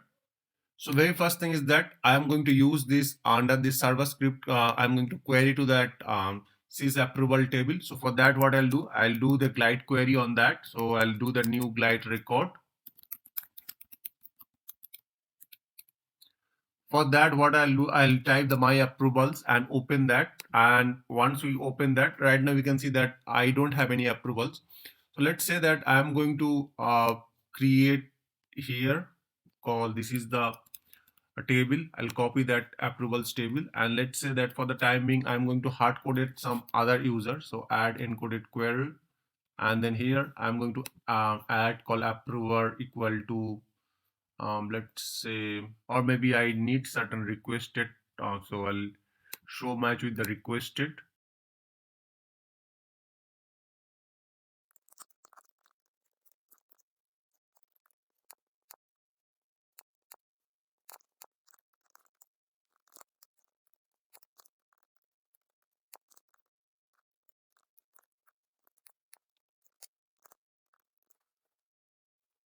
So if you can see that I have not written much thing here. I just query to this is approval table with this particular approver name, and whatever approver we do have, I'm just showing in the JSON format. So if you have not know that how to do this stuffs, I will request you to go to and check my previous video.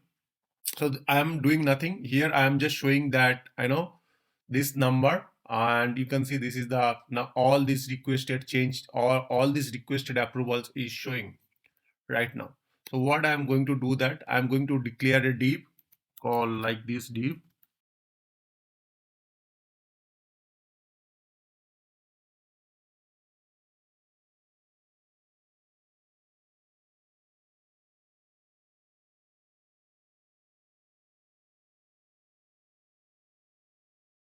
So this is the basic setup I have done right now. What I am doing, I'm just going to query this is approval table with the state of the requested and particular approver name.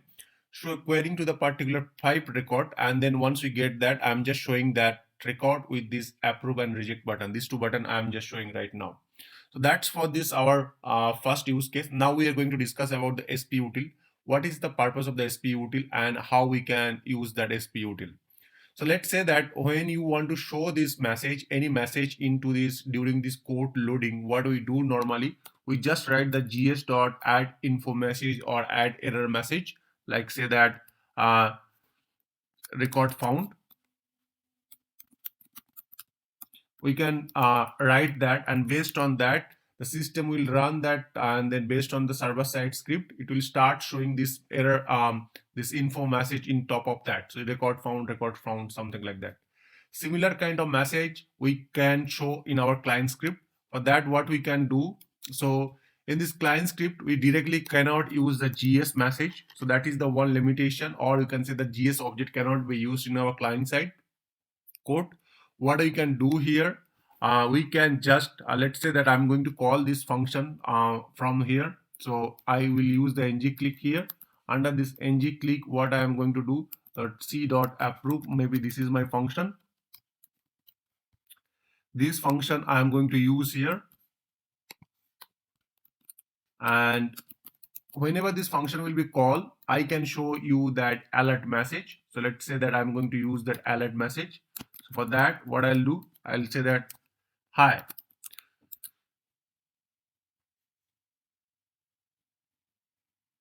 So it means that whenever I click the approve, it is showing that hi, right? Something like that. But instead of hi message, I want to show that info message or error message or something like that. How can we do that? For that, we have to inject that sputil object here under this dependency. And then once we use the sputil, instead of this alert, we can use the sputil dot add info message. And here we can say that request approve, something like that. Okay. Now, if we simply see that once we click the approve button, it will show a message called request approve. So basically, if you want to show any message, pop-up message, like this kind of message, all info message or error message, you can use that sputil. So let's type for the reject one also. So for that reject one, what I'll do the same thing.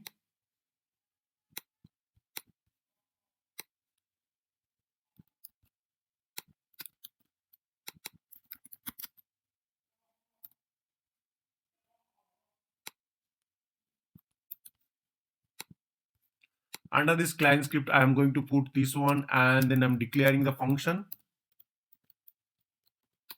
And now again, we are going to use that sputil method and then add error message. And here we are going to say that request rejected.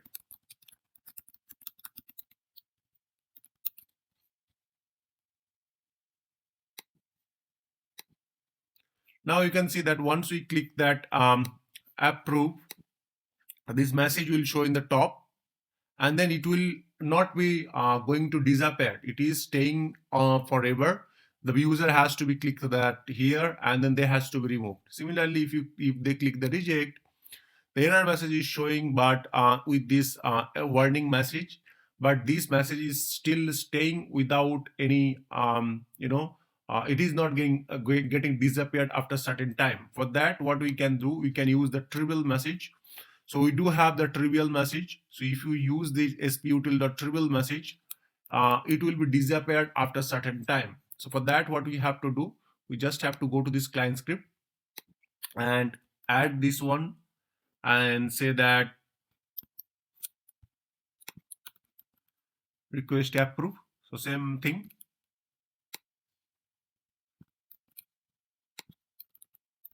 and save that.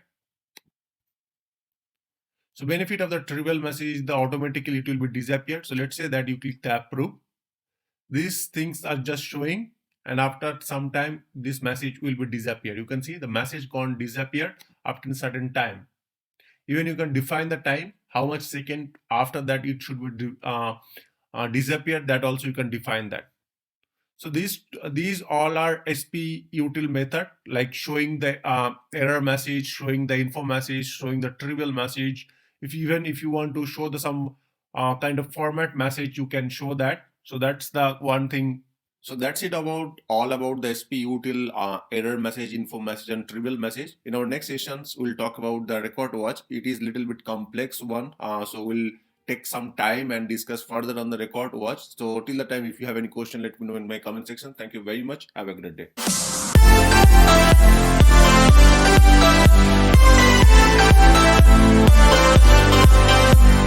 Hello everyone, welcome back to my YouTube channel. I'm Rohit, and this is the day 14 of the service portal training. In this training, or in this day, we'll talk about the sputil.record watch. This is the specifically I have created another separate session because the record watch is a little bit different or a little bit complex on that sputil.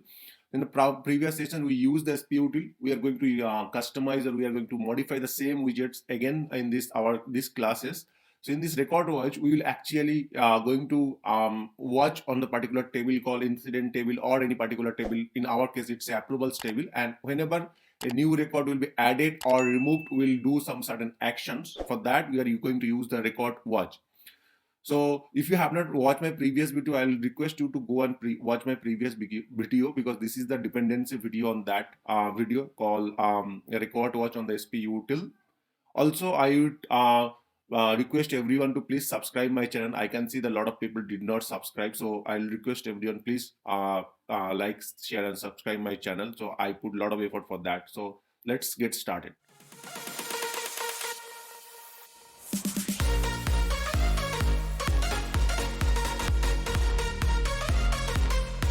So sputil.record was used to watch for particular table. So let's say that we can watch for any particular table called incident, change, or any of this table, maybe approvals table.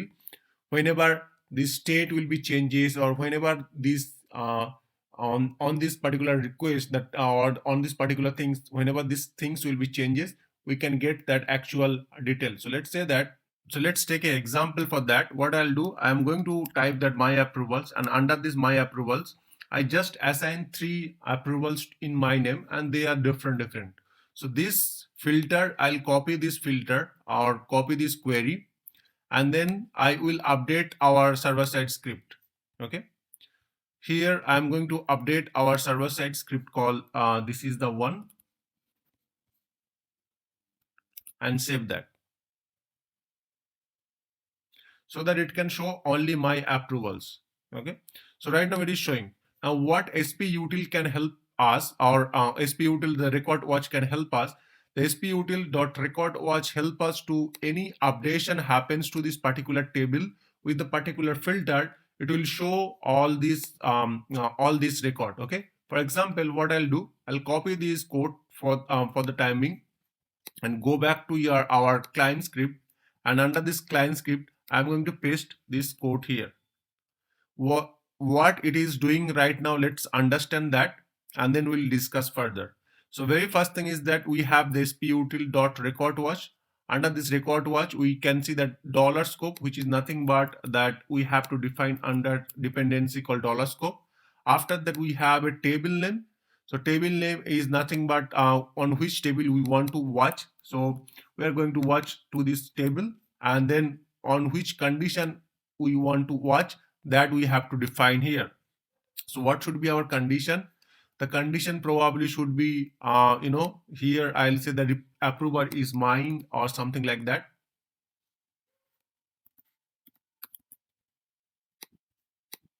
Approver is dynamic is me, and state is requested.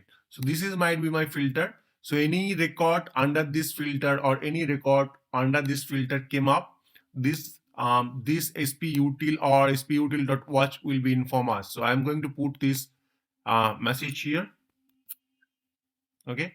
Under this case, what we are going to show that I'm going to show that console.log and then response.data. It means that under these changes, whatever changes will be happen to this table, we are going to show that data under this log. So let's see that. Here, if we go back to this inspect and then go to the console here, and if I remove all these messages, let's say that in our approval table, somebody came up and then assigned some record to the system administrator. When this can be happen, let's say that change request raised and it is assigned for a particular user called system administrator. Okay, or it is particular user which is assigned to me. And once this issue or these things will be happen, let's say that approval came to me, I don't need to refresh the page, the system will automatically let me know, and then it will be show automatically in this record. So for that, what I'll do, I'll just save that record. So let's say that new record came to this under for me, and you can see automatically this entry came up. So the one record came up under this console, that this record is new record, and action you can see that it's an entry. Okay, so this is how we can identify that this record is coming to me and I need to show here, right? To showing that, what we have to do, we need to refresh, or we need to call this this server side script again to refresh the code and show the data again, right? For that, simply in this under this client script, what we can do that c.server.update. This function we have discussed earlier. So let's say that this is the things which is right now. So this c.server.update can show or help you one thing, that it can call the server side script again, and then it can do whatever we are looking for. So let's go back to our CZ approval, and I am going to add one more record called system administrator here. And if I save that under this my approval without refreshing, automatically it should show the new record, which is the 5th record. For that, what I'm going to do, I'm just clicking save. And once we save that, you can see the new record automatically came up without any refreshing the page. Similarly, if I remove that, any of this system administrator, and then save that without refreshing, it will be removed from this list. So I just have to be save that, and then the record will be removed automatically from this list without refreshing that. So this is the power of the SPUtil record watch. SPUtil record watch will be always watch for particular table or particular filter. Once this any data changes happen to that, we can directly without refreshing our page, we can directly show or update our view in these service portals. So that's it for today. If you have any question, let me know in my comment section. Thank you very much. Have a great day.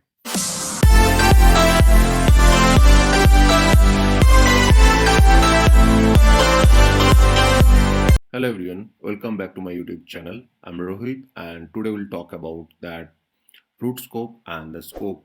So this is the day 15 of the service portal training. In this day, we'll talk about the scope and root scope. What is the scope, what is the root scope, and what is the benefit of the scope and root scope. So let's first understand the use case. So in my case, so this is another page that I have created called broadcast. In this page, I have two widgets. So if I refresh that, so left side I have another widget, and then right side I have another widget. And these two widgets are absolutely blank. They don't have any much code. So if I go back and then click that show customization, you can see that these two are the different widget. Now let's understand the use case. So I need to send the communication between this widget and this widget. What does it mean by that? So let's say that if I click that button called in progress, so this value should be sent to these widgets. Or maybe if I click the button called closed, this closed value should be cascade, or closed value should be sent to this widget. So how can we do that? So these things can be done through the scope and root scope. So we'll discuss that in our today's class.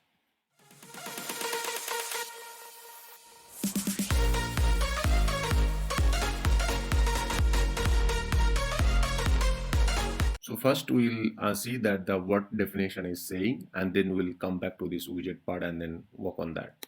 So if you see here, what is the scope and root scope? Scope is a JavaScript object that refers the application data. So nothing but whenever you are declaring a data, or whatever you are declaring all data, or maybe C or whatever, these all fall under the scope. So these widgets, all the variables fall under the scope.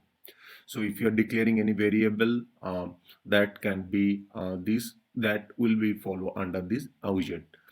So now this scope or this variable cannot be shared with this variable, because this is the scope variable, and then whatever variables or data that has there, this will be only available to this left side. This cannot be sent to the right side.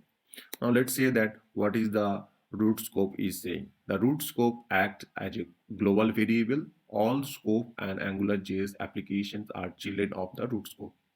So what it is mainly saying that root scope is the parent of the scope, and under this root scope all the small scopes are present. So let's understand the image and clear our doubt. So I just open this image in a new tab, and you can see that on the top we have a root scope, and under this root scope we have a small scope. So these are the scope, and this scope can have further scope. Now let's say that the root scope is, for example, root scope is our page, and the left side we have a one widget, right side we have a one widget, and then widget can have multiple similar widgets. So this all about the scope and the root scope. Basically root scope is holding all the small scope. Now we to sending the data. Let's say that you want to send the data from this widget to the this widget. So these two are assume that are different widget, and you want to send from this widget to the this widget data. You cannot directly send that because the variables are actually stored into the particular cases, right? So what we have to do, we have a two mechanism or two method. One is the broadcast, another is the emit, and then third is the on. So we have three method. One is the broadcast slash emit, and then third is the on.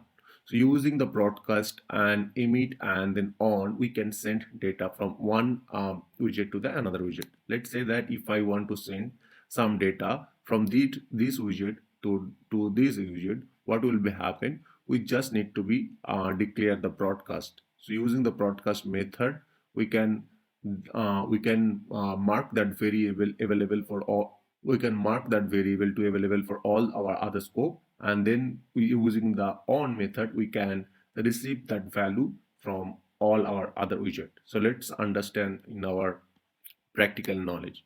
So if I see here, if I open this widget, so let's see, I am opening this widget first. So first thing first, that when somebody, if you see that there's nothing much code is written, it's have only one text and then two buttons. Now let's say that I'm going to declare two function. So I'll see that ng click and then set state, something like that.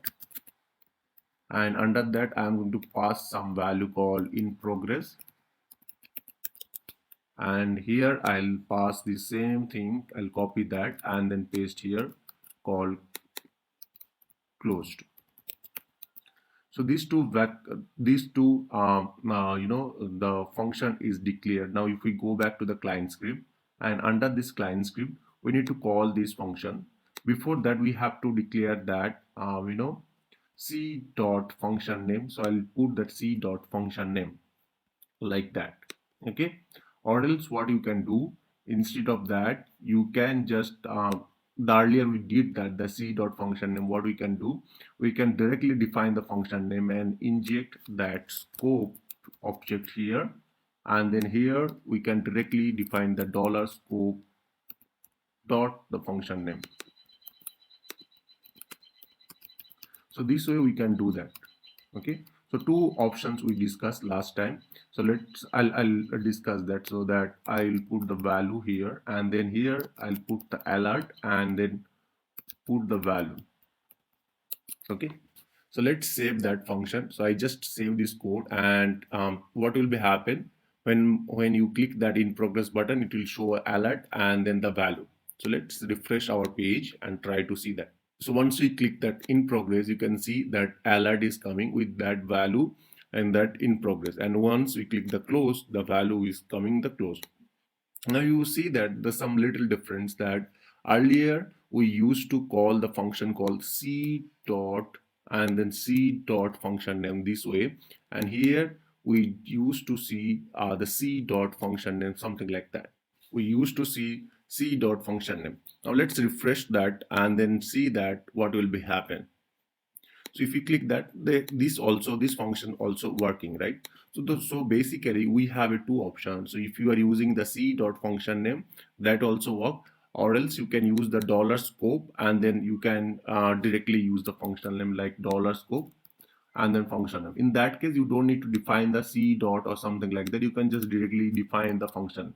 So both the way we can work that. So first thing first, what we did, basically we created a function, and then that functions, whenever somebody click that, it should call this function. So this client script function should be called by somebody. So let's try to do one more time. So once we click that, you can see these functions are calling, and then function are popping up and then showing the value. Now next thing is that we should make available that that value or the variable should be available for all the other case. So let's say that I need to available this variable value, like this value or the value that I'm clicking, that the value I should be available for this widget, right? To mark this available or to make this variable available, what we have to do, that we have to define a scope or one dependency called root scope. And then this root scope, what we have to do, we have to copy, and then here we need to say the root scope, and then we have a function. The function name is the broadcast. So we need to be define the broadcast function, and in bracket we need to define the broadcast name. So let's say that I'll say that any name you can put that, but that should be unique. So I'll do that broadcast one, and here I need to pass value, so any value that I want to pass. So once I did the line and save that, what will be happen whenever the function will be called up, these functions or this will be called the root scope dot broadcast function, and using the root scope dot broadcast function, it will create a global variable. So as we mentioned that using that root scope we can create a global variable. So it will create a global variable, and then that variable name is the broadcast, and that value will be the whatever value we are showing in the alert. So let's do that. If we refresh that, and once we click in progress and OK, right now it will create one variable called broadcast one, and then that variable is accessible into this right side widget. Now let's go back to the right side widget and make some modification. So what we have to do here, we need to check that the variables, that the new variables that is created, that have which value, and then we need to bind the value, right? So first thing first, what I'll do, I will inject the scope here, and then let's say that I will declare that scope dot, let's say I'm going to declare that state equal to new, something like that. Okay, and let's say that this value I can bind into the HTML by double curly braces. We already discussed that. So let's save that and refresh that. What is happening we will see first. Once we save that, I hard coded the state value equal to new. So if we refresh that, the hard-coded value is showing new. But once we click the in progress or closed, what we are expecting, the expectation from these two are that whenever somebody click the in progress, this state, the variable, the scope value we have declared the scope has to be updated by the broadcast.root scope. For that, what we have to do, we need to also inject here the called root scope, and here we have a options called root scope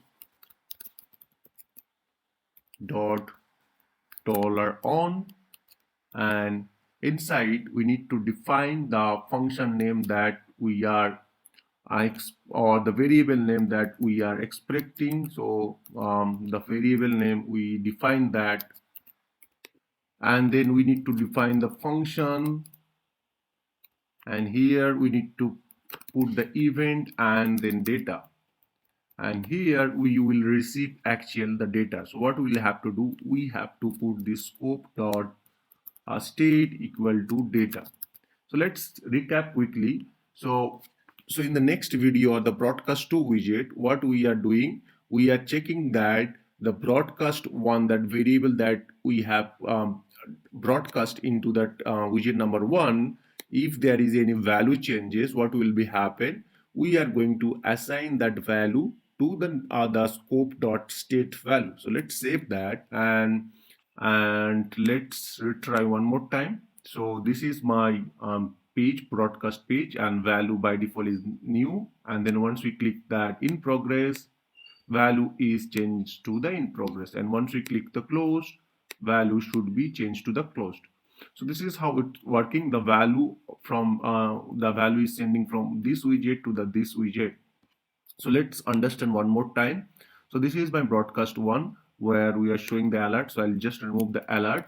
So what is happening? So when somebody clicking this function, or when somebody clicking this button, so it is calling to a client script, and then client script declaring a root scope, and it is doing the root scope dot broadcast. Using the root scope.broadcast, it is creating a variable called broadcast1 and that is assigning to value.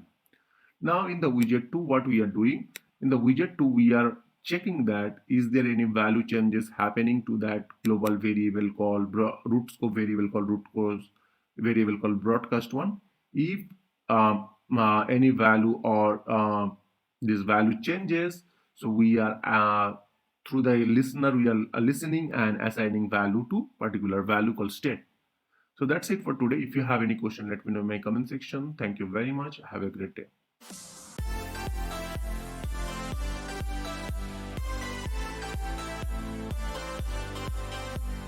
Hello everyone, welcome back to my YouTube channel. I'm Rohit and this is the day 16 of the service portal training.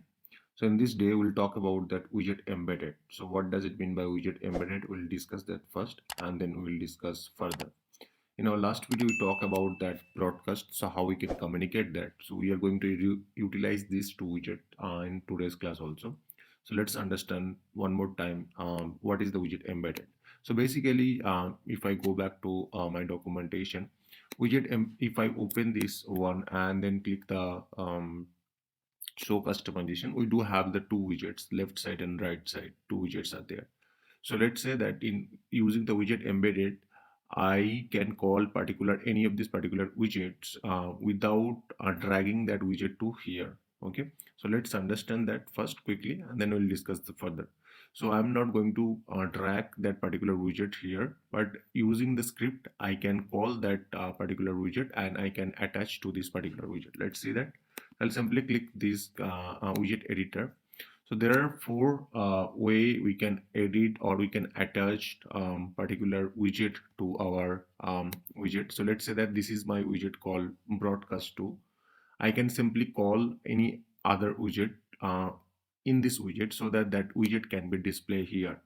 Now the question can be came up in your mind that why do we need that? So there are various situations you need this widget embedded. We'll come to that point in a bit, but today we understand the main concept is that widget embedded, how we can call or how we can basically like a call, also how we can call or embed a particular widget in the particular another widget. So in the broadcast widget we are going to attach the few of the widgets. We'll discuss that.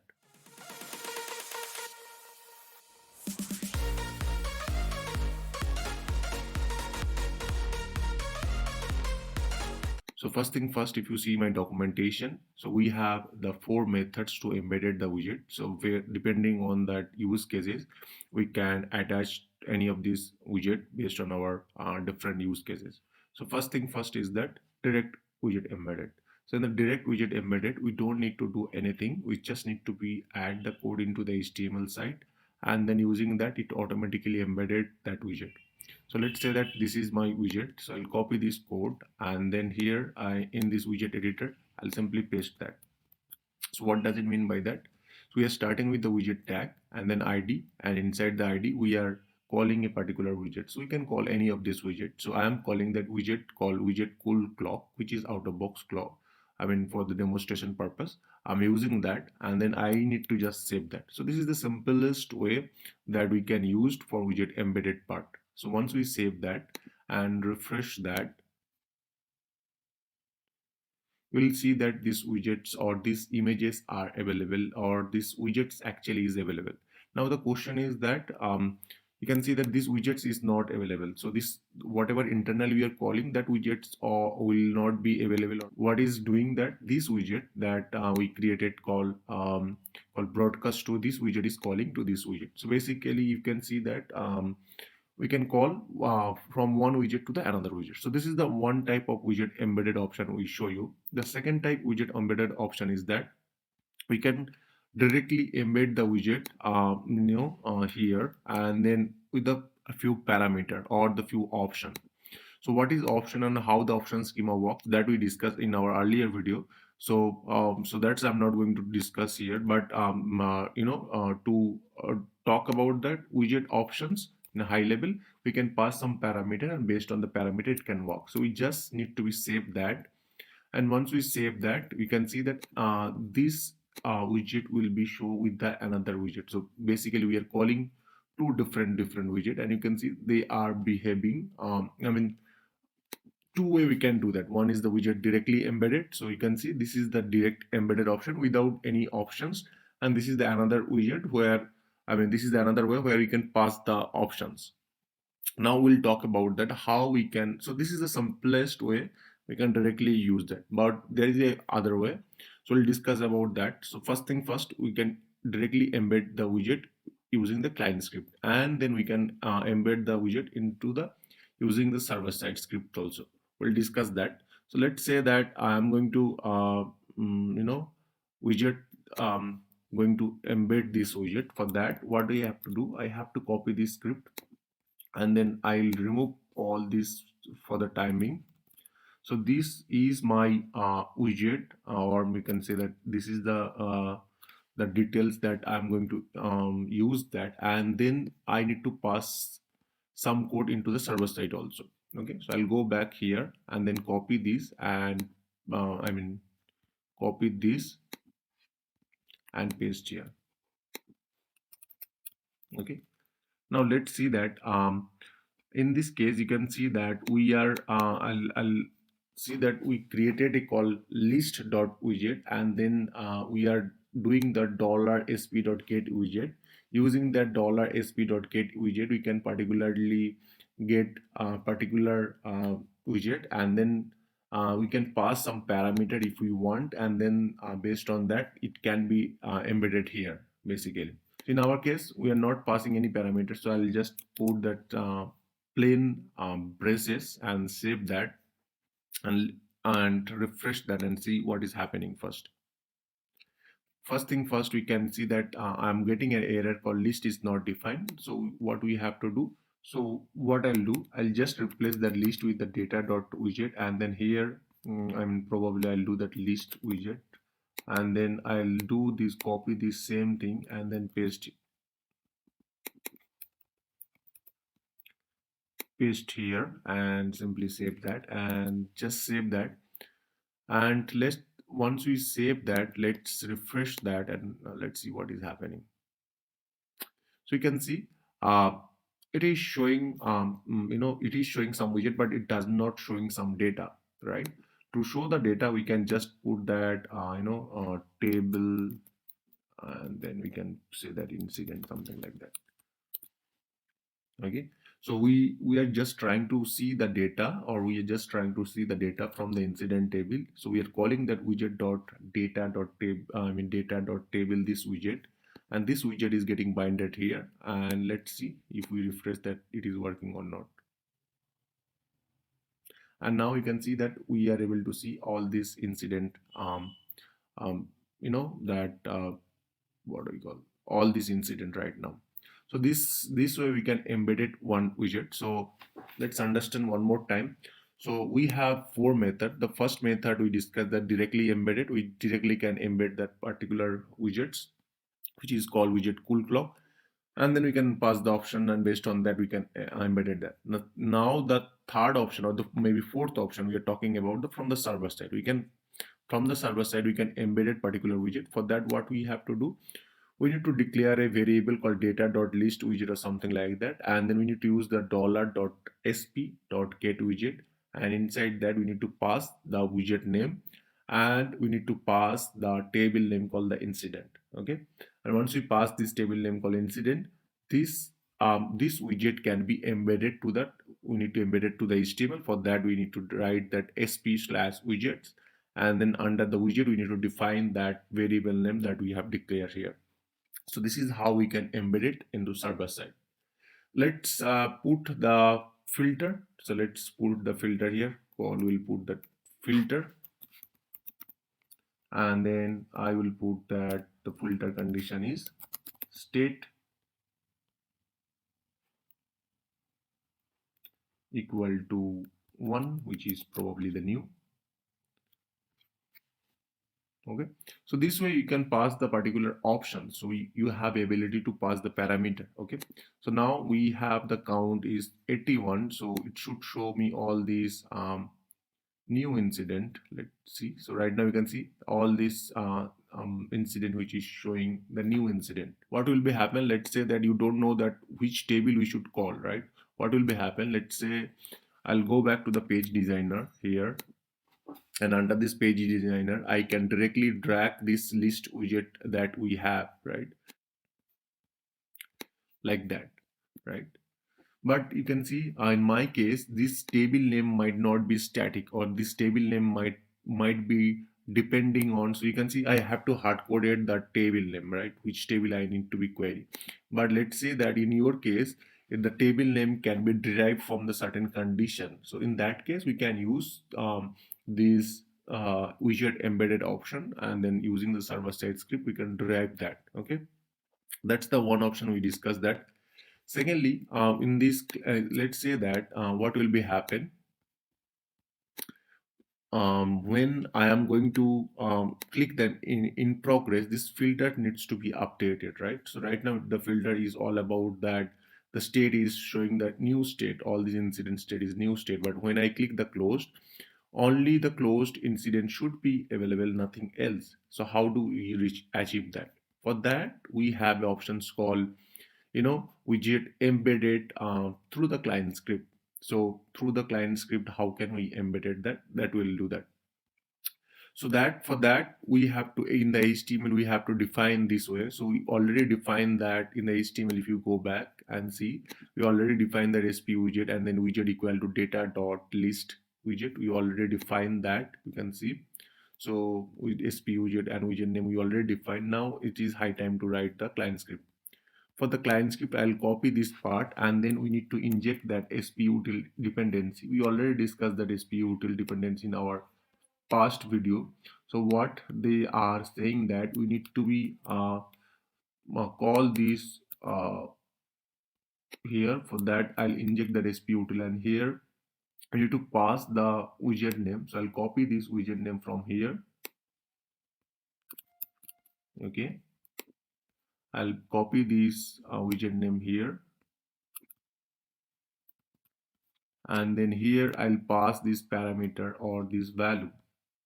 Okay, so I'll copy and then pass this value called var prm, and this might be the prm, the parameter I'm going to pass that.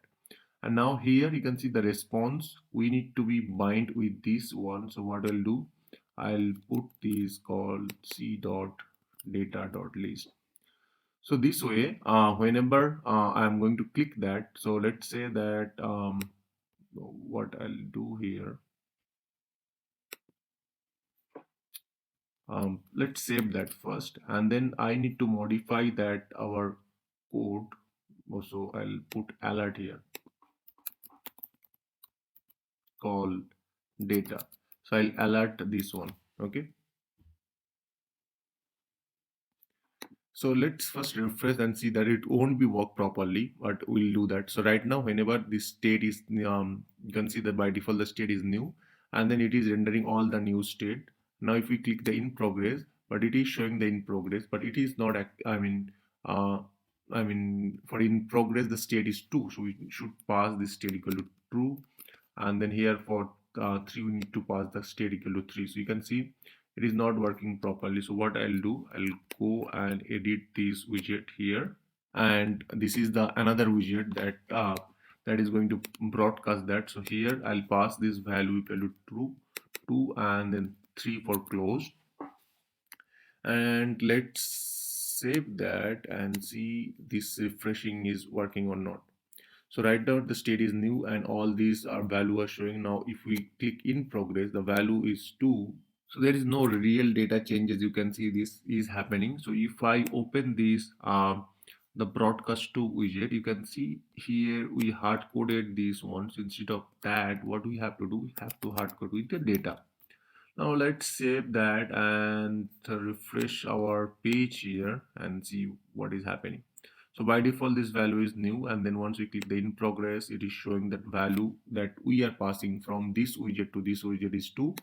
And once we click that, you can see that it refresh and it is showing all this in progress data. So now if we click the closed, so its value is 3, and it is showing only the 7 data which is actually closed. So this way we can, by the way, we are doing that broadcasting from left side to the right side widget, and then we are embedding that widget. So you can see we have a closed, we have a in progress, and this all this button. Let's do a little bit more here. So we can see I'll copy this button here and then click that, say that new. So this button will be new, and then one, and then here I'll say that new. So let's understand one more time quickly. So we have a widget called broadcast one, and we have a widget called broadcast two. Two widget we do have, and let me refresh first. I'll show you, explain. So we have a broadcast one, broadcast two widgets. So if I click that and then show customization, so we have a two widget. One is the left side and another is the right side. In the left side we have the broadcast one. So this is the one widget, and then this is the two widget called broadcast two. Now what will be happen, now once we click the new or in progress or closed, this value 1 2 3 is passing here, right? So once we click the new, this can see that I'm getting the alert, and this value is passing from this widget to the this widget. Once we are receiving this value to this widget, based on that widget embedded, we are embedding our widget. So let's understand how we are embedding, because in our class embed widget embed is the important factor. So we can embed the widget in a four way. The first two are very simple, just attached to that HTML part. Now the third or maybe fourth one is that server side. So whenever the form is loaded very first time, and that moment that server side code is loading, and then here we are doing the $sp.get widget, and then using that we are passing the widget name, and we are passing the parameter that which widget we are looking for. Which table or other parameter we are passing, and then this value or the data dot list, whatever value we receive, that is binding to the HTML call here sp/widget. Here we are binding that. So that's the one way. So whenever very first thing, whenever the page is loaded first time, it is rendering with the all the value is the new. So this is the how the server side embedded is working. Now in the left side, when I am clicking the new or some other value, I should change the value, or I should reflect the new value, right? For that, what we are doing, we are using the client side embedded option.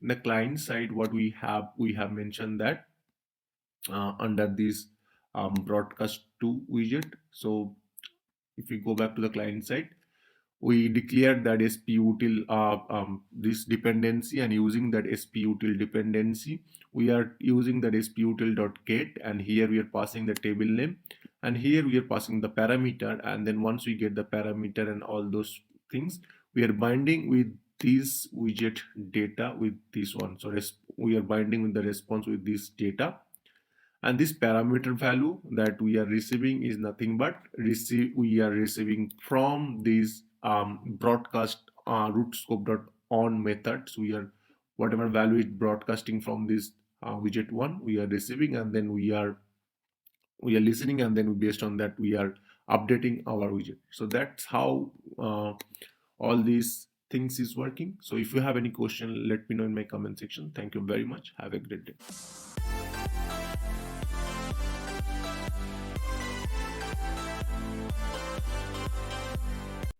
Hello everyone, welcome back to my YouTube channel. I'm Rohit, and this is the day 17 of the service portal training. In this day, we'll basically talk about that Glide SP scriptable. So in this class, we'll talk about the Glide SP scriptable API. So Glide SP scriptable API is nothing but the $SP we already used in many other places, but we are going to discuss furthermore on that topic. So before we go to that, if you remember, then last time we created a widget called broadcast page, and in this broadcast we have two widgets. So left side widget and the right side widget.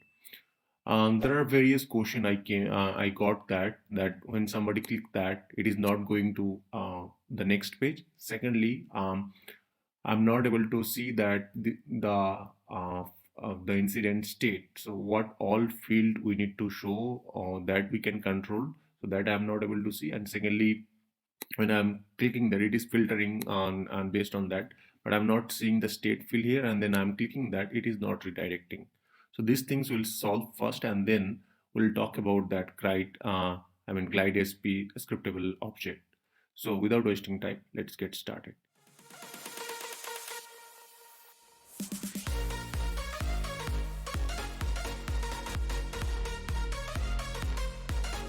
So very first thing, if you see that this page, if I right click here and then click show widget customization, so we are going to call this widget through the script of this widget, right? So this widget, the parent widget name is the broadcast to, and then this is the child widget that is called um, data table. If you see the child widget name is a data table. Let me go back to this left navigation, and under this we need to find out that widget that we are calling and see that what options that is able to receive that. So if I open that, the data table API, this widget, and this widget, if I scroll down, you can see that we have a various fields and options that are available. You can see that. So inside that, you can see there are fields and options are available. Now if I scroll down, there is a demo data, how we can pass the data that is defined here. And if you remember that last time we are passing that table equal to incident and we are passing the filter as encoded query. We can pass many more things like view, on which view we want to see. We can define that order by on descending or ascending, and then fields, what all fields we want to see that. I'll copy this parameter called fields and then I'll pass these fields here so that we can check that.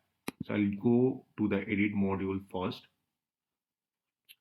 I'll edit the widget, and then widget, you can see that this is the server-side script where we are passing the parameter. So I'll put that one more parameter called fields here, and then what all fields we are expecting, we need to define that. So let's say that I'm going to expect a number first, then state, then short underscore description. So these are the fields I am looking for, and then anything else, nothing more than that. So let's save that. So I just need to see the three fields. So I just save that. The same options, I need to copy that, and then under the client script also I need to pass the same parameter. So I'll paste here also. Now let's save that and refresh that. So if we refresh that,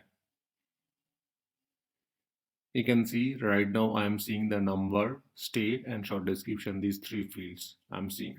Now let's click that in progress, and you can see all this in progress state incident is showing.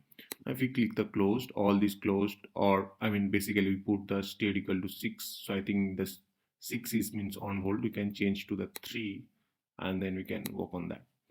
So this way we can modify our, we put the 3. So 3 is all about the hold. So we need to update that state value. So this is how we can actually update or pass the parameter, and based on that it can show these particular fields, whatever fields we are looking for. Now once we click that, it is not opening that particular page. Now if we go back, or if I go back to this widget, there is a one field, or you can see under the field we have a SP page, this page. But this page is actually, it's not available, or this that is not actually working here. So when I was going through this code, what I see that under this go function, this go function is nothing but when we click that, what will be happen once we click that, this go function will be called. And under this go function, you can see that there is a one option called scope.emit, and then here it is passing the event name dot click. So event name is nothing but a variable, and then dot click is nothing but this one. So basically when I am clicking that this row, it is doing that scope.emit with the particular parameter. Now we already discussed about our last video that broadcast and emits used to broadcasting some or doing some root scoping variable. So what we can do basically, we can listen that variable, and using the listening that event, we can actually check that this row is clicked or not. For that, what we have to do, we already doing this one in this case here. to receiving that root scope variable, right? So what we can do, we can declare one more here, and then in this case the global variable name is they are using called events.click is nothing but this variable. So we'll copy this one and paste here, and we'll just do a alert, and then we'll do this data one and check that we are receiving that, or whenever we are clicking that it is actually working or not.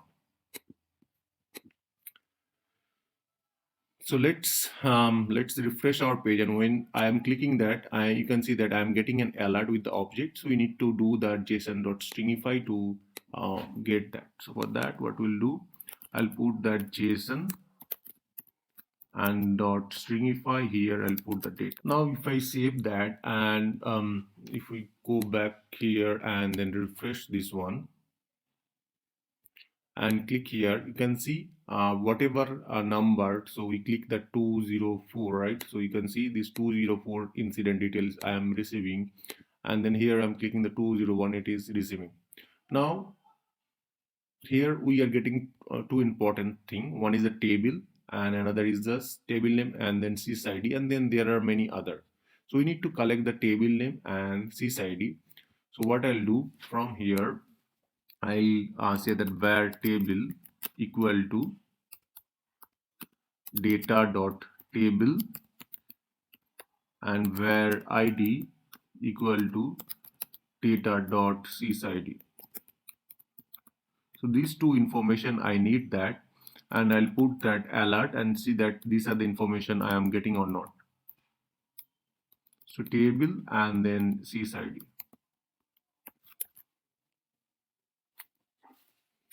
Let's save that, and then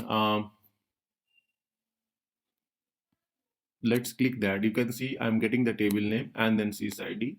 So what I have to do, what I am trying to do, I am going to redirect them to a particular page. So let's do that. So what I'll do, window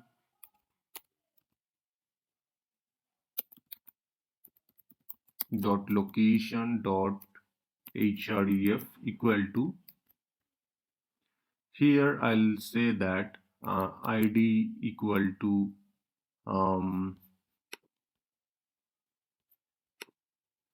form. So I'm going to redirect them to the form, and then table equal to table plus sys underscore id equal to id. So what I'm trying to do, that I'm trying to redirect them to the particular page. So let's save that and refresh our page one more time. And once we click that, you can see I'm going to the particular page, but here I am seeing that not record not found, right? Because here I should put the table equal to the table name. Let's go back to our page and click one of this particular incident and see I am getting that record or not. So I can read the record right now. So this is how our broadcasting is working. Now today so this is all about that fixing the previous sessions. Now today we'll talk about that glide SP scriptable API.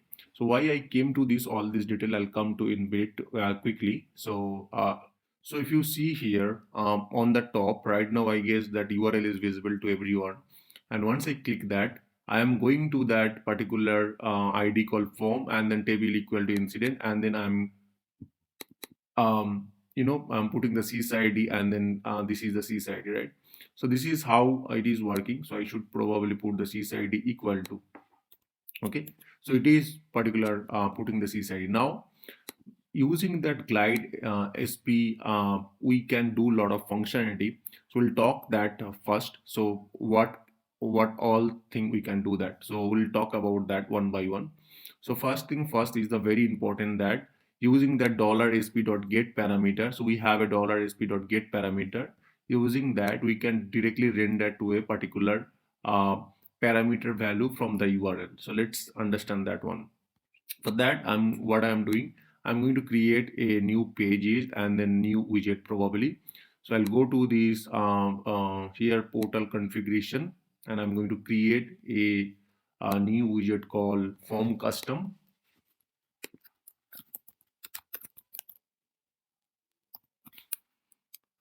And I'm going to create a page called form custom page, and let's submit that. So right now I have this form, let's say that hi, and I'll just save that.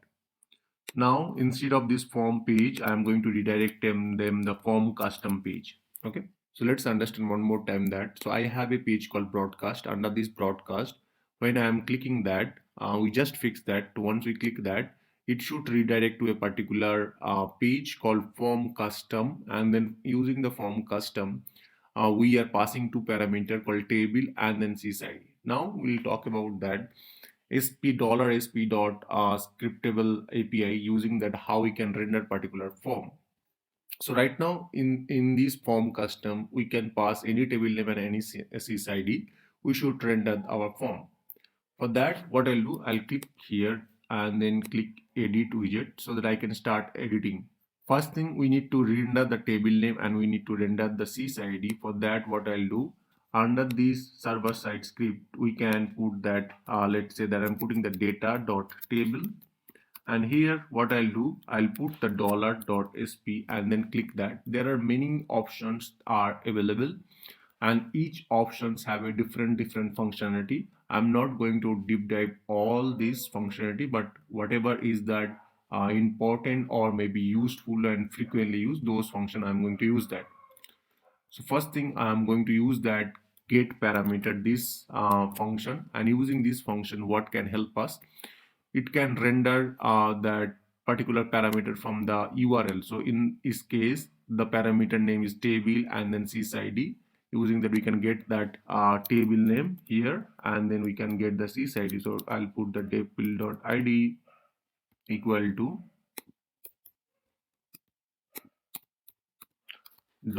$sp.get parameter, and then here I'll put the sys_id. Now in this way, we can particular query to the particular table. Let's query to that and then show the number. So I'll do that where gr equal to new glide record.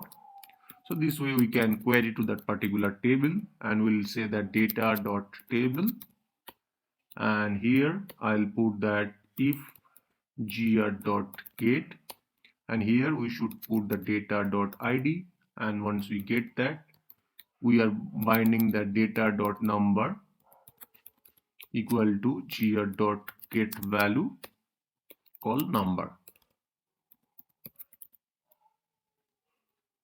Okay, so this is a small thing I am doing here. So let's do that, call data dot number. Just save that. Now if we refresh that, it should give me that incident number, that from where I landed. So if I go back to the broadcast and then click that particular incident called 10021, and based on this $sp, it should render to the sysID and then table name, query to the particular table, and just representing to the number.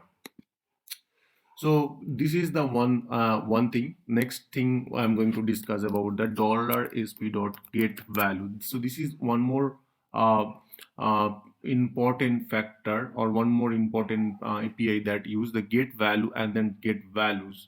So what does it mean by the get value and get values? So get value, and then you help us to render particular value from the SP instance or SP portal. So what does it mean by SP instance or SP portal? Go back to this particular page. Okay, form custom page. I'll go to this page here, and if I open that page, you can see that this page have a row, column, and then instance, right? So as we earlier at the beginning of the class, we discussed about that instance hold the widget, and if any value inside this instance mentioned, that can be rendered from that $sp.get value. Let's say that this instance have a holding this widget, right? So let's say that I'm going to put that title. So let's say that I'm pointing to the title called you know, demo title, something like that, and save that, right? Now I can render this value from the instance. So for to render that, what I'll do, I'll copy this field name called title, and then here I'll simply write that dot get value, and then here I'll put the title,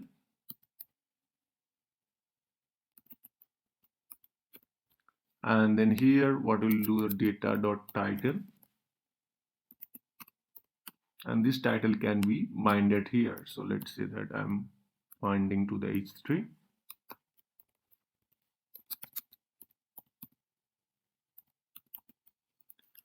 and save that. So whatever SP instance value is there will be binded here, and then show that the demo.title. Similarly, not only that SP instance, we can render that from the particular portal. So we are right now rendering that default portal, and inside the portal, whatever fields we have, we can directly fetch any of this portal value. So we can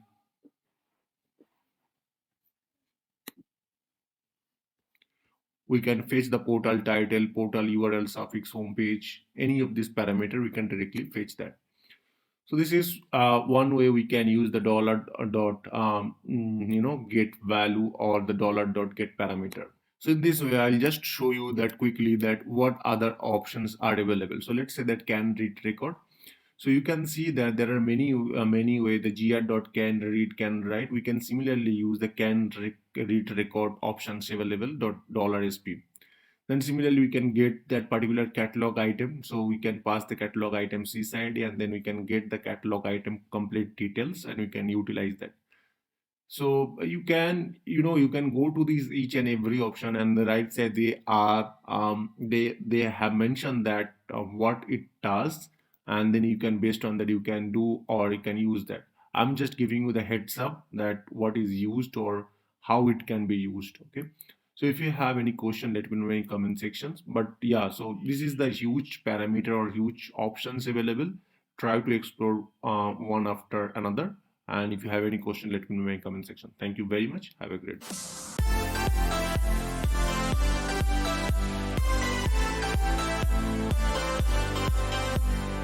Hello everyone, welcome back to my YouTube channel. I'm Rohit, and this is the day 18 of the service portal training.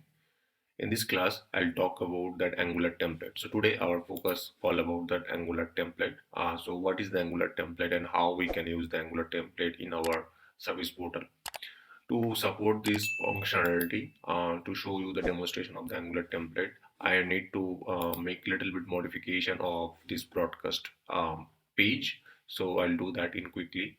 So if you can see that right now it is rendering the incident. So what I need, actually, I need to show the different type of task like incident, problem, change. For that, what I did, I opened this table called task table, and inside that I have put the filter called opened by the system administrator and task type equal to change request or incident. So right now, if I group by with the task, you can see that it have the change request and then along with the incident. So these two, this kind of information I just need to be rendered in my broadcast widget, so that I can show you that why we need the Angular template.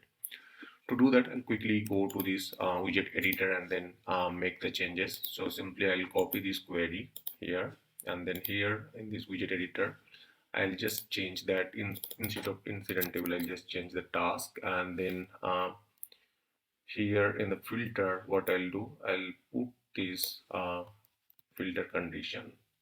Similarly, I'll go to the client script and then change that to task and put this filter. Okay, so I'll put,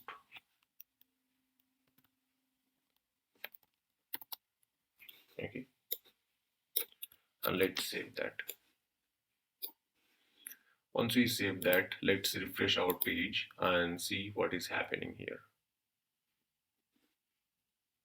So right now you can see, once we save that, we are rendering the incident and change. Let's see the filter is working or not.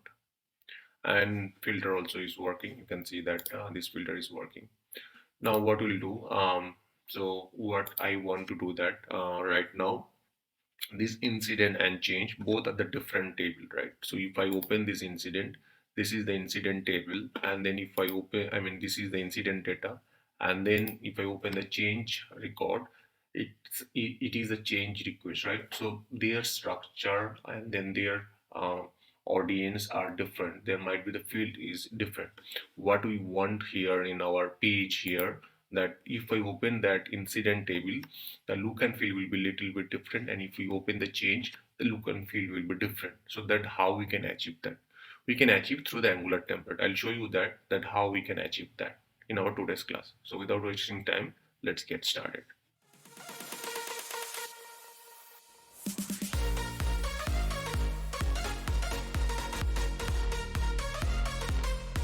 So now what we are going to do, so let's say that I'm opening that particular incident, and here I want to show the incident details, right? So what I'll do, I'll click control and then edit that. And then for demonstration purpose, I have added the simple code here. So I'll just uncomment it out. So I'll just uncomment this line. So basically I have two panel basically. If I save that, these two panel, I'll show you that how it will be looks like that. So these two panel will be visible here. Now this is the primary class and this is the success class. These two panel are available. Now what I'll do that for incident I want to show these details in this panel, and then for change I want to show in this panel. Basically their look and as their table is different, their field will be different, and their view might be different, right? So what I want actually for incident I want to show in this primary class, and then for change I want to use the success class. So I'll put here call, let's say that in heading I'll put that incident details, okay,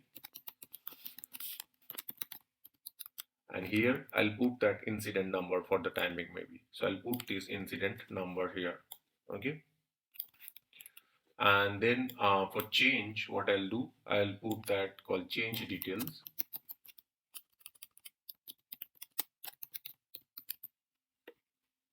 and here I can put the change number, okay, and I'll remove all this unnecessary stuff for the timing.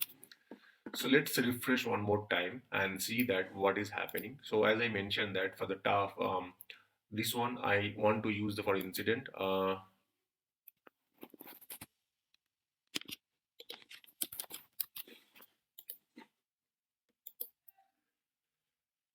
So this one as I mentioned that this one I'm going to use for incident detail, and this one I'm going to use for the change details. Okay, there might be the design wise there might be very different, very much different from this incident and this change. Okay, now I need to restrict that if the table equal to incident I need to show this one, and if the table equal to this one I need to show this one, right?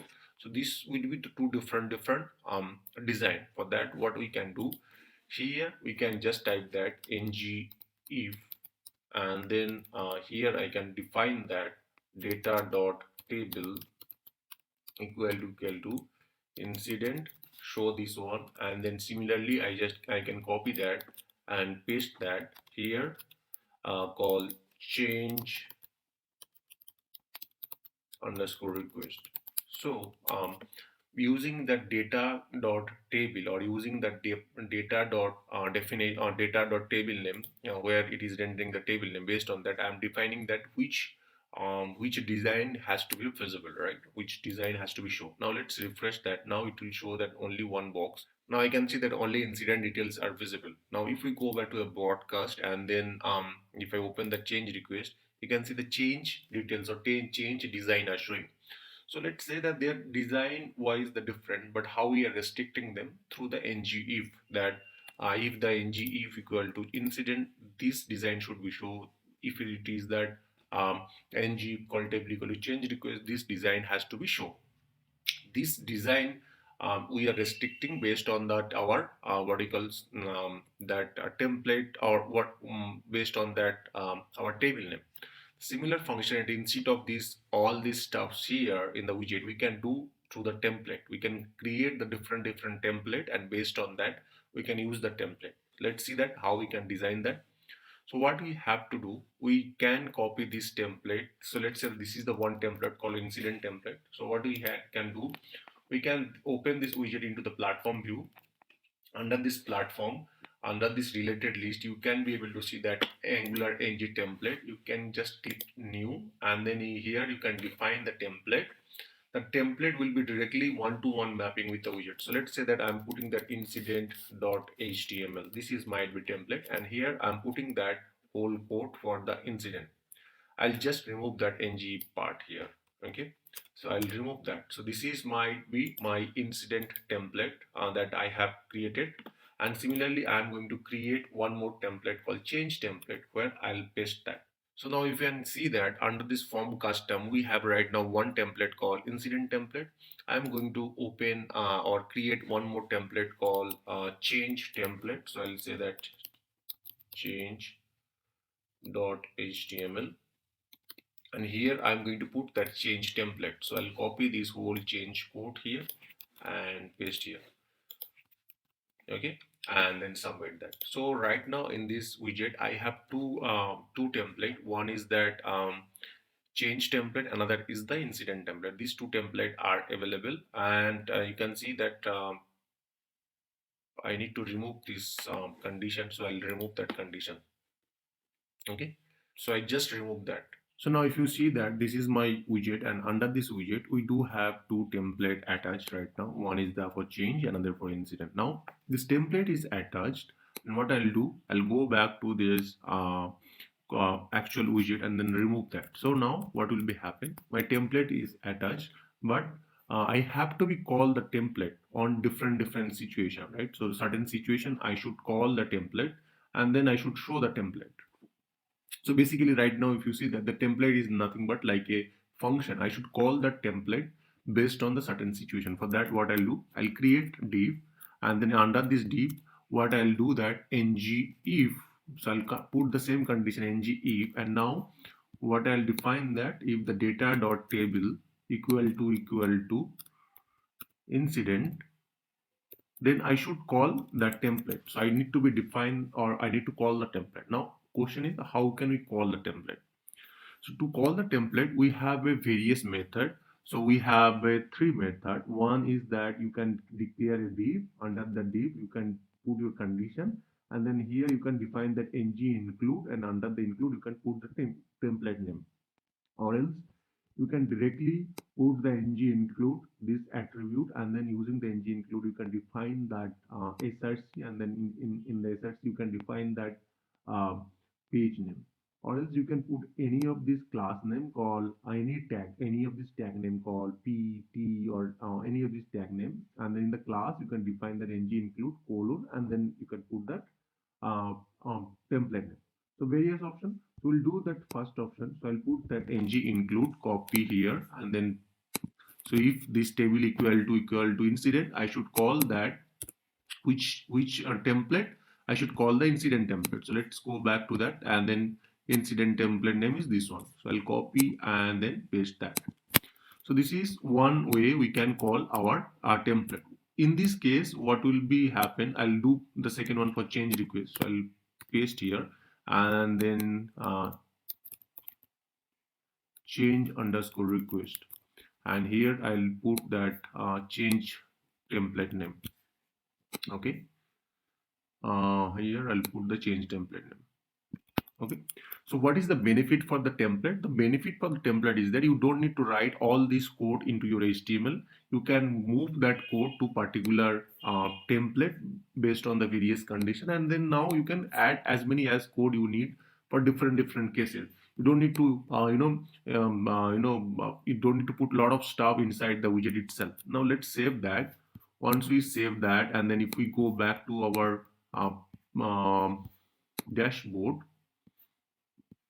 and if we open that in the incident, I'm right now getting the incident, and if we open the change, I'm getting the change here. So you can see both our template are different, they are working differently, but they are actually calling from the template. So the template is defined here, and then using the template it is working.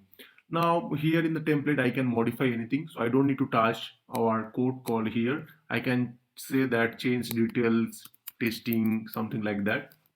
Simply update that and then I should refresh that so that it will show that. So I am not going to touch anything on that widget. I am just updating the template because template is all about that how you will look and feel will be there. And this template is getting called from the widget. So that widget that we have created. So we will go back here and then we have three methods to call the template. So this is the first method. Depending on your definitely situation, what situation you are, you can define that. Okay, so this is the first situation, this is the second situation, this is the third situation. So that's it for today. If you have any question, let me know in comment section. Thank you very much. Have a great day.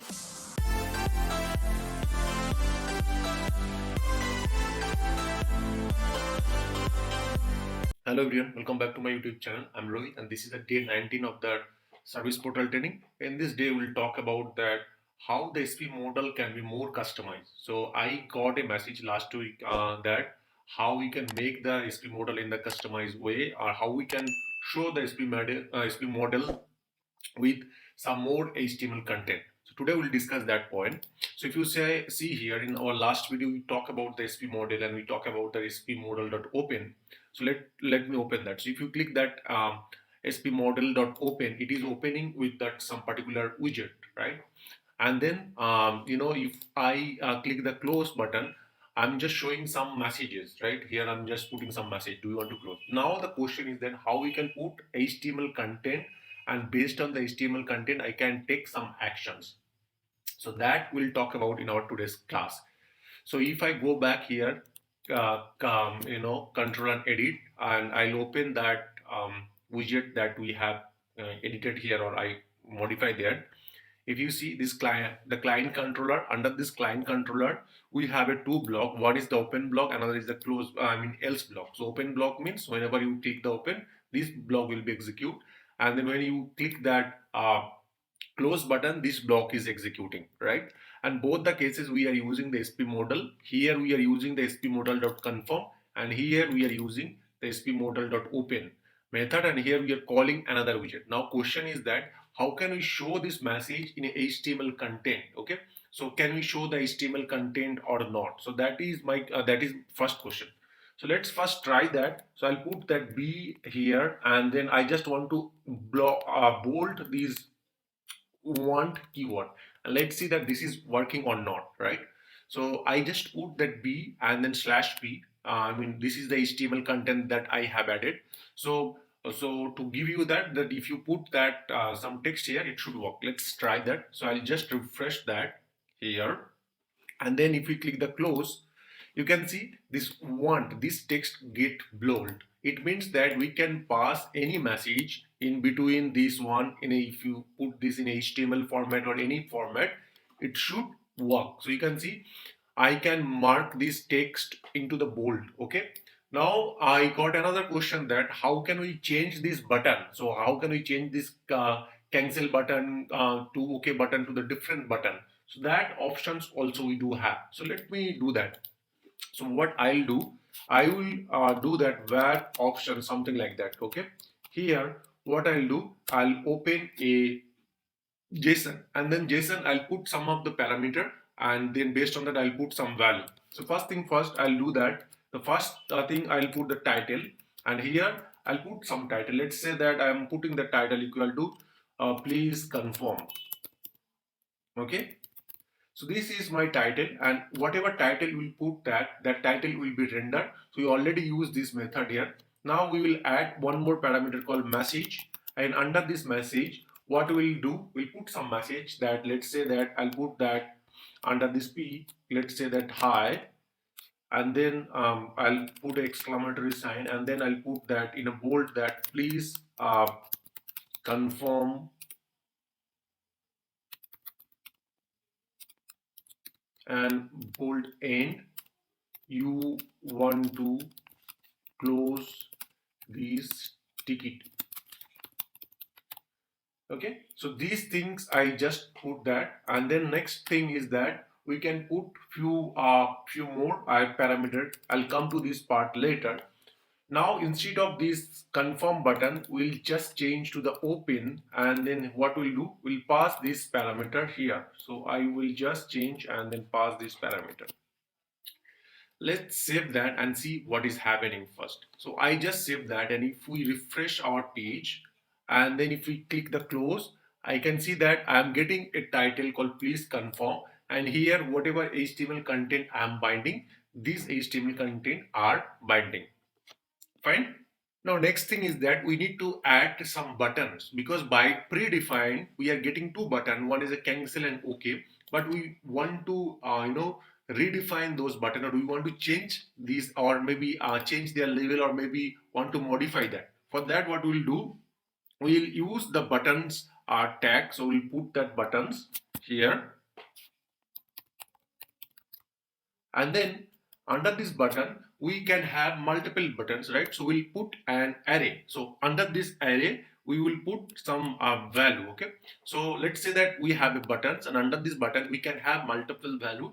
So we are going to put that. The first thing first, I'll put that in the button called label, and here I'll put that whatever label we want. So let's say we'll say that uh, cancel. So this might be one button, and maybe I'm just changing that to cancel, or maybe I'll just say that close ticket. So this is one button, and then I have to define that value here. So I'll put the value, and then I'll put the inside the value called close. Okay, so that is one button. So I'll copy these things again, and comma I'll paste again. So we have a two button, and this time I'll say that close pop-up, something like that. So two buttons, and we have one is the close pop-up, another is the close button, and I'll just say that pop-up. Okay, and let's save that and see that this kind of button is rendering or not first our page. So if we refresh that and click close, you can see we are getting two buttons right now. One is a close ticket, another is the close pop-up. Two buttons we are right now getting. But if you see, notice that the color is previously there is a one color which was highlighted, right? For that, what we have to do, for that we need to pass one more parameter called primary, and then under this primary we just need to be pass the true and save that. Okay, so let's save that. Once we save that, and let's refresh that, and if we click close, I can see the close pop-up is by default right now is highlighted. Okay, so let's assume that you want to change these this background color, or this button background color. How can you do that? Okay, for that what we can do here, I can add one more parameter. Let's say I'll add that one more parameter called class, and then I can add that called close, something like that. Okay, close pop up, something like that, and just save that. So this is my class that I'm just trying to inject into this object. Let's refresh that, and if we click close, right now you can see if I inspect that element, I should be able to see this class here. So let's go back here, and if you see this button, we have a class, and then you can see under the class we added this called close pop of this class. Now in using this class, we can change any modification or any color on this particular button. So let's do that. I'll go back to the CSS. Under this CSS, I'll put this class name, and under this class we can say that call, right now this color, the text color is coming as a black. We can change that call color, and then say that white, something like that, or red maybe, and just save that. So this color should be in red, the close ticket, this button or this text color should be red. Let's see that. So now you can see that this color or this color changes are not reflecting here. So these color changes are not reflecting here. What we can do, we can, because this is a pop-up, and this pop-up is does not holding here. This pop-up is not present to here. what we can do, we can add this CSS. We can just remove this CSS and add to our page. So where should I add that? I should add onto the my page. So for that, what I'll do, I'll go to this service portal. Here under this portal we have a page, and then page name is my task. So we can update or add this class to my task page. So I'll just add to my task page and save that, and let's try to do that thing. So we'll click the close, and you can see the color got changed to the red color. So basically what happens right now, whatever CSS you are putting, that CSS you can't put to your widget, that CSS has to be put into your page so that it should work, because the pop-up is not anymore into your page, the pop-up is under the page. So you should add the CSS into the page. Now if you want to change that background color on the hover, you can change that. Or if you want to change any modification on the CSS label, let's say that I want to change the background color, let's say that like this, okay, or maybe this, or any other color, okay. So I just need to be add this property and then into the page, and it should be work as per expectation. Whenever this button will be closed or whenever this button will be clicked, what action should be taken, that also you can define. To define that, you can see we have a value called close, and then we have value called close pop-up. Two value we have declared, right? One is a close and close value. And what we can do actually, under this answer, you can see we have a answer, right? So we have a answer, and this under this answer we can define that what action to be taken care. So if that value equal to close pop-up, right? So whenever this pop-up will be came up and you click that, it will pass through the answer. And what I am trying to say, that if the answer equal to close pop-up, which is nothing but this button value, you can see this button value is the close ticket value is the close. So if the value is close, okay, at that moment I should be able to close the incident. If the value is different, like if you click the close pop-up, the action should be different. So that action we can define here, what action should be happen. So let's refresh one more time. Right now you can see that incident is resolved. If we click the close pop-up, we have a two button. One is the close pop-up, another is the close ticket. If you close pop-up, nothing is happening really, no changes. If I refresh that, nothing changes, because for close pop-up we have not defined anything. So close pop-up, this is one, and this for this value we have not defined anything. But for the close, if you see this close value, we have defined that we should close the task, right? So if we click the close and then close ticket, so somehow it did not change anything. If you see, there is no value changes. Why? Because we need to put that answer dot value, okay? And let's save that. So it will be answer dot value. Now let's try one more time. If I refresh here and then click the close incident, and if we close pop-up, nothing is going to happen. But if you click the close incident and click the close button, so this way you can add buttons, you can customize those buttons, and you can add HTML content, and you can do whatever you needed. So that's it for today. If you have any question, let me know in the comment section. Thank you very much. Have a great day.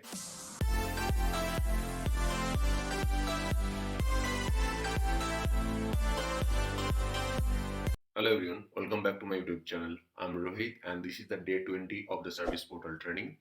In this day we'll talk about that some of the services pages. So if you see here, today we'll basically talk about that all the few other services. We already talk about some of the services like service portal services called SP util. We talk about that dollar scope. One is the location, another is the timeout, another is the UIB model, and then watch. So these four services we'll talk about one by one. So for that, to support that, I have created one page. So if you can see, this is page name called test service, and in this page I have created one button, nothing else. So once you click the button, it is just showing you some message called OK. And here I created one variable that variable have the four value. I'll open the widget and I'll show you that. So I'll go to the widget editor, and under this widget editor you can see that there is nothing. I declared a variable called data.record, and under this record we have these options. So these are the variables. So this is the array, and array have the 4 value, and this value I'm just printing, nothing else. I'll put a br here so that it can go to the next line. So now we are going to talk about this our 4 called 4 things. So first we'll talk about the timeout, then we'll talk about the location, and we will go further call UIB model and watch. So let's see that what is the timeout. In the JavaScript, we have also timeout function, and then using the timeout function, we can delay some of the actions. What does it mean by the delay of the action? So right now you can see whenever I am clicking that click here, it is immediately popping up or prompting up. Instead of immediately, we can define that after how many seconds we should perform the action. So basically, we can add the delay. Now the next question will become of that why we need the delay. Basically, delay is needed. Let's say that you are performing certain action to the server side, and after the server side completed, you might need to wait certain time, and then you need to redirect to the page. Or there will be many scenario or many case will be arising in your future that you need some certain timeout. So you need to wait to load the complete page. You need to wait for 30 seconds or 10 second, 5 second, and after that you need to perform certain action. In this case, we can use the timeout. Now, the timeout function is available for JavaScript. That function you can use that. Otherwise, you can directly use that AngularJS timeout function. So we'll talk about the AngularJS timeout function. Remember that we already in our previous session we discussed about that SP util. We discuss about that other services. But if the service is started with the dollar sign, it means that this is the out of box, and this service is available for AngularJS and the ServiceNow. But any service that is started with SP is only available for Service Portal or the ServiceNow. It is not available for AngularJS. So that is the custom Angular provider which is injected for the ServiceNow. Now let's talk about the timeout. So how we can use the timeout. I have given all the example. If you need, you can go through. I'll just write and show you that. So in our past sessions, I just created this ng click function. When I click that, it is going to be call this function. Now I'm going to put some delay that after certain time, this alert message should be there. Now you can see that I already injected the scope services. Now how we have to be add the services? So we have to put the dollar, and then we need to put the timeout this service name.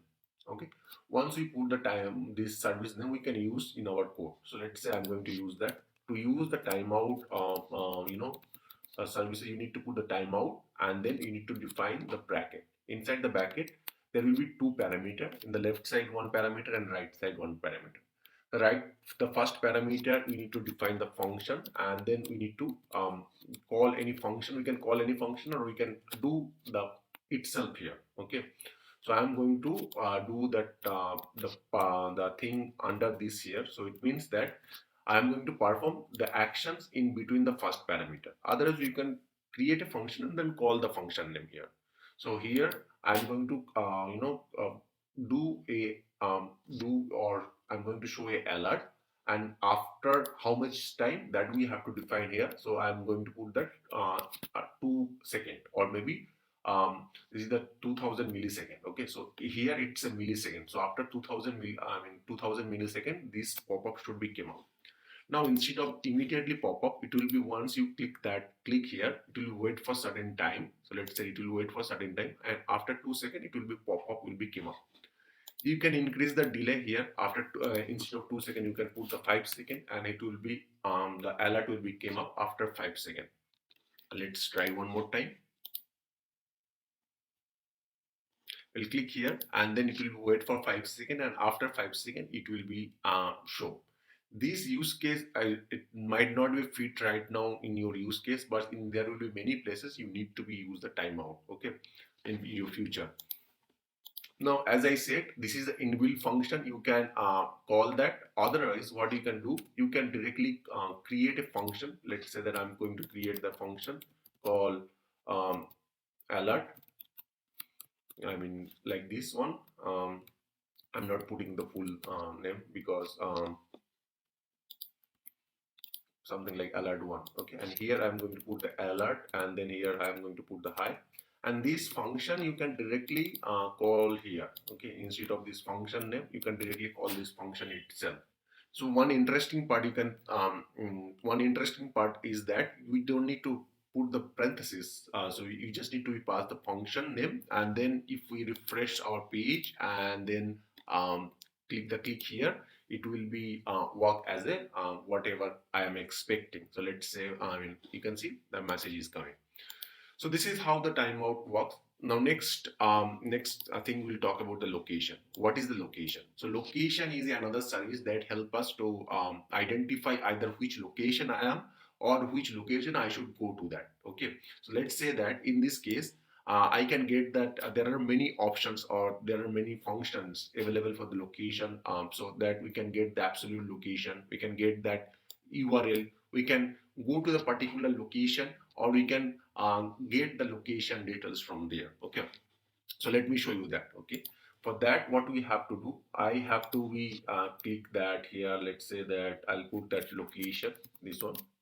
Okay, and here I'm going to use the location. The first I'm going to use the location dot URL, this function. What will be happen if I put that dot URL and you can put the parenthesis, you can see that it is showing that string and replace. Okay, so anyway, so I'm just going to save that. Let's see that what is returned. So if you see that right now we are timing out, so 5-second timeout. After 5 seconds it will give me that the location of the current URL. So this is my page. Right now you can see this page name is the test service.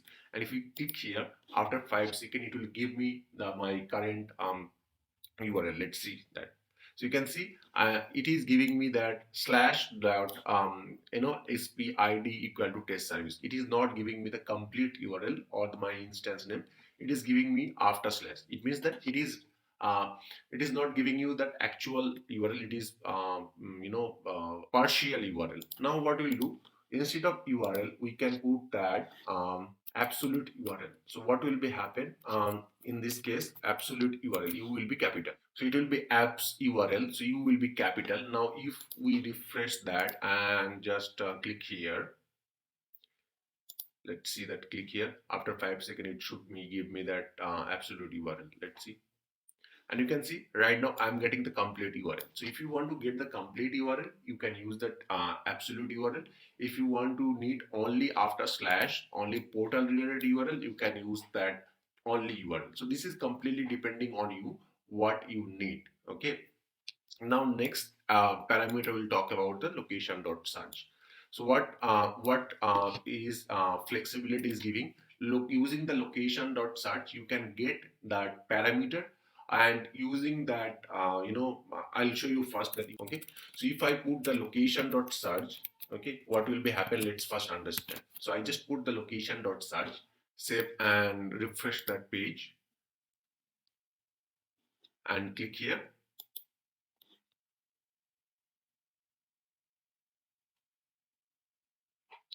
You can see right now it is giving me object, right?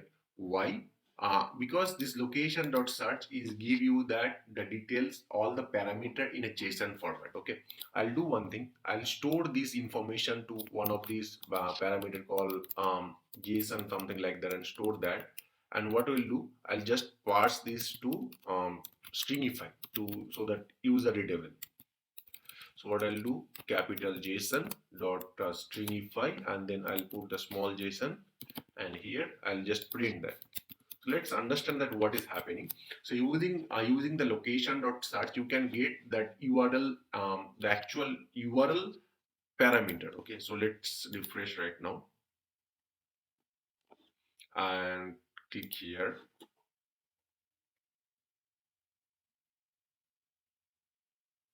And you can see it is giving me the JSON format called parameter. What is the parameter? Parameter is the ID, and then this is the value. So this way, if we add more parameter, let's say I'll add that sys underscore ID equal to 1 2 3, something like that. So it will give you that in a parameter. It will give you in a JSON format, and you can use in your places wherever you need it, basically. Okay. Now let's using the location. Using the location dot search also, we can redirect from a particular page also. Okay, so let's see that. For that, what we have to do, we have to do the location and then search, and under that we need to be define that which parameter, which page I have to be go. So let's say I'll create a JSON in the top. So let's say that var JSON, and let's say I'm going to redirect them to, so a particular page called id equal to, I'm going to redirect them to a list page. Okay, or maybe you can redirect them to any of the form page. Okay, so I'll put that, and I'm just trying to redirect them to list page, and here I'll put that JSON. What will be happen? It will be set the value. Previously we are getting the value. Right now it will be set the value. Let's see that. So if I refresh that right now, we are in the test service page, and if we click here after 5 seconds, it will be redirect to the list page. Let's see. And you can see I'm redirect to the list page. So this way you can, even if you want to redirect to some other page, you can put that list page. Okay, so this way we can use the location and then timeout services. So that's it for today. If you have any question, let me know in my comment sections, and then in our next video we'll cover that UIB model and then watch function. Okay, hello everyone, welcome back to my YouTube channel. I'm Rohit, and this is the day 21 of the service portal training. In this day we'll talk about that UIB model and then watch service. So UIB model and watch service, how can it benefits? These are the also the additional services we are going to talk about that. So in our past video we talk about that what is the location and then timeout services, and today we'll talk about that UIB model and watch services. So UIB model is a service, but watch is a very different kind of things that can help us to watch particular variable. I'll show you that in this is also a, interesting and used very less places, but you should know that as part of the service portal training. So very first thing is that the way we had created the last page, we have created this page, and this page we are tweaking and showing something, right? So first thing I will talk about that UIB model. What is the UIB model and why we should use that UIB model? Okay, so in the UIB, if you see here, this is the page we created long back. So I just want to show you guys. So this page we created long back, and in this page we are able to show that confirm instead of confirm, or alert. We are showing different boxes, right? Glide boxes. You can see this is the box we have created. This is the box. This way we are just showing the pop-up, right? So you can see it is showing the record details in a pop-up. So there are many pop-up we created in our previous video. Now you can see there are few limitation that you have to be put the header, title. You need to put the body. You can define only two buttons, or you need to define the buttons. This thing, right? Using the UIB model, it will be you can completely show a page, or maybe you can completely show any HTML content, depending on your use case. You need to be design each and every component. Like you need to define the title. You can design your title. You can design the button as many as one. In between, you can add the buttons. Wherever you need it, you can define that using the UIB model.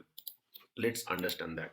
For that, what we have to do in this click here, we added some timeout function, and we are redirecting that. So I'll just remove those options and I'll show you that.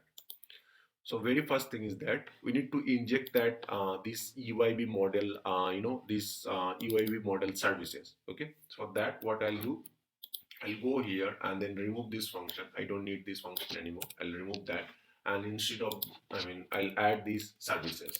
Okay, $.uib model. And now under this, what will be happen? You need to define that. So this function will be called whenever this button will be clicked. Now here we need to define that what options or which things we are going to perform. So we have to define the open. Under this open, we need to define the URL and target everything here. So we'll define one by one. So here we need to define the template URL, and then here we need to define the template name the way we are using that our earlier case, and then here we need to define the scope, and then under this scope we need to define that this scope. Okay, so here we need to define the template name. So to show that to show the content, I am going to open this in the platform here, and here I need to define the template. Okay, so for that I have to scroll down this widget, and here I need to create a template.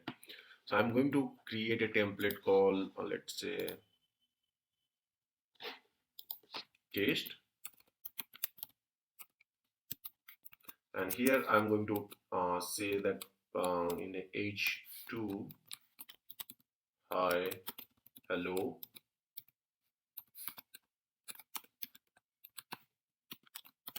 and then here in paragraph I'll say that please cancel,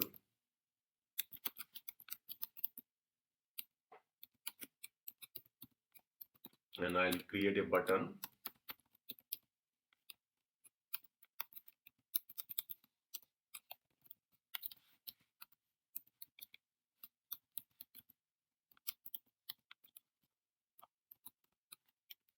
called close, and then I'll say that so this is my template I have just created for myself, and I'll save that template, and then this template can be called here. So I'll just save that here,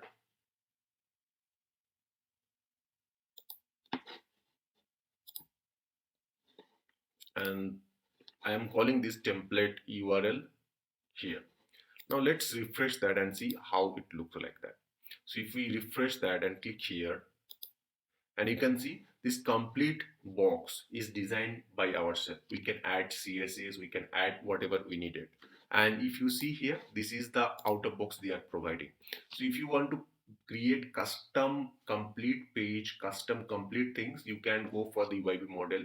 Or if you have limited time, limited skill, you want to just show some of the message, you can use that SP open method or SP model method. So depending on your use cases, you can use that UIB model, but UIB model is limited used, very less use case. But when you think that you need to be completely, the pop-up need to be completely restructured or redesigned by yourself, you can define that. So next, we'll talk about that watch. So what is the watch? So watch is not a kind of services. The watch is a function that help us to watch particular particular variable. Okay. So let me show you that what is the example of that. So let's say that I have created one. Let me create one variable first for that to show you the demo. So let's say I'm going to create a variable. What I'll do, I'll declare a variable called scope.name. Okay, and in this name I'll say that Rohit. Okay. So this is my name I'm declaring, and then here somebody click this button. So click the go home or something like that. Somebody click the button, and then I'll update the name. Okay, so I'll just change that scope.name to Rohit Kumar. Instead of direct name, I'll just update my surname. Now what will happen? I'll just print this to here, and nothing I'm doing here in nothing, just I'm pretty much simple. Everyone know that what will be happen. It will just print my name first, and this is my name, and then once I click that, it will add some surname. Okay, so this is how it is working. Now what will be happen, using that watch function we can particularly watch any of these variable. Okay, so what we have to do, we have to be add for that we have to define the scope here, then we need to put the dollar watch, and using this dollar watch we can particularly watch particular variable. So our case the variable name is name, and then what we are doing, we are going to perform certain actions. What we are going to do that, it have two parameter, old value comma new value, like the on change client script. Okay, so you can define any kind of thing, and here you can define that what action you want to take that. Now what action I am going to take that, so let's say that I'm going to put that first whenever the form, I'll just do a alert first. I'm not doing anything right now. I'll do kind of alert. Okay, and then I'll print that old value plus new value.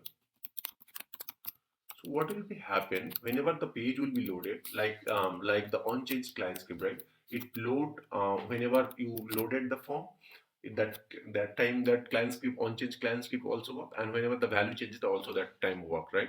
So let's say that if I refresh that, what will be happen? The first time whenever the page is loaded, the name value is the Rohit, old value, and the new value also Rohit, right? Now if we click here, so you can see the new value is the Rohit Kumar, and then old value is the Rohit. So that is showing. Okay. So this way we can basically particularly watch particular variable, and whenever the value will be changes for that variable, we can watch. So what I'll do here, instead of this alert, I'll say that if old value not equal to new value. Okay, so that on load it should not work. Whenever the variable value will be changes, at that time I want to show some alert, or I want to do some perform certain action. So I don't know that when the variable will be changes, but whenever the variable will be changes, I want to do some, or I want to perform certain actions that I am defining here. Okay, so I'll just refresh that, and then once you loaded the first time, the alert is not coming. But right now value is the Rohit, and if I click here, the value will be changed from Rohit to Rohit Kumar, and that time the alert will be shown. You can see the value got changes and it is showing. So this way you can particularly watch, like we use the sputil.record watch to watch particular record from the table. Similarly, we can watch particular variable in this way. So that's it for today. If you have any question, let me know in my comment section. Thank you very much. Have a great day.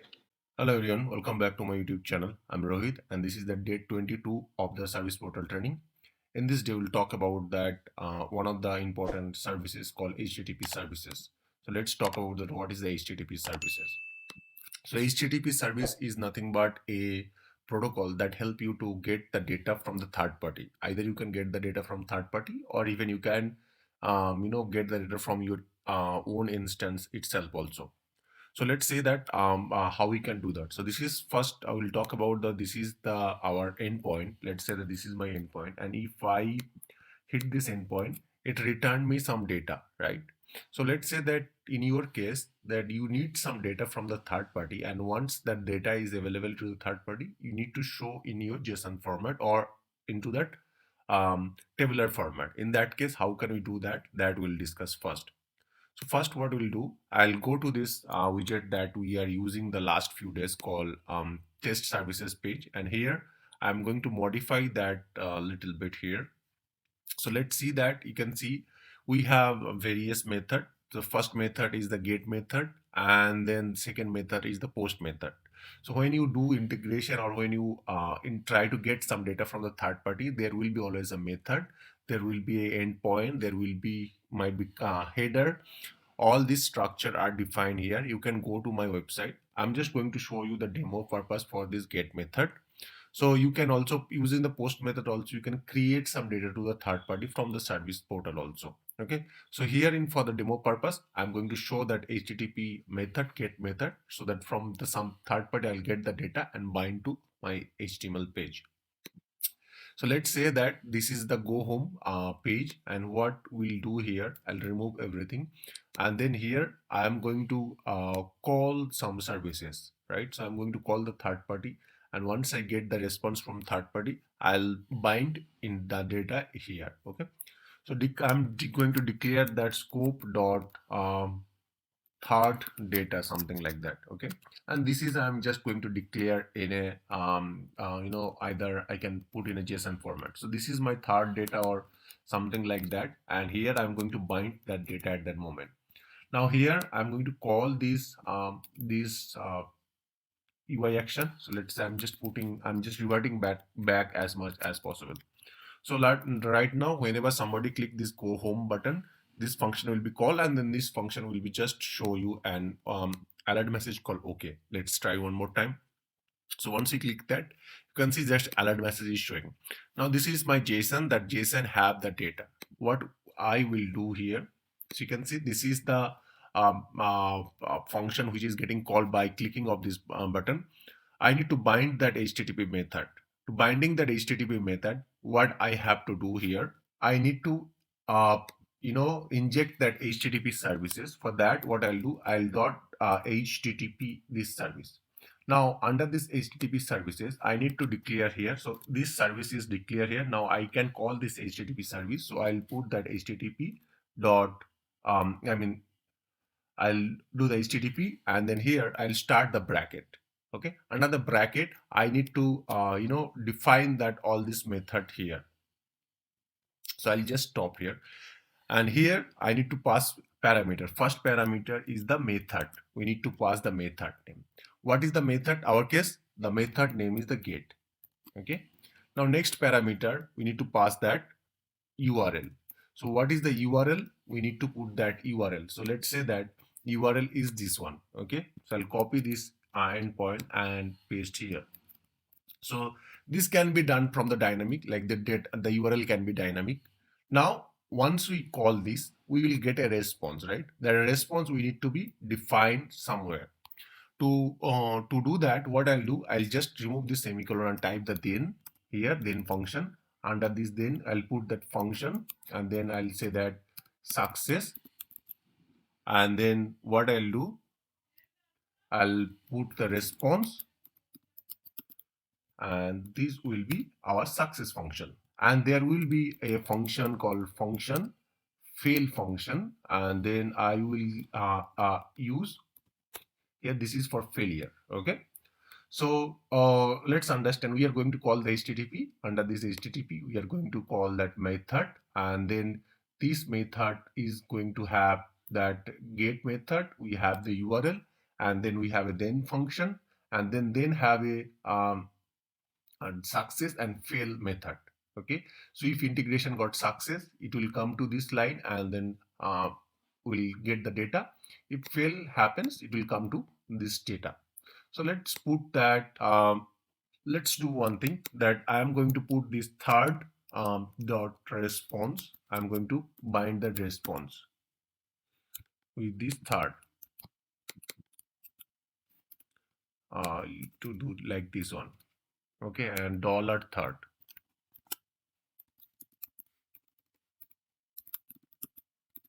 So I'm going to binding this scope, the third variable with the response. And then in case also fail, I'm going to build that scope dot third with that fail also have the parameter called response. I'm going to bind with the response. Let's first see that what is happening. So right now, whenever you click the button called go home, this button will be hit to this function, and this function is going to call that HTTP service. Using the HTTP service, we'll get some data, and based on that, we'll show the data into our table. Let's refresh that. Now, once we click here, you can see there are something happen, and then it get some responses, and this is the response we get. And under the response we have a value called data. Under this data we have this data. Okay, so now what I'll do, I'll just do that response dot data. Okay, so that it can be more clarity. Now let's save that and refresh one more time. So once I click here, what will be happen, this data I am getting from the third party, right? Now let's see that if in case failure happen, what will be happen. Let's say that I'm putting that to that endpoint that is not available. So here I'm putting that 1 1. What will be happen? Let's see. In this case, this website is not available, right? So what will be happening in our case? So let's say that we put the wrong URL or which is not available. In that case, it will go to this block called fail block, and then it will bind to that data. So failure response will be binded. Let's see. So if you click here, you can see that it will be start getting the data, and you can see we get the data equal to null, status equal to -1, and then all this return. So it means that this response or that endpoint we hit actually doesn't have any data. So we'll revert back to our base system or the base way. Now what will be happen? We got a data, right? We got the data. Let's refresh one more time. So once I'm clicking here, we are hitting to the third party, and this is the data I am getting. Now this is the high time to I have to bind the data to the HTML format. So let's first create it called user ID and then title and complete. Okay, so these two user ID title and completed. So these three table, I'm this three thing I'm going to create. So let's say that I'm going to create a table. Under this table I'm going to create the table row. Okay, and under this table row I'm going to create th, and then first th is user id, and then I'm going to put the second th equal to title. Okay,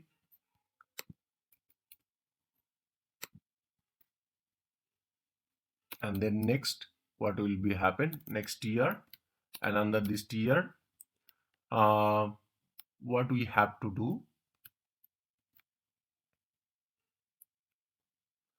we are pointing to td. Under this td we'll say that third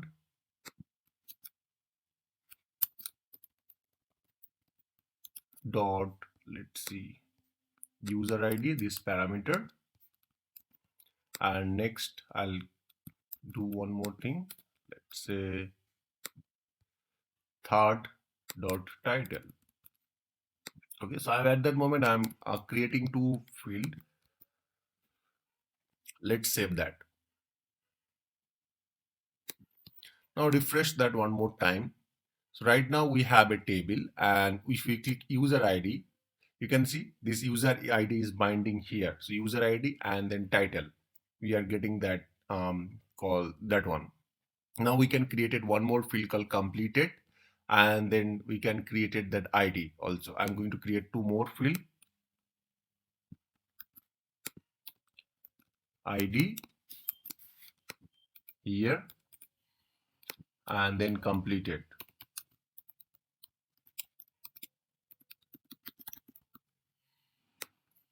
I'll copy and paste here, and we have ID and we have completed flag, right? Let's refresh let's refresh our page, and then we can see that we'll get more data. So right now if we click here, you can see we are getting user ID and title, and then completed, this all data, right? Now what I'll do, I'll create one checkbox, so that people put that ID or the ID, and then based on that they will get the title. Okay, so for that what I'll do here, I'll remove all these let's say that third data, and here I'm going to create a call input type equal to text.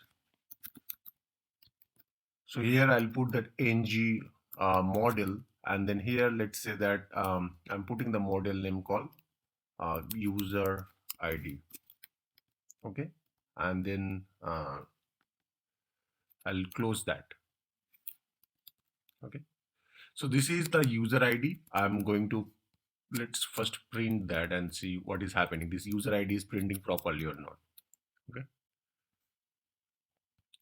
let's refresh first here. What will be happen? We have a check, say let's say I'm putting that, you can see whatever value I am putting, all these I am printing here. Okay, now what I'll do, I will this ng model, instead of this static number one, what I'll do, I'll bind here call dollar scope, and then I will push this and I'll pass this here user ID. Okay, let's remove this one and save that. What will be happen? Now what will be happen right now, whatever user ID I'm going to pass, that based on that user ID the data will be given. So if I put the user ID equal to 2 and click here, it will integrate with that user ID, that ID, and then based on that it is giving me that title. Okay, so if I put that 5 and then 5 related ID, and then their title will be given. So this is how we can integrate with the third party. We can pass the input parameter, or we can pass some input, and then once we get the response from the third party, we can bind here into our table rate format or any other format. So let's say I am putting the 3, although this user ID is always static, but ID and then title you can see always changing. Okay, so it's, I'm just giving you that one HTTP example. You can integrate with any of these n number of application like Jira. We can pass the story number and then you can get the story details, something like that. So whatever you needed, you can do that based on using these HTTP services. So that's it for today. If you have any question, let me know in the comment section. Thank you very much. Have a great day.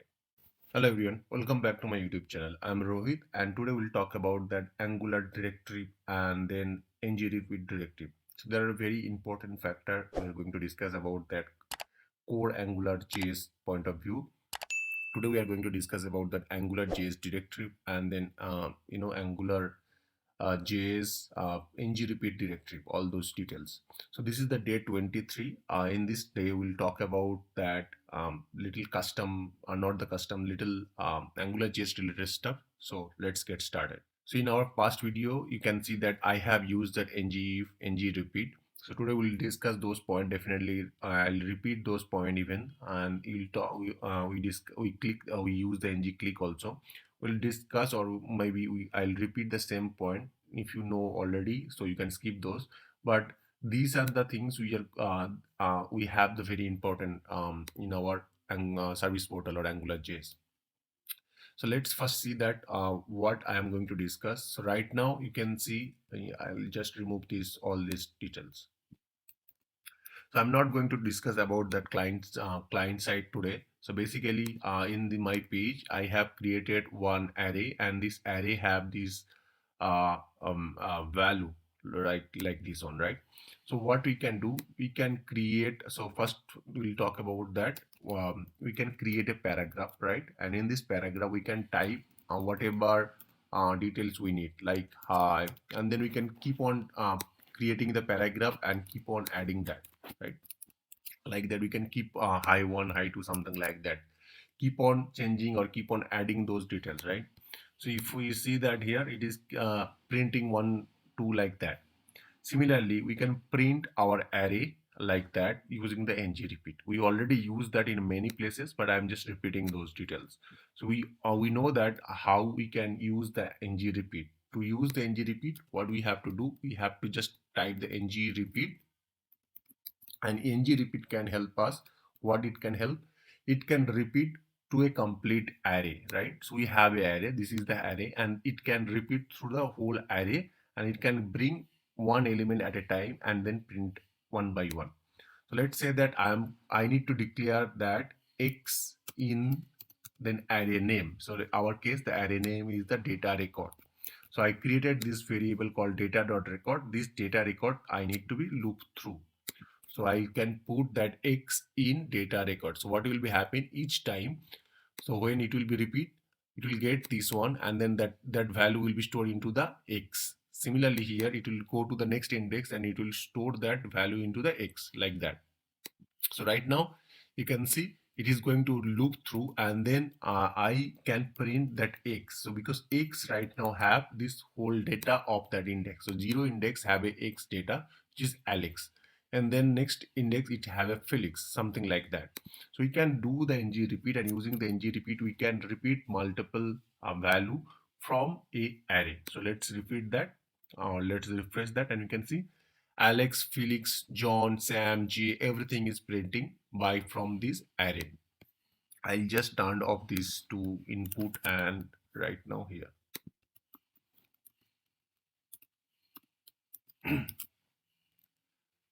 Right. So this way it can be used here, right? So next directive we'll talk about that. We talk about the ngRepeat. Now we'll talk about the ngif. What is the ngif? ngif is used to validate something, right? So we can validate that it is the particular data or not, and based on that I can print that. Okay, so what means that I can validate that? Let's say that here I can print that ngif, okay, if x not equal to, then I can define some value. So let's say that I don't want to print the John. So if the value, I don't know that what value will become, but if the value will be came up for the John, it should not print that. What will be happen? Let's save that and run that. What will be happen? You can see it's print the Alex, Felix, but John, it did not print the John because it did not validate. It validate that and it did not pass and it did not print here. So this way we can use the ngif. Now we have a options called ng show and ng hide. Okay, so what is means by ng if, ng show and ng hide? I'll do a here and I'll show you that. So this is the ng if, and then here I'll put that ng show. Okay, and then here I'll put that ng hide, like that. So there are three components: ng if, ng show, ng hide. So this point we are going to discuss. So like say the ng if, this is the ng if, and this is the ng show, and this is the ng hide. Okay, let's save and understand correctly one by one. So ng if, we understand that it validate that, and if it is satisfied it print, otherwise it did not. So let's refresh here. So ng if, in that case it did not print our John because John did not validate. Now ng show also work as expected. It show that Alex, Felix, Sam, J, but it did not show that John because it did not satisfy. But in ng hide, it is, you can see that only John is showing, right? Because see, ng show and ng hide work vice versa. Okay, so you can define that for if the condition is satisfied, you want to show; if the condition is satisfied, you want to hide. So this is the how the difference is. ng show works if the condition satisfied, then show the detail. So the condition satisfied for all the element except John, and that's the reason all the element is showing. And here ng hide is all the elements satisfied, but John, I mean for John it is satisfied, and that's the reason John name is printing, others element are hide. So ng show and ng hide is vice versa, but ng show and ng if is the same, but there is a little difference. What will be happen? I'll go and inspect element, and I'll simply inspect to this ng if and see what I mean, show you that. So you can see in ng if it is keep repeating all these elements, right? Alex, then Felix, and then here you can see John 1, it did not print. It means that this line seems to be commented out. You can see for John it seems to be commented out. It means that this element itself is missing. These elements are live element, and this for John this element itself is missing, right? But if I go for ng show, you can see John element is available. You can see John, I know is this John which is not visible at that moment. Felix visible, but John is not visible. But John element is available, but it is not printing. Okay, so basically difference is that ng if will be removed completely that attribute, HTML attribute. ng show and ng hide will be, element will be visible, element will be there, but it won't be visible. So that's a slight difference between ng if and ng show. So we discuss about ng if, we discuss about ng repeat, we discuss about ng show, ng hide. Now we discuss about ng click also earlier. So ng click is used to whenever you want to call any particular function in our client side, with that time we can use the ng click. We use that ng click, and here we can define the function name, and from the function we can call to the client side. So you already discussed that ng click. Now ng src, what is the ng src? ng src is used to like whenever you want to print the image, we use the image and then like that, right? We print that ng, then we can put we can print that img, and then here we can put the src, and then you can define that it's src name, right? Similarly, instead of src you can put the ng-src, and then here also you can put that image path. So this is the path. Now we'll talk about the ng model. What is the ng model? ng model is nothing but we can define any variable as a ng model. In this case, if you remember that in this input box we define that ng model, and then under this model we can define a variable, so that whenever the value will be changes for this particular text, or you can here we can define this user id. I'll show you that. Okay, so let's say I define that input box variable ng model equal to user type. Now what will be happen whenever these variables value will be changes to this input box, like whenever I'm printing that, the ng model variable will be continuously update themselves. So ng model is nothing but whenever you add any particular attribute on a particular attribute, like input or input box or any type of input given box, it will continuously take input from that and it will continuously update their variables. Okay, that is used for the ng model. Now, what is used for ng bind? Ng bind is used is nothing but the way we are binding here. We can also use the same thing here. Okay, I'll show you quickly. So here right now we are binding called curly braces x, right? So similarly, we can directly bind to that director. Okay, what will be happen? So right now you can see we are binding that ng show, and here we are binding Alex Felix. How we are binding? We are printing that, I mean, curly braces. Instead of that, we can put that ng dot bind, and then under this bind we can put that x, and then we can remove this one. Okay, in this case, I mean, and in Angular we can bind two way. Okay, this is the one curly braces way, and another is the ng bind method. Now let's refresh that, and you can see for ng show also it is right now showing that all this value. How to use the ng bind method? So either you use the curly braces method or you can use the ng bind method. I'm going to I'll remove all these stuffs, and then here I'll create a paragraph. Okay, and in this paragraph I'm going to bind that text one. Okay, text one. And here what I'll do, I'll define that scope dot text one equal to what I'm going to say, that I'm putting some hi, and then here I'm putting some bold and say hello, and then I'm ending this bold and say like this, and then closing the paragraph. So this is a HTML content, right? Now what will be happen if I am printing or I am binding this HTML content here? What will be happen? Let's save and see that. So if I bind this HTML content here, it will simply bind that whatever data or whatever way I am binding here, right? So it is simply bind that data. Now if we use, instead of this one, I can use that ng bind HTML, and here we can say that text one, and I can remove this one. What will be happen? Now this complete text will be binded in a HTML format. Let's see, instead of this p, all these stuffs, if we refresh that, you can see it will be bind as a HTML content. Okay, so the only difference between HTML ng HTML bind, or you can see right now I'm binding again in the normal way.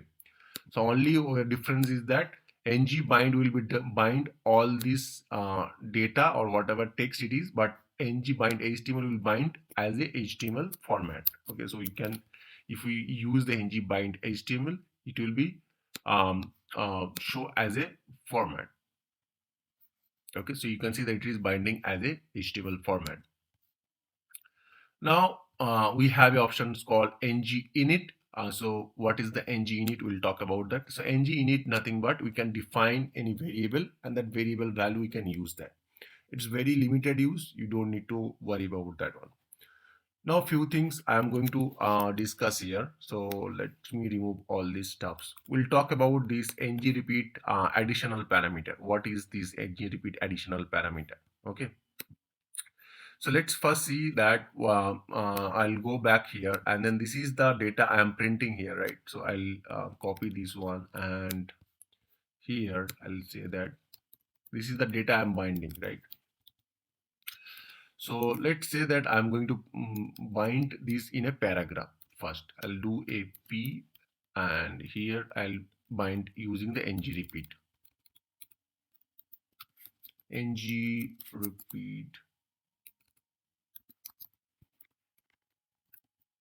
x in this one, and then here I am printing the x. So this is how I am binding right now. Now we'll talk about that index. Okay, so ng repeat index. What is index and how we can use that? So let's first, I'll print that along with that I'll say that index, and then we have a method. So curly bracket, we can say that dollar index. What will be happen? So this is an array, right? So it can help or it can also show you the index. So let's refresh that and it can show that index. So you can see each time it is showing that index. So this is the Alex, which is array index 0. This is the Felix, which is array index 1. This is the John. This is Sam. This is Jay. This way we can print their index. Okay.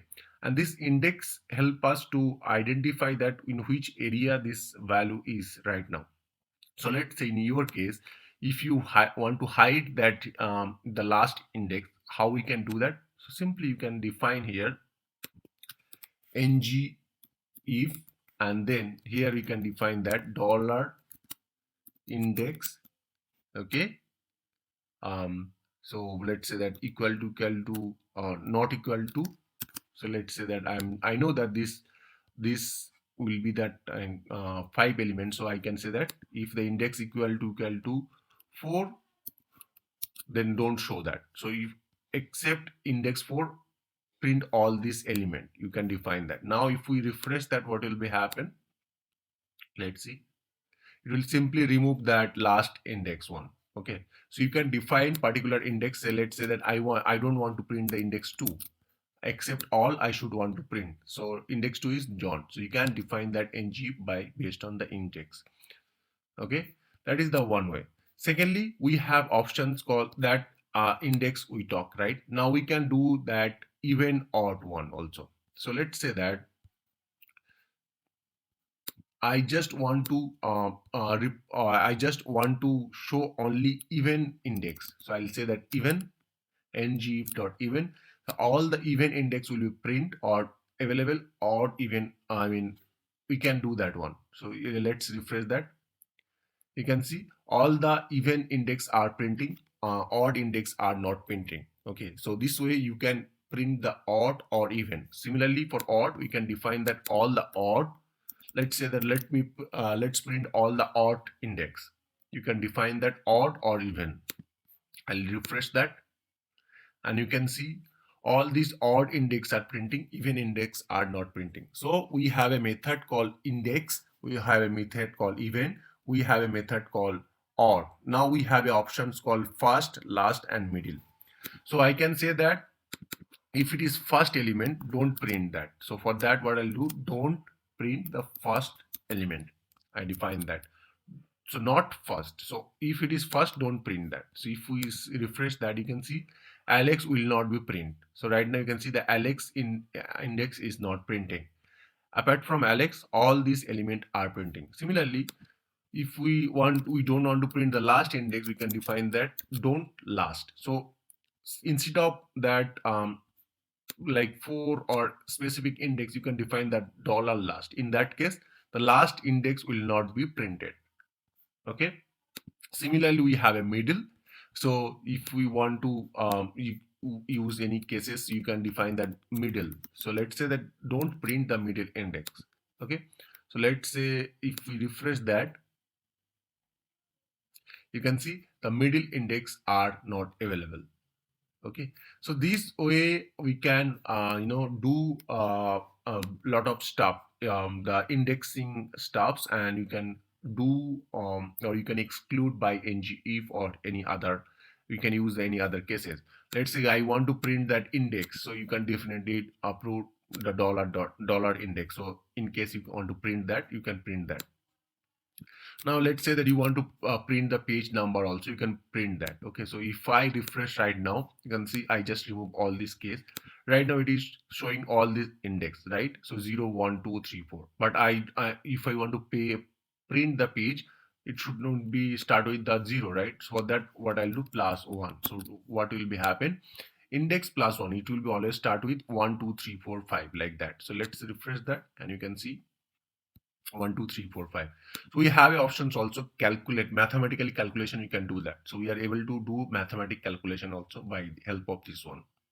So that's it for today. If you have any question, let me know in my comment section. Thank you very much. Have a great day. Hello everyone, welcome back to my YouTube channel. I'm Rohit and today we'll talk about that AngularJS filter. So last day we talk about that AngularJS directive, and then we talk about that ng repeat additional parameter called index, and then odd even first last those stuff. Today we'll talk about that Angular filter. What is the Angular filter and how we can use the Angular filter. So let's go back to here. So we are printing that all these this is our main array, and from that array we are printing right now.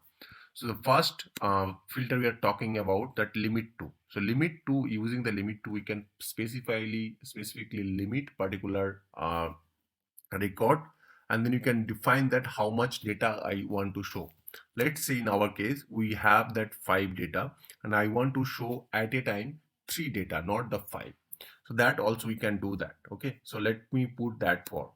So to limit that, what we have to do, here we are doing the ng repeat, right? So here we are doing the ng repeat instead of along with this ng repeat, we have to put this limit to keyword. To do that, I have to do the pipe sign, and then I have to put the limit to, and here we need to define that how much amount I'm going to limit that. Let's say in our case we are showing 1 2 3 4 5 data. I want to limit that 3 data, so I want to show the 3 data, not 5. In that case we can put the limit to and then colon, and here we can define that where or what is the limit count. So I say the limit count is the 3, and let's refresh that. It will show the 3 data. Okay, so you can see it is showing the 3 data, 1 2 3. After that John, it is not printing. Apart from the limit to, we have a one more parameter called begin. So from where I should use that. Okay, so index, I need to define the index. So for Alex, index is 0, Felix 1, John 2, like this one, right? So we can also define that index also to show that from where I should want to print that. Let's say I'm saying that let's print for index 1. So for that, what I'll do, I'll put that index from index 1 and then print 3 element. Okay, so let's refresh right now. So we total have 5 element, and under this I am trying to say that limit me the 3 element, but index will be, starting index will be 1. So let's refresh one more time here. Now you can see that it is printing from the Felix, John, Sam. So first index it's removed. As I mentioned that I want to start from 1. So you can see the starting index I have said that 1. So it will be starting 0 and 1. So this is starting from 1, and it takes 3 elements, first, second and third, which is the Felix, John and Sam. Okay. So this way we can print or limit our data. So how we can use this one? Let's say that what I'll do, I'll create a input called input, and then type equal to, let's say that text, I'm putting the text or maybe number, and then here I'll put the ng modal, and here I'll say that start index, and then close that. Okay, and this start index I'm going to use here. Okay, and here initially the start index, I am saying that in the client side I'll say that scope dot start index equal to 0. Okay, so let's save that and let's understand that what is happening. If we refresh here right now, it is printing from Alex, then it is printing Felix, and then it prints John. Now once we increase that the index, it will be happen, it is started filtering from the Felix, John, Sam. 3 element is the static, but based on this my input, it is changing or shifting that array. So you can see it is continuously shifting that array. So this way we can implement the pagination. We'll do that in our further class, but this is how we can do the limit to. So limit to is a very important factor. Now we have a options called uppercase and lowercase pipe. So what will be happen? So I'll show you that. So right now you can see we are printing these data, whatever is actually present. So Alex, Felix, John, we are continuously printing all this value. Now we can convert this text to the uppercase. We can convert this to the lowercase based on our use case. To update that, what we have to do, we just have to add the pipe sign here and say uppercase. We just have to be say that uppercase. Once we put that uppercase and save, refresh that, so this Alex will be updated with all this data will be updated with the uppercase. Similarly, we just need to be, if we want to convert to the lowercase, we just, so we'll say that lowercase and save that. This text will be updated with this lowercase. So you can see all this text is getting lowercase, but actual variable is not changing. It is just updating the view or just updating or showing the value. I mean, just showing as a user, but backend values remain as it is. So we can convert this lowercase or uppercase. Also, we have a order by. So what it mean by that? So let's say that what it will be helpful. So here we can say that order by, and then we can define by what.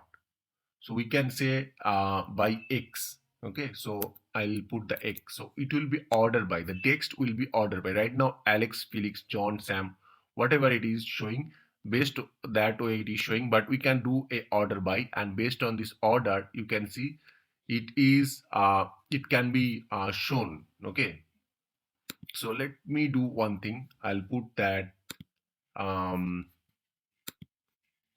here Bob. Okay, and then here I'll remove this limit 2 for the timing to show the demo, because it is not showing all this data. So I'll remove the limit 2 and let's save that. So what I am saying that do order by based on X. So what will be happen if I refresh that, the actual data is, you can see Alex, Felix, John, Sam, J, Bob, but it is actually doing order by with the Alex, Bob, Felix, J, John, Sam. So it is doing the order by based, actual data is there, but we can do order by. Now order by also have a one more parameter called true false. So for ascending and descending order. So if we put the true, what will be happen? Let's save that value and refresh that. You can see if we put the true, it will be do by descending order. Okay, so you can see you can put the true false, and based on that you can do order by ascending or descending order. Now we'll talk about that filter. So one of the another method called filter, Angular filter. So what does help um, filter? Filter help us to search particular element. Let me implement that and tell you that how we can implement the filter. So if I go back here, so if we implement the filter, you will be able to directly search that content from this array. So what I'll do here, so instead of type equal to number, I'll change to the text so that people can be put the text. And here what I'll do, I'll remove this order by, and here I'll put that filter and filter colon, and then I'll put the start index, or maybe call start filter, something like that. I'll rename that, and here I'll put this one. And in the client side, I have put that full this one start filter. I'll just update that start filter equal to blank. So understand correctly what I am doing. I created an input type called text. Under this text, I created a ng model. Under that, I just update that start filter, and then start filter initial value is blank. Now I'm going to filter with that start filter, and then I need to close these ports and then save that, and let's refresh here. You can see all this data is right now visible, and if we search right now, you can see it is started searching that. So in this way you can start searching using the filter. So using the filter method you can search that. So that's it for today. If you have any question, let me know in my comment section. Thank you very much. Have a great day. Hello everyone, welcome back to my YouTube channel. I'm Rohit, and this is the day 25 of the service portal training.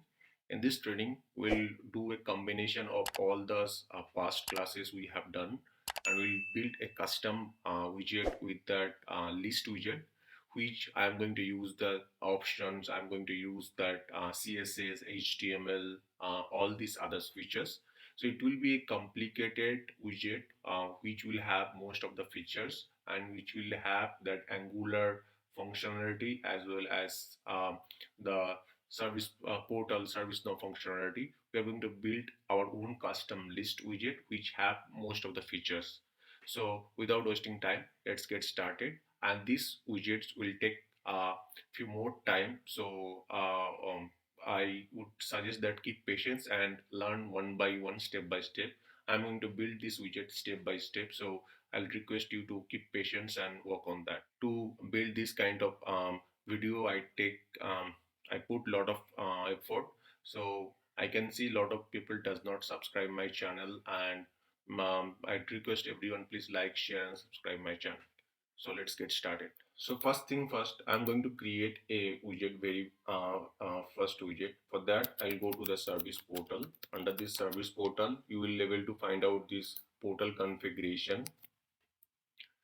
Um, Here I'm going to create a brand new widget. So I'll click that widget editor, and here I'm going to create a new widget called custom list, something like that. So I'll click here, and then I'll put that custom list, and I'll create a test page with the same name and click submit. Now my widget is open, and here I can start coding. So let's say that in the beginning I'm saying that hi, and just save that, and I'll open that test page. So I'll duplicate that and I'll open my page where I can test that, and you can see my page is open and which have that hi message. Now I'm going to build some of the code. For that, what I'll do, I'll go here and then right click here and click the open in platform, and from here I'll take some parameters so that those parameters can be passed. Now if I scroll down under this widget, and if you see here, we do have options called data table and the field. You, or if you already watched my previous video, you know that what is data table and what is field. So these two used to pass some additional parameter to actually your instance. We use that. So I'll just update this call sp instance table, and then here under this field I will select the table. So I'll select the filter. So these are the information at that moment. I am taking the minimal information and I am just updating my widget. Now what I'll do, I'll refresh this page right now, and under this page if I press control and then instance options, I can see I'm not seeing those, you can see I'm not seeing those fields that I have created, that table and filter, because it is right now pointing to the SP instance. What I'll do, I'll right click, go to the page designer, and I'll remove this custom list here. I'll remove this everything. Now I have to click here and click plus sign, and here I have to put that custom list. So I'll just drag that. So right now my custom list is added. So why we do that, this one, because previously when by default it was created by, in that instance was created sp underscore instance table. Now once we remove and added that, so because we changed this data table, right? So right now the instance is created under sp instance table. So now if we refresh that, and here if I right click here, control and right click, instance option, here we have the options called table name, and then we have options called filter, and then here we can put the title. So very first thing, I'm going to put that table name equal to instance incident, and here I'm putting that filter equal to active equal to true, and here I'm saying that incident details. So this minimum, with this minimal information, I'm just saving this widget. Widget options at that moment, instance option at that moment. So now you can see it's pop up the record save. What I'll do, I'll right click and instance options again. I'll right click here and open in platform. So if you see here, right now the instance is open called sp instance underscore table. So instead of SP instance, we move that from SP instance to SP instance underscore table, this table. Now we have to write some code. So if I go back here, so first thing we have to query to this backend table to get the data. So for that, what I'll do, I'll put that called data. So I'll put the data dot table like that, and here I need to get the table name. For that, we can put the dsp dot get value, and then here we can get the data from the instance. So we'll put the field name called table. This field name we'll put here. So we'll put the table, and then we need the query. So we'll put the data dot query, and then here I'll put the $sp dot get value, and then here we'll put this filter here. So I'll copy and put the filter and then move. So right now we receive these two information, and we need to be, secondly, what we need to be, we need to define that which all fields I need to be show, and then which what if your header is different, then you can define that. So let's say that I'll put the data dot field list, and here I'll add the field. So why I am doing that, I can put get this information from the instance, but I got some requirement that their field label, whatever is in the backend, they don't want to show into that front end. So that's the reason I am taking that. So I'll take the number and short.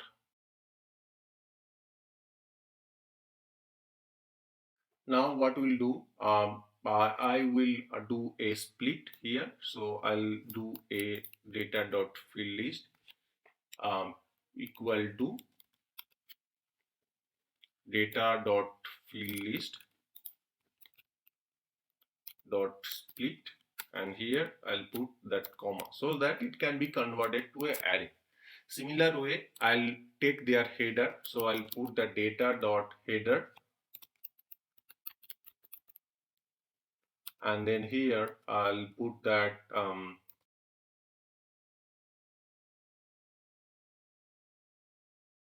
so this way we receive that header. I'll put the data dot header equal to I can put that in a small. So I am just taking that all this information so I prepare that information, like which table I should query, which filter, and which all field I need to be shown. So these are the information we are right now looking for. Now what we have to do, we have to query to the particular table. So let's say that I'm going to query. So let's say I'm going to query that vgr equal to new glide record.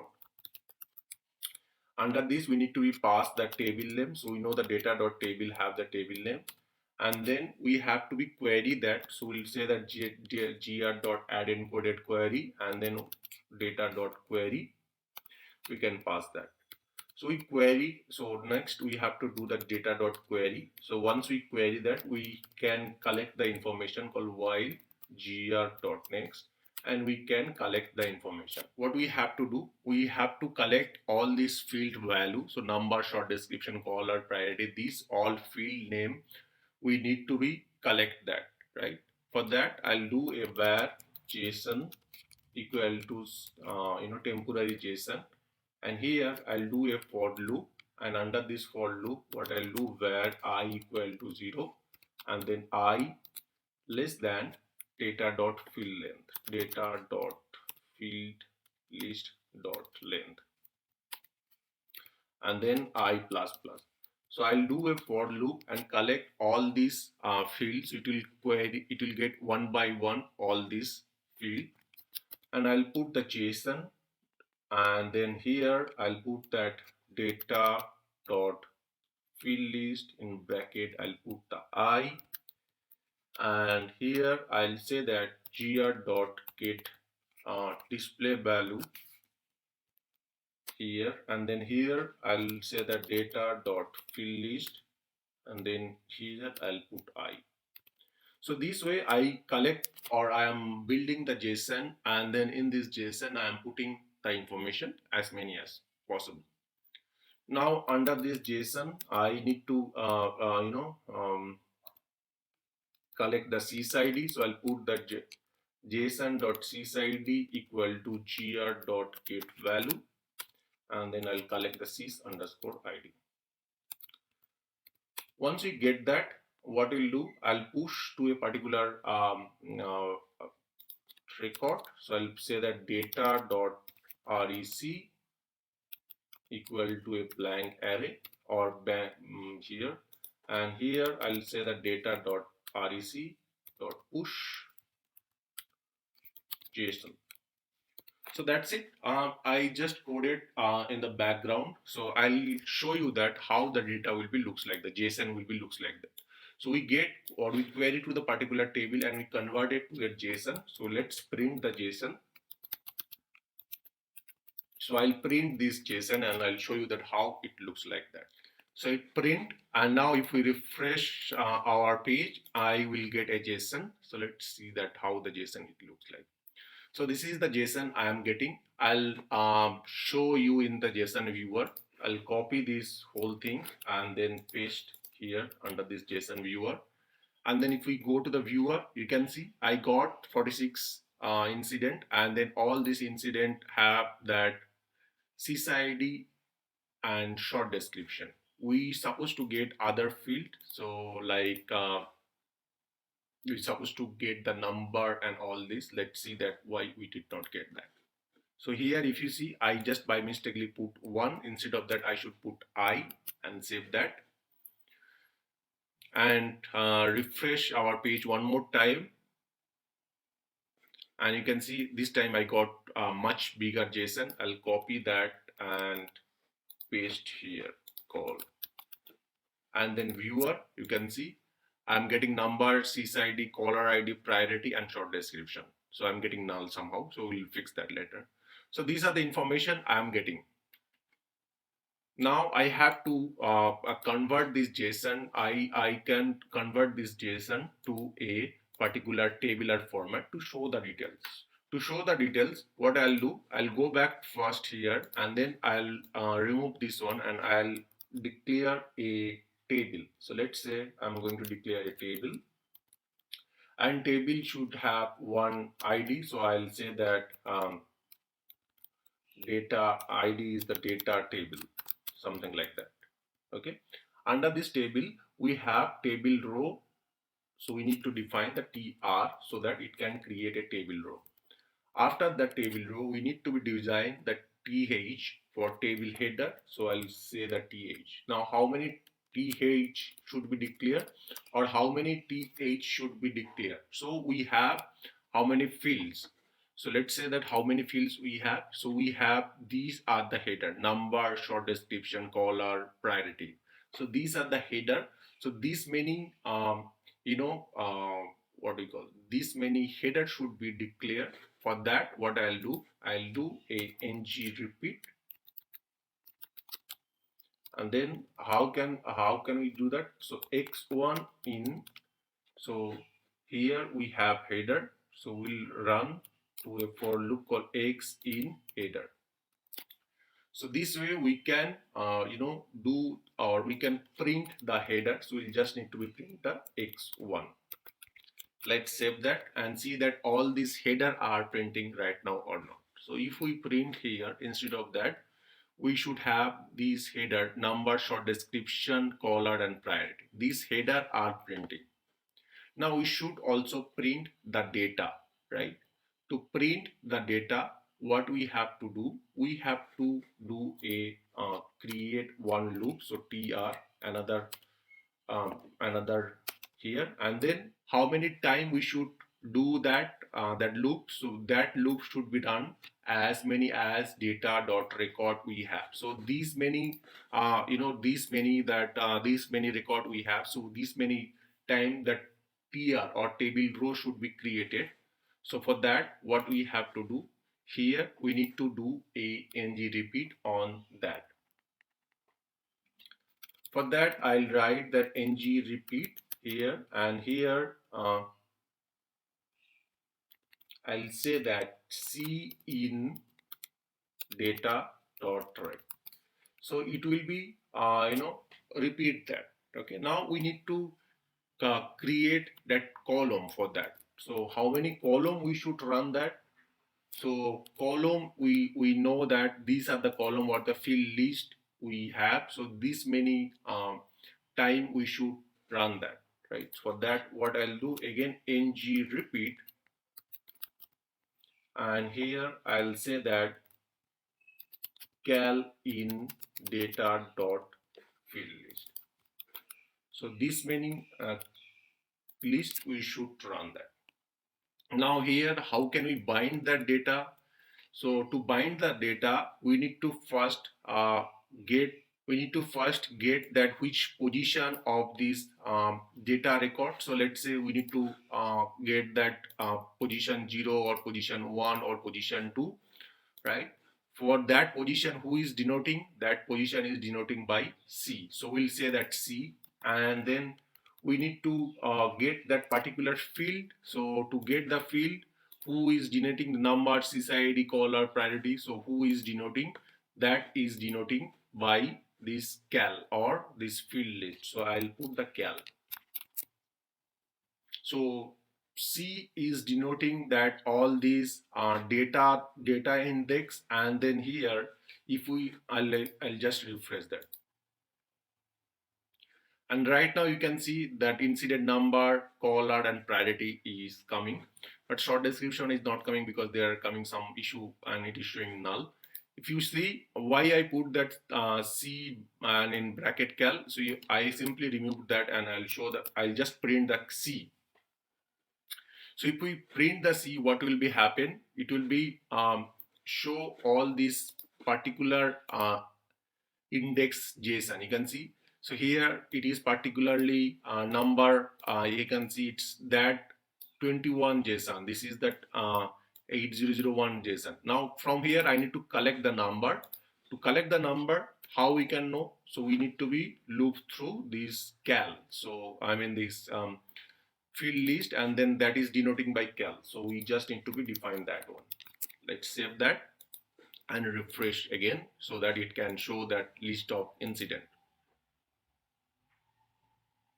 and it is showing right now list of incident right now. Now what we have to do, we have to put somehow the short description is not coming. Let's see. So I need to put this short description like this one and save that. So P was missing, and let's refresh that. And you can see short description also started coming. So all this incident and short description are coming right now. So that's fine. So we have the ID called data table, and these have row, and these or first row have this header, and second row all the data. Now we need to put some CSS to see in more good way. So I'll go back here under this service and here I'll put the CSS. The first CSS I need to put that hash here, and then data table, and here I am going to put some CSS. So first I'll put that width equal to 100%. Okay. So this table width should be 100%. I just save that and let's see what changes it is showing. So if we refresh right now, you can see it's divided and the width is 100%. Now I am going to planning to make a border of this table. So what I'll do, each item, each cell should have border, right? So each cell means this is the TD, right? These all are TD and these all are header, TH, and these all are row, right? So all TD or all cell should have a border. For that, what I'll say that I'll say hash data table space TD comma hash data table th should have border. So to create the border, I'll say that border, then I need to specify that how much pixel the border will be. So I'll say the 1 pixel color will be the solid, and then what should be that color, so I'll define that color and simply save that. So it means that the table will have some all this TD or cell should have some border. So let's refresh that, and you can see each table or each cell have a border, and it have this kind of border. Now you can see these text are in the left shifted, right? So what I'll do, I'll put some padding, and here I'll say that 8 pixel. So there should be some padding on top, left, right, everywhere that padding should be there. And let's refresh that. And you can see the left side there are padding, the top side, bottom side, every side there are some padding. Now what I'll do, I'll say that even row will be some color, and that whenever I am going to hover that, there should be some different color. So let's do that.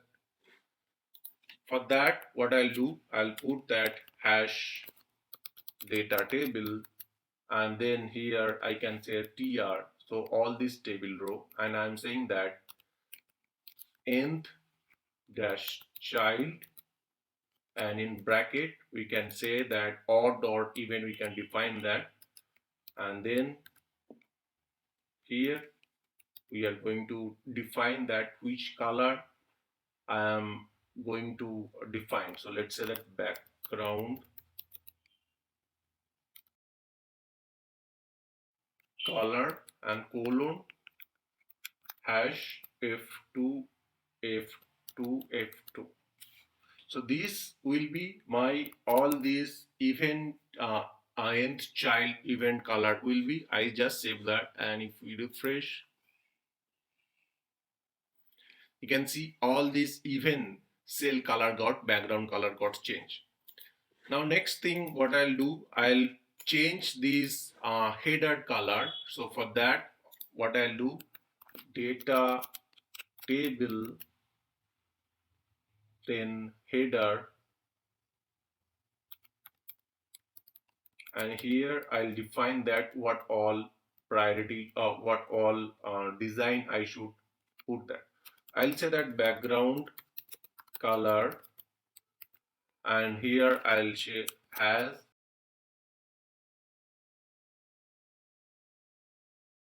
so this might be my color, and then the text color, for text color we don't need to specify anything, text color, we just simply say that text color, and it will automatically take the text color and save that.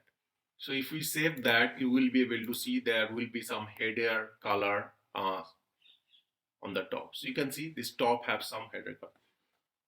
So fine, this table is organized and looks good at that moment. Now what I will do here, we will add some sorting method on the top, like sort by ascending or descending for each and every column. For that, what we are going to add here, we are going to add a span. Let's do that. So each header have some sorting mechanism. So for that, what I'll do, I will add some sorting mechanism here. So let's say that here we'll say a span. First we'll show that icon, so class, and under this class we are going to add sort order, and then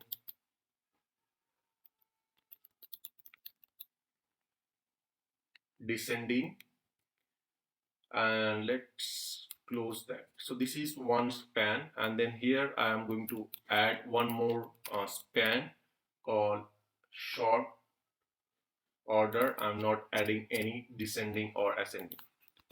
So this class we added, but we need to add the icon, or we need to add, if we refresh that, so we created some class, but we need to define some icon to show that class or to show on the span. So here we are going to define that here call short order class short order, and then I'll say that after,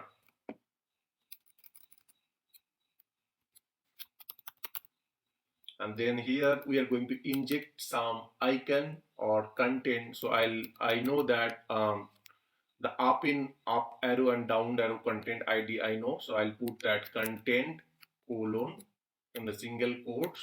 I'll put slash 25 b2, and similarly I need to put one more for this sorting short descending I need to add. So what I'll do, I'll put that like here and then here colon after,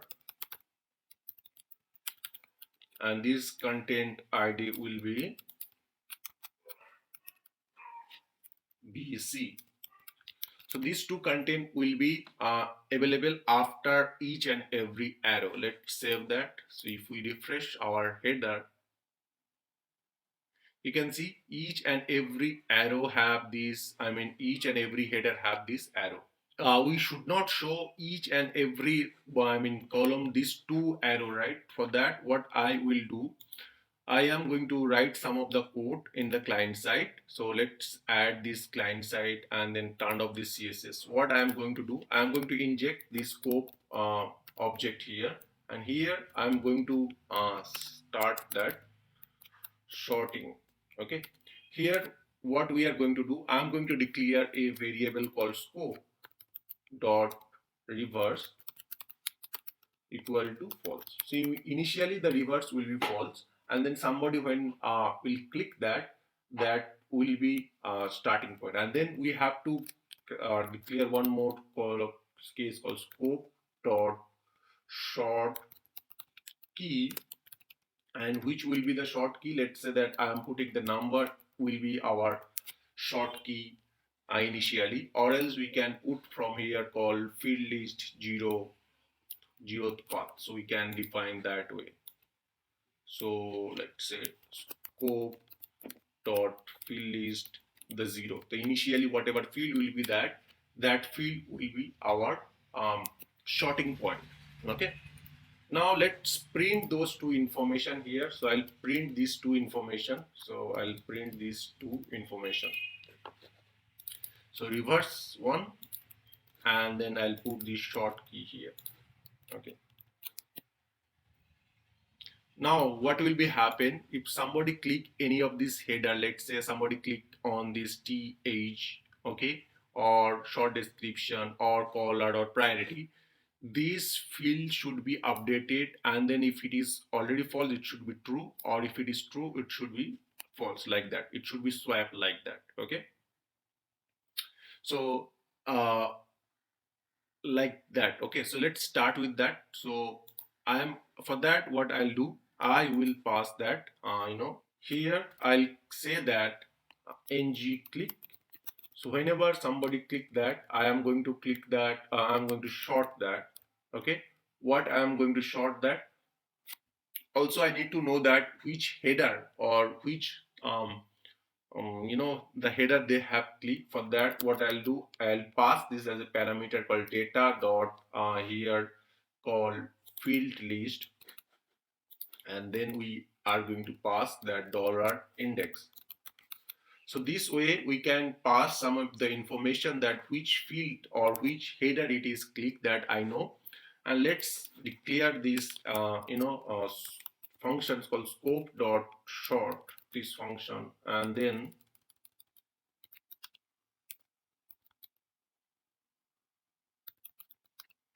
here I'll define the function. Under this function I will say that field, and let's put a alert here and see that I'm getting correct field or not. Actually this should be in this way. Now let's save that. And if we refresh that, and you can see each time whenever I'm clicking that, it is giving me that alert. So we just need to be update this field. For that, what we'll do, we'll say that scope dot sort key equal to field, whatever field it is coming. And then what we'll do here, we'll say that dollar scope dot reverse, okay, whatever value was, it should be that opposite value. So I'll just copy and then not this one. So whatever value was there, it should be reverse of that value. Now let's simply save that and see that what is happening. So if we refresh our page here and then click the number, you can see it is getting true, false. Let's say here I'm clicking that short description, getting true, false, caller getting true, false. Now what we can do, remember that we have a here called ng repeat, where we can add the order by mechanism so that it can start ordering that one.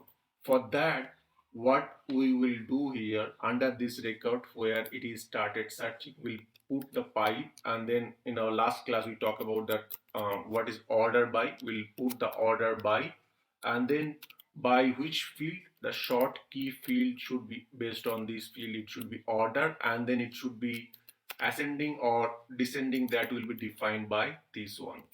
Okay, let's save that.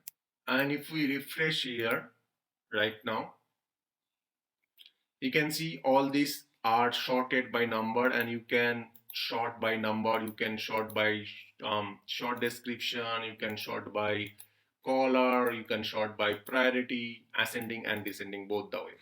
Now I don't want to show these arrow each and every header. I just want to show the arrow whenever it will be um, added or whenever it is needed, right? For that, what I will say that it will be show this descending ng show will be only available in two conditions. So this is on the descending order, right? So it will be show in a two condition. First, the short key, this key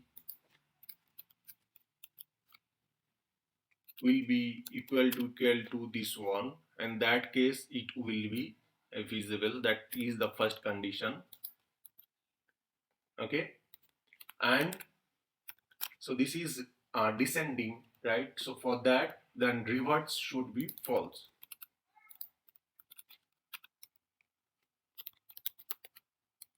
This is the one condition that when it should be visible, I'll copy this one and then paste here. And when it should be, so it should be, if it is reverse equal to true, in that moment it should be visible. Here double equal to false and then true. Save that.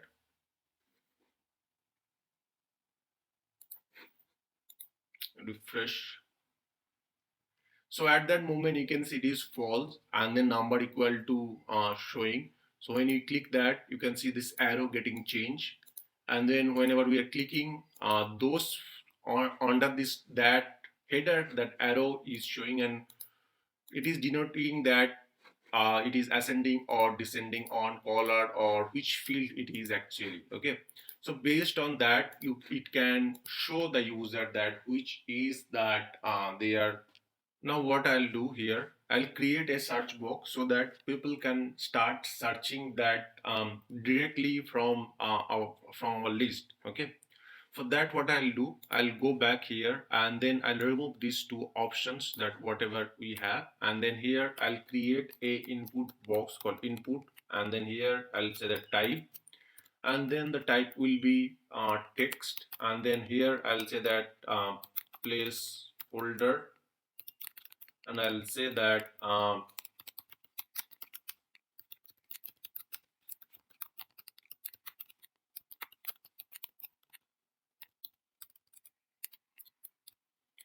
and then I'll put that ng model, and then here I'll say that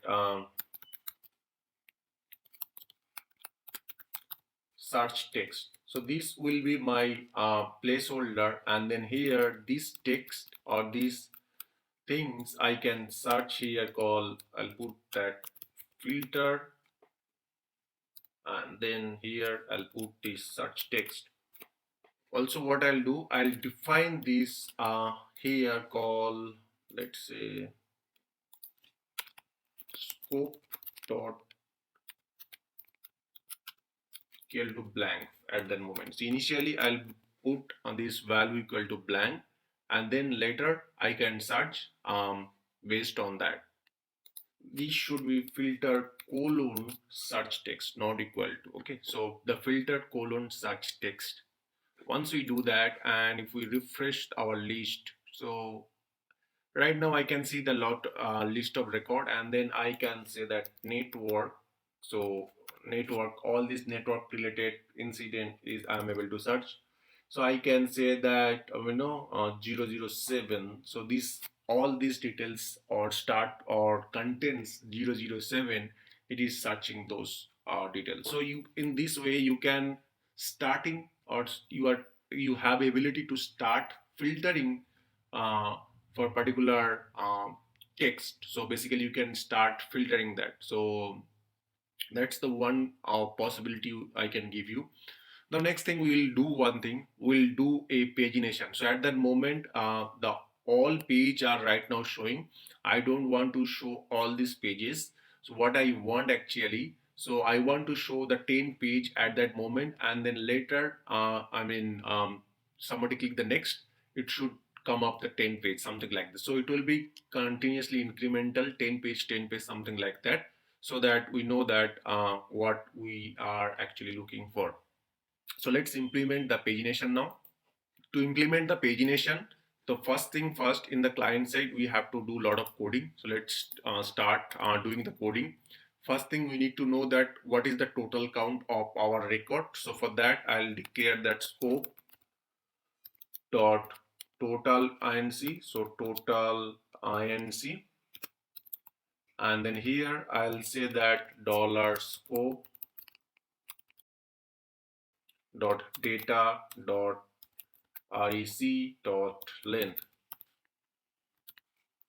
So this might be my total inc, and then what should be our maximum count. So how much maximum record we are going to show here. So that I'm going to declare that scope dot max inc. So this many record I'm going to show maximally.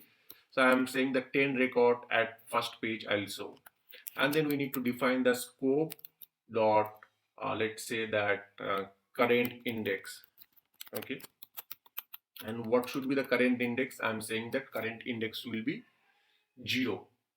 Okay, and next we'll say that how much how many page we need. So let's say that scope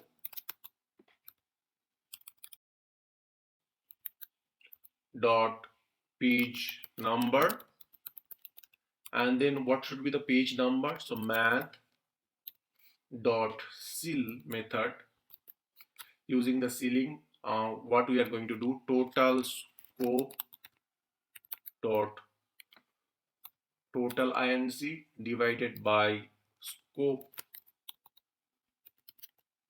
dot max incident. So this will be my page number. Okay, and then also we need to define that what is my current page. So let's say that scope dot current page, also I'm going to show that 0. So these are the variable we declare. So we definitely need that what is the total length of that or total record of the incident, and then each page how many incident I'm going to show that, and then what should be the current index, and then how much page I needed, and then what should be the current page. So these are the information I needed right now. Now first let's show the pagination or page on the top or maybe bottom. So at the moment I'm going to show you that page on the top, because you guys are not able to see that my bottom. So I will add here all these pages at that moment. So as we know that here we will get the page number. Let's say I'll get the page number 5. So we should show the page number from 0 to 5, right? So if we get the page number is 5 page, so we should show 0, 1, 2, 3, 4, 5. So these all are count we should show, right? So what I'll do here, I'll create a UL. So let's say we UL, and under this UL, I am going to create a LI, and this will be my list of page number. It will be show 1, 2, 3, 4, 5 like that. So these will be like that. So here under this UL, I'll put that class, and under this class, I'll put that pagination. Okay, and here under this li I should do something so that I should get 0 1 2 3 4 5 something like that. So for what I'll do ng underscore repeat, and then here I will do that I in get number, and in bracket I'll pass the page number. So what is the page number? So I know that this is the page number, so I don't need to pass that. So this will be get me that number called 1 2 3 4 5 like that. Okay, and then I'll put that track by index. So what is the track? Track by index, I'll show that. So track by dollar index. Okay, and here what I'll do, I'll put that dollar index. Okay, so that it will go through all this list, and it will give me that 0 1 2 3 4 5 all this page number. Okay, so you know that we might be, if total count is 30, 30 divided by 10, so maybe 3 page should show the 0 1 2 3. Okay, so let me declare this function called get number. So I'll declare that scope dot this one, and then function, and what actually will be returned here, it will return new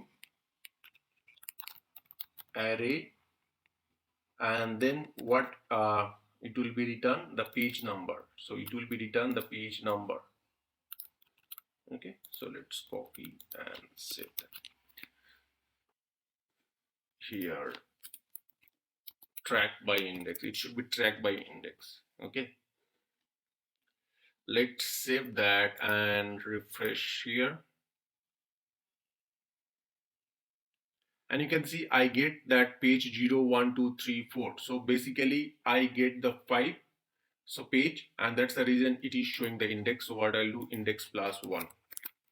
I'll show you that what is this and why we need. So basically let's print the total incident. So this is my total incident. Okay, and under this we know the maximum count, and then what is I am getting the page number. So how many pages I am getting, so let's see that. If I refresh here,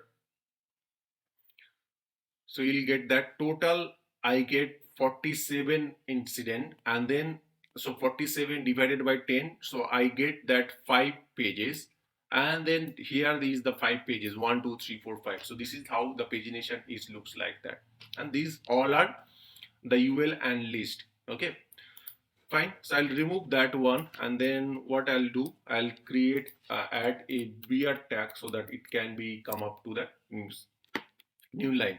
And apart from that, what I will do, I will add this this one under this A. So what I'll do, I'll add A, and then here I'll add this under A, and let's save that.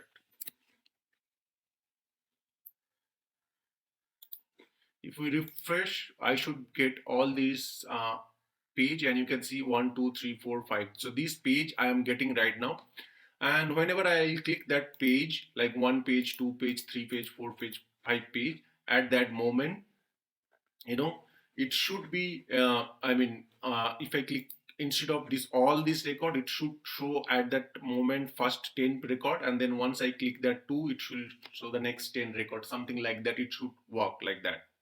Okay, so one thing I'll do here, so you can see the initially I know we declare that page number, current page, you can see 0. So so if we see here, so I'll tell you that what is the track by. So if I remove the track by and save that first, so you will get an error because the same number I am constantly repeating, and that's the reason I should be get some unique thing, and that is that unique is the index. So that's what I am saying.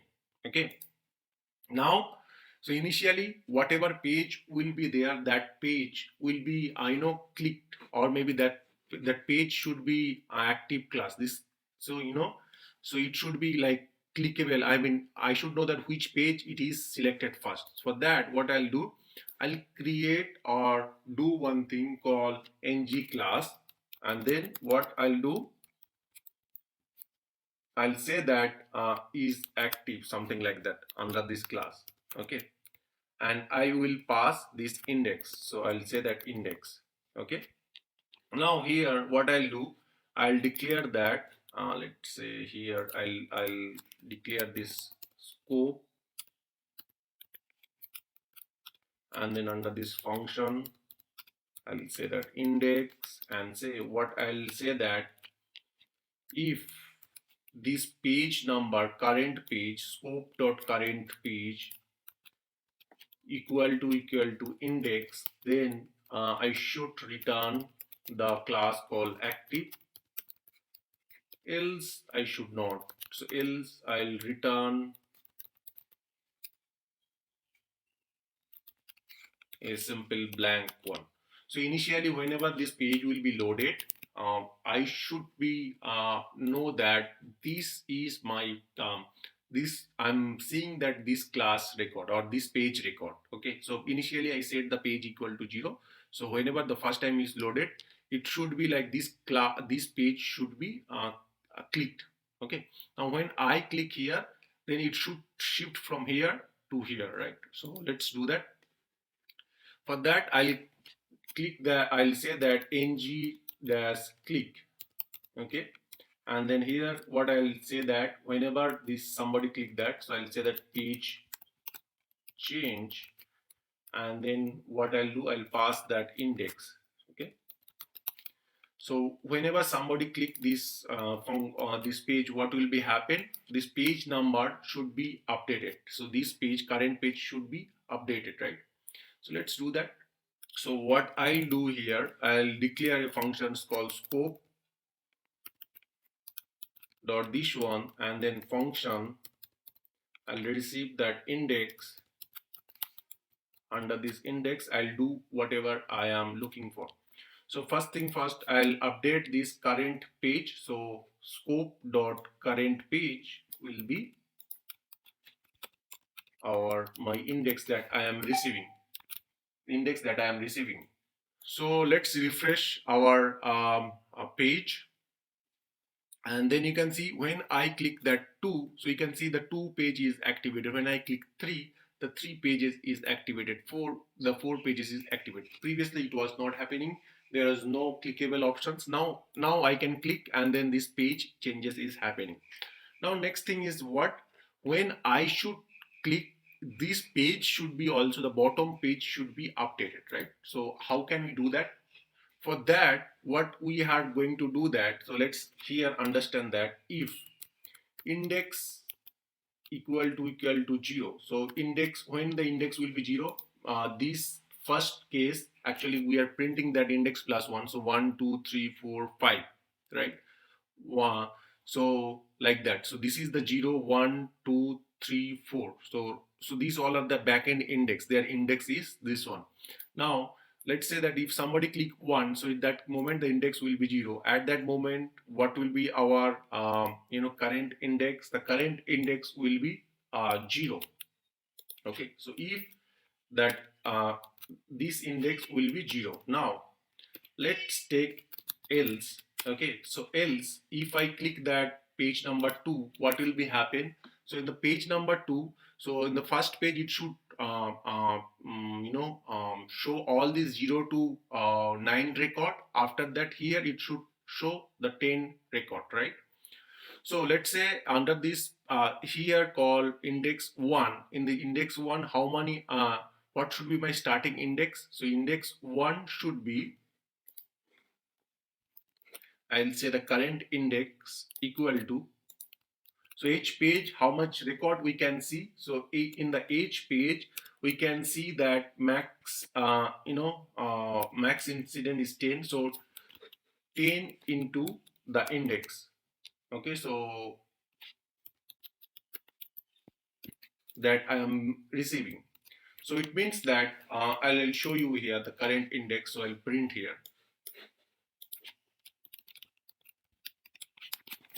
So whenever initially I am loading the page, so let's say that each page I should read that 10 record. So whenever the initially page is loading, I should read from 0 index. Now somebody click the 2, I should read from the 10, right? Because on the starting index, the record index should be 10. And then when I click that 30, I mean 3, then I should read from the 20 record, 20 to 30. Then when somebody click the 40, I mean 4 page, I should read from 30 to 40 record, right? So this is my starting index, record starting index, nothing else.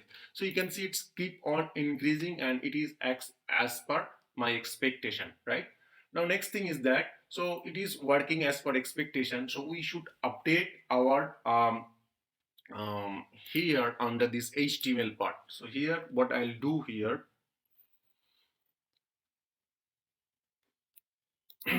here I'll put here called limit to function. So we already discussed that what is limit to. Under this limit to, we need to define that what is the max count. So max count is, we know that that is defined under this here called max incident. So we'll put that one. And then what is the starting index? So starting index is nothing but we know that the starting index is this current index. So 0, then 10, 20, 30, it will be increased like that, right? So let's save that. So it will be like that. So once we save that, let's refresh our page.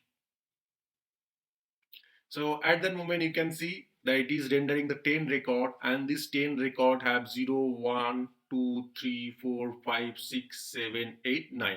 Now once we click the second page, it will go to the next page and it will start reading that one, uh, 10, 11, 12, 13, 14, 15, something like that. So this way we implemented the pagination, and last page, whatever list, record was there, all are showing. So in this way we can implement the pagination. Instead of this, I can put to that bottom. So let me put that. So I'll put this UL right now from here.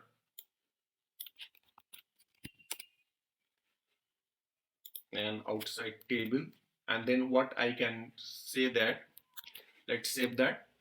So if we refresh right now, you can see all these pagination are showing, and if I click that, it's keep changing, and then we can do order by, we can do whatever we needed.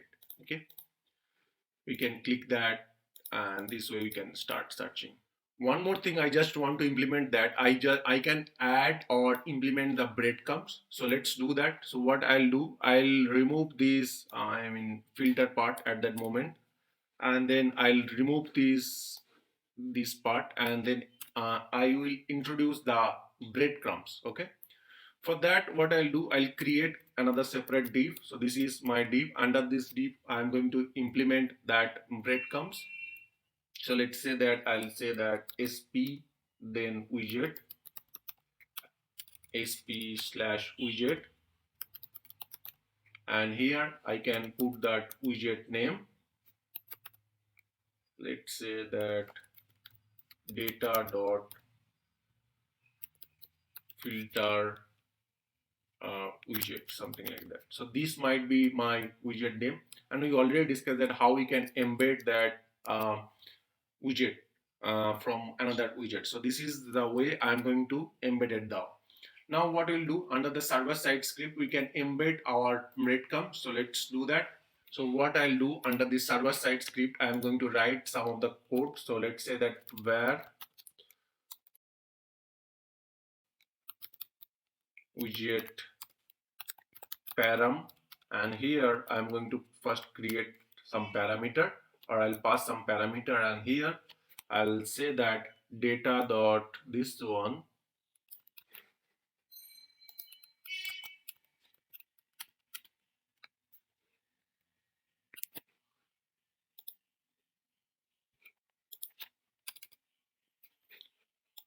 so equal to $sp dot get widget, and then here I will pass my widget name called, and then here I'll pass this parameter. Okay, so this widget parameter I'll pass that. Okay, so what are the parameter I'm going to pass that? So I'll pass the table, and then table equal to, I know that data dot table, and then we'll pass that query. So let's say that query equal to data dot filter, data dot query, and then we can say that enable, there is a one more parameter called enable underscore filter, and then I'll say that true. Let's save that and see this data dot, I mean this is rendering or not. And you can see this filter is right now showing, and then what we can do, we can create the filter, I mean we can start filtering and then we can query that. For that we need to do some addition, I mean when, let's see first. So active equal to true, this filter is available right now, but if we do something, let's say that if we remove this active equal to true and then run that, what will be happening? Is it going to work? No, this things is not going to work. If we remove that, nothing is going to work. How can we make that? So that for I'll, that will be task for you guys, so you need to you just try that how we can implement. So you just go through that and analyze that widget that I have given you, that called widget.filter.breadcrumbs, and let me know that you can implement or not. If you cannot implement that, go go and then check my website, you will get that details. So that's it for today. If you have any question, let me know in comment section. Thank you very much, have a great day. Hello everyone, welcome back to my YouTube channel. I'm Rohit and this is the day 26 of the service portal training. In this day we'll talk about the localization. So what is the localization and how we can implement the localization in our service portal. So let's understand one thing. The service portal is built for the end user. So maybe this project or this portal is accessible from different country people, different region people, and the people, they are in a different region, they want to know or they want to see the portal in their native language instead of English.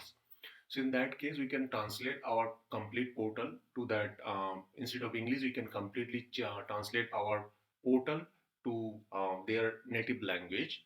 So that's the reason we can implement the localization. Now in the service portal, we can implement our code in a good manner or in a such a way that it can be automatically translated based on their current language, or else you can use the Google automatic translator so that it can automatically translate.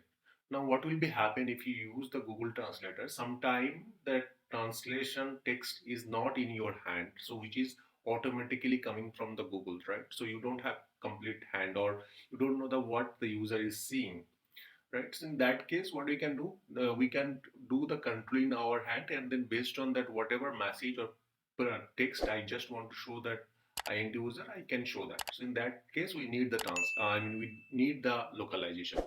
So let's say that I stay in the Thailand, or maybe I know the Thai language only, so I can read the my portal, the end user portal, in Thai language only. Okay, so let's understand that how we can build, because this functionality is provided by ServiceNow, how we can use the translation method in our service portal.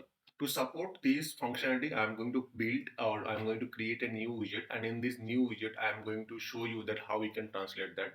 Before I start, I would request everyone to please like, share, and subscribe. I can see a lot of people does not subscribe my channel. Please like, share, and subscribe, and hit on the bell icon to get the notification of my video. So now let's understand that how we can enable the localization. So if you see here, if I go back to my profile, under this profile, if your organization already enabled the localization, you will be able to see most of the cases the organization have enabled the localization. and if you go back to your user profile, you will be able to see the many languages available here. If that if the apart from system none of these languages are available, it means that localization is not enabled, and in that point there is no point to discuss that.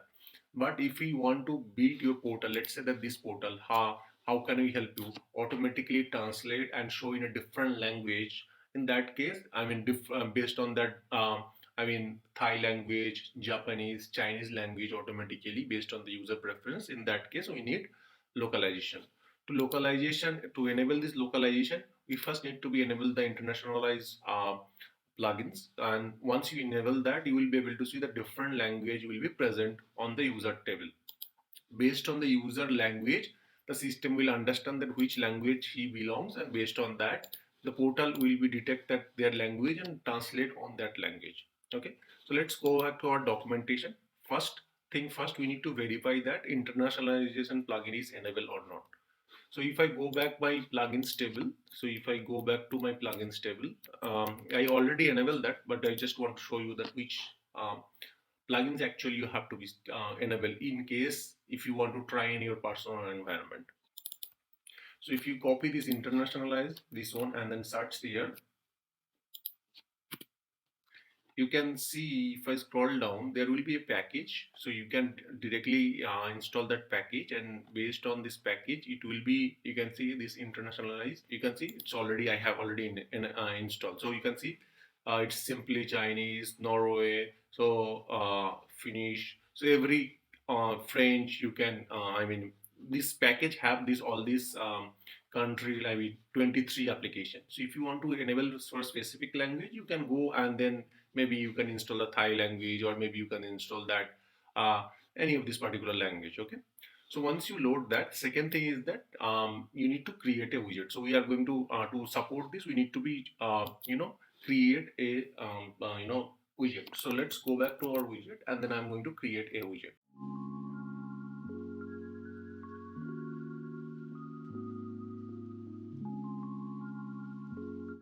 So let's say that, for example, I have created this widget, and this widget I'm going to see in here, in our case. Okay, so let's go back here, and if I say that hi, and then I'll say that hello. Okay, so this text I am creating, and then if I go back to my profile, and then if I change my language to the Thai language, for example, because Thai language will be seen in a very good way. So I'll select the Thai first. So once I change my language, and you can see it's automatically changed this all this label in a Thai, and it is looking. I mean, the reason I changed that Thai language is that you won't be able to. I mean, you will be able to completely differentiate between English and Thai. So you can see all this text field, I mean this field label got changes to the Thai language. So, and then the UI action menus are getting translated. So people can start seeing those data and understand based on their Thai language. Now, if I go back here, and then if we refresh our page or code, that whatever I have written, that text, the portal will not be translated. You can see this is not get translated. The menus in the top got translated, but the bottom, whatever I created the custom widget, that not translated. Now the question is, how can you translate that automatically from, I mean, normal this text is not getting translated, right? So how can you translate that text? So there are three methods for three purpose. The first method I'll show you that, and then how this translation will work I'll show you that. So first thing, all this translation or the text will be present under sys underscore ui underscore message table. Under this message CCY message table, you will be able to see the three fields. One is the key, then language, and then message. Key is used for which text, for language is for which language, and message is what I should show. Okay, so let's say if I put hi, so if your message is hi, so it is, you need to define here. So I already, as I loaded the internationalized plugin, automatically is loaded some of the language, and you can see for hi what is happening, this text will be visible. So for hi, this message will be visible. In case your custom text is not present, you can create your own text here, and then that is represent to your um, portal. Okay, So let's say that our case, I put that hi and then comma hello, and these texts are not getting translated whenever the user language got changed to Thai language, right? To do that, what we have to do, let's search that whatever text we are going to put that. So let's say I'm going to put that hello, and then hello also have some Thai language and or for all this language, okay? So let's say I'm saying that hi, hello, or maybe hi, I am good, okay? So this I am good, this text, is it available here? So let's see, I am good, this text is available or not. So this I am good, this text is not available. In that case, you can create your own message here, and based on that, you can put that message, and then it will automatically translate basically, okay? So what I'll do, so far you understand that from where this message will be shown to this portal. From this CCY message, that this text will be translated and visible here. Now, how we can translate? Okay, so let's refresh our page here first. So this is our message: Hi, I am good, and then this hi and I am good should be translated, right? To translate that, we have three methods. So directly we can translate from this HTML. So if, because if you are putting some text directly here, you can put the translation directly here. If you are getting some text or setting some value into client side, we can do that translation in client side. If you are using the server side, you are getting some value in the server side, you can also translate into server side. So three way we can translate. The first way is that I'll show you that in client side how can we do that. So in this HTML side, to do the translation support, you need to put dollar, and then you need to put the curly braces, and then under the curly braces you will have the text, okay? Again, for for sentence or long key, you can put that like I'm breaking that hi, and then I'm breaking this one, okay? So two way, I'm breaking in two parts. So this is the hi, and then I am good, I'm putting in another part. Now I'll change my language here. Let's say as I mentioned that I am good, this keyword is present or not. Let's see, this keyword is not present, but is hi present? Hi is present, okay? So I'll change my Thai language and see that what will be happen. So I'll go back to my profile, and then I'll change my language from English to Thai and save that. And here I will refresh my portal page, and you can see high text got changes, and from where it is changes, or from where this value is coming, this value is coming from CCY message, but this I am good is not coming because I am good text is not present to the CCY message. So in case if you want to translate completely 100%, you need to put, or you need to check that each and every sentence are present to the CCY message for that particular language. Now this I am good is not present to the CCY message, and that's the reason it is not getting translated, okay? So if the key or the value is not present to in your CCY message, whatever text it is, like whatever text actually in English, that text will be represented here. So in our case, this text is not present to the CCY message. That's the reason it is just simply showing to the English message. Now for that, what I'll do, I'll go back again and change my language to the English, and then what I'll do, I'll copy this, and maybe I can go back to my translator and then check that what should be the value, or maybe you can go to the Google and you can get that value and then use that. So let's say I'm doing that. So simply in Google, what I did, I paste my text and I got that translation text. I'll copy that, and then what I'll do, I'll go back to this CUI message table. I'll go back to the CUI message table, and then from the CUI message, I'll click the new, and then here I should select the Thai language equal to Thai, and this will be my key, and then this is the translation that I have received from the Google, or maybe if you receive from the translator, that's very good. So you put that. So now I know that for each and every language you need to create indefinitely. So you can use the Google Translator sheet to automatically translate that, or else you can use, or you can get this value from your translator. You will ask the customer, and then customer can provide that. Now our translation is ready, and what I'll do, I'll go back here and then I'll change my language again and see that it is working or not. So I'll simply change and save. Now if we refresh our page here, you can see both the text got translated. Basically this text is coming from the backend CCY message. So that is the one way, because if sometime we can directly hard code it here, and then that we have possibility that we can put simply dollar and then this braces, it will automatically translate if the value is present to the CCY message. If not, then it will just simply show into the English.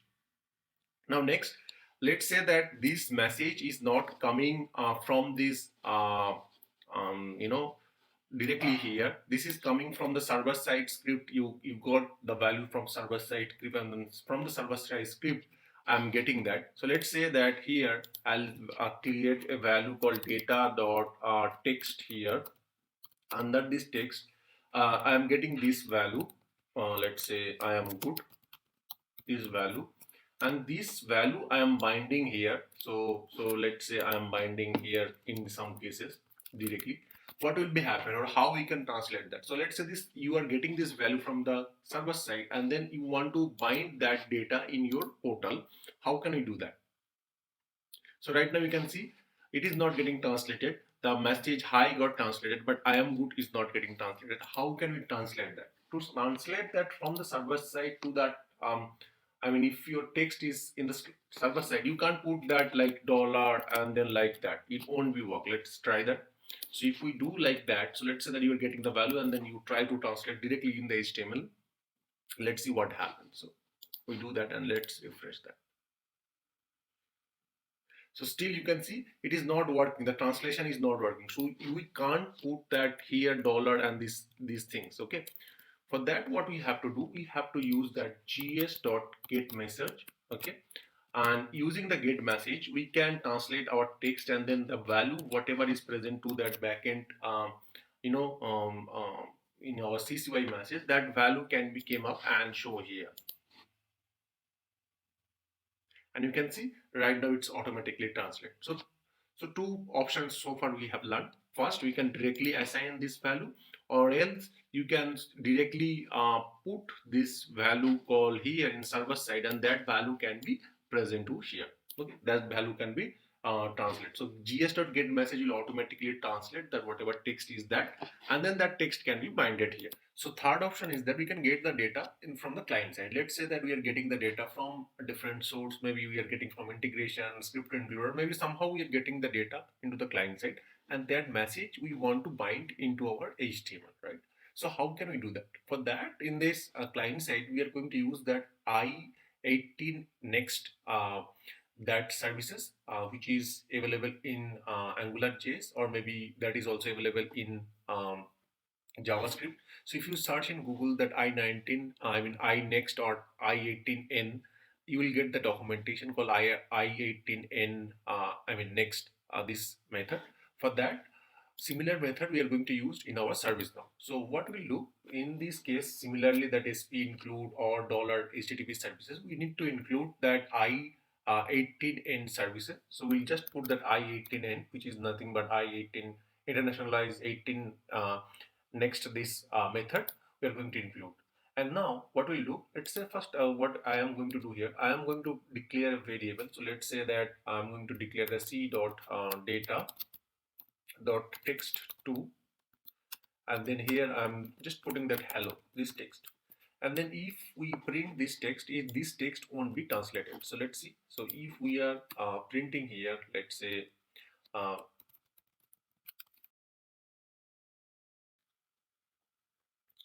if we just put this text and then refresh our case here, this hello message did not get translated because we don't put the translation. We need to put the translation support, right? To put the translation support, what we have to do, we just initially have to, you can see this is that hello, and then what we can do, we can use that I18N get method. So what I have to do here, so let's say that I18N dot get message, and then under this message we need to pass the text. So let's say I'm putting this text, so this text, and then comma, we need to put the function, and under this function we just need to be put the response, and this response will be binded with this response.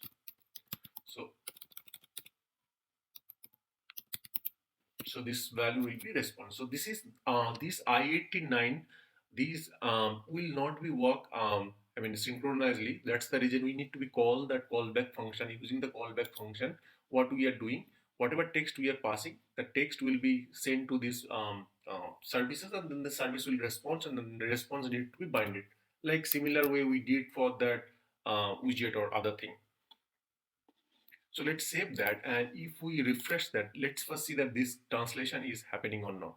And now you can see initially when we load that, the text was hello, and then after some time this text changed to that Thai language called hello. Okay, how it get that? Initially the value was hello, and then after that we passed this hello, and then we got a response, and then response binded with this hello.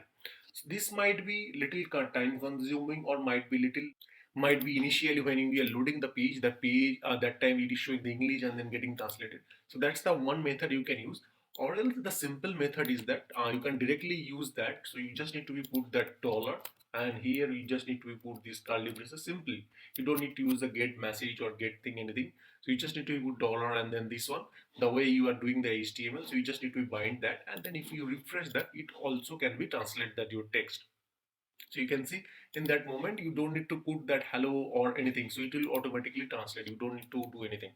So these are the three method that the using these three method we can put work on the translation, and based on your current language it will be translated, that the text will be translated, and you can completely actually translate your page, but you need to be put each and every message to your portal. So that's it for today. If you have any question, let me know in my comment section. Thank you very much. Have a great day. Welcome back to my YouTube channel. I'm Rohit, and this is the day 27 of the service portal training. In this day, we'll talk about two custom component. One is the reference field and another is the date field. How we can show our reference field in our service portal, and secondly, how we can show the date field into service portal. So these two components we are going to show in my today's class. So before I start, I'd request everyone that if you have not subscribed my channel or you have not liked, please do like, share and subscribe my channel. So let's get started in today's class, that how we can implement the custom component reference field and the date field. To show the demonstration, I have created a sample page called custom reference, and in this page, this is the sample message I have showing right now. And if you see, this is the widget, and in this widget I have not write anything at that moment. Now first thing first, I am going to show you how we can create a reference field in the widget. So let's say that you can create a input field by input as a text, or you can take a input as a number, or maybe you can create the drop down field. But how we can create a reference field, and then reference field using the reference field, how we can select the data, that thing we are going to talk about today. So when we put that input like that, and then type that input type, we define the type equal to text, something like that, right? So these all are HTML component. We don't need to do anything for that. So we can just simply use, and then we can use HTML, and then we can use the client controller to get the data and all those stuff. But reference field is not available. The way the reference field work, like it can search to a particular table and then show the data, that is not present in out of box in AngularJS. For that, ServiceNow itself provided some and created some of these directive. We just need to use that, and using that we can use that. So for that, what we have to do, the ServiceNow created their own directive. How can we create our own directive? That we'll discuss in our future class. But ServiceNow created their own directive, and that directive we are going to use in our today's class. So let's say that first we have to use that sn underscore record underscore picker. So this is my this is the ServiceNow component, or for that record to pick, or the for reference field we need to use the sn record picker. And once use that, once you start using that, you will be able to see the reference field. So let's refresh and see if we are able to see anything or not. Now you can see it's create a reference field, and that reference field can select particular record. What record we can select? So remember that I mean, normally when we create anything in reference field in our backend, like in our backend table, we need to provide that which table we should be provided, which field I need to be show, all those details we need to be provided. The similar things we need to be put here. So let's say I'm going to put that here called field, and under this field I'm going to put that the name. Okay, so let's say that I'm going to say name group. Okay, so this is my field name, and then which table I am going to point, that I have to be point that. So let's say I'm going to point that sys user underscore group table. Okay, and then what should be the display field? It should be display the sys id, or it should be display that other, that we need to be define that, right? For that, what we can say that display then field, and here we should put that which field I just want to show. So let's say our case the field name is the name. Okay, and then next you can create this reference field to the multi-select and all those stuffs. Now we have to remember that when we select that, we can also when you create any select box, it have a label, along with that it have a value, right? Similarly here also we have that value field also, and here in this value field we can put that which field we are going to use that. So let's say that we are going to use the sys underscore id field. Now we can add some other parameter, like are you able to search that? If yes, then how can you search that? Those things I'll come that. So let's say first that at the moment we created a SN record picker, and using the SN record picker we can point to the sys user group table, and then from the sys user group table we can select particular group. Let's refresh here and see we are able to select that record or not.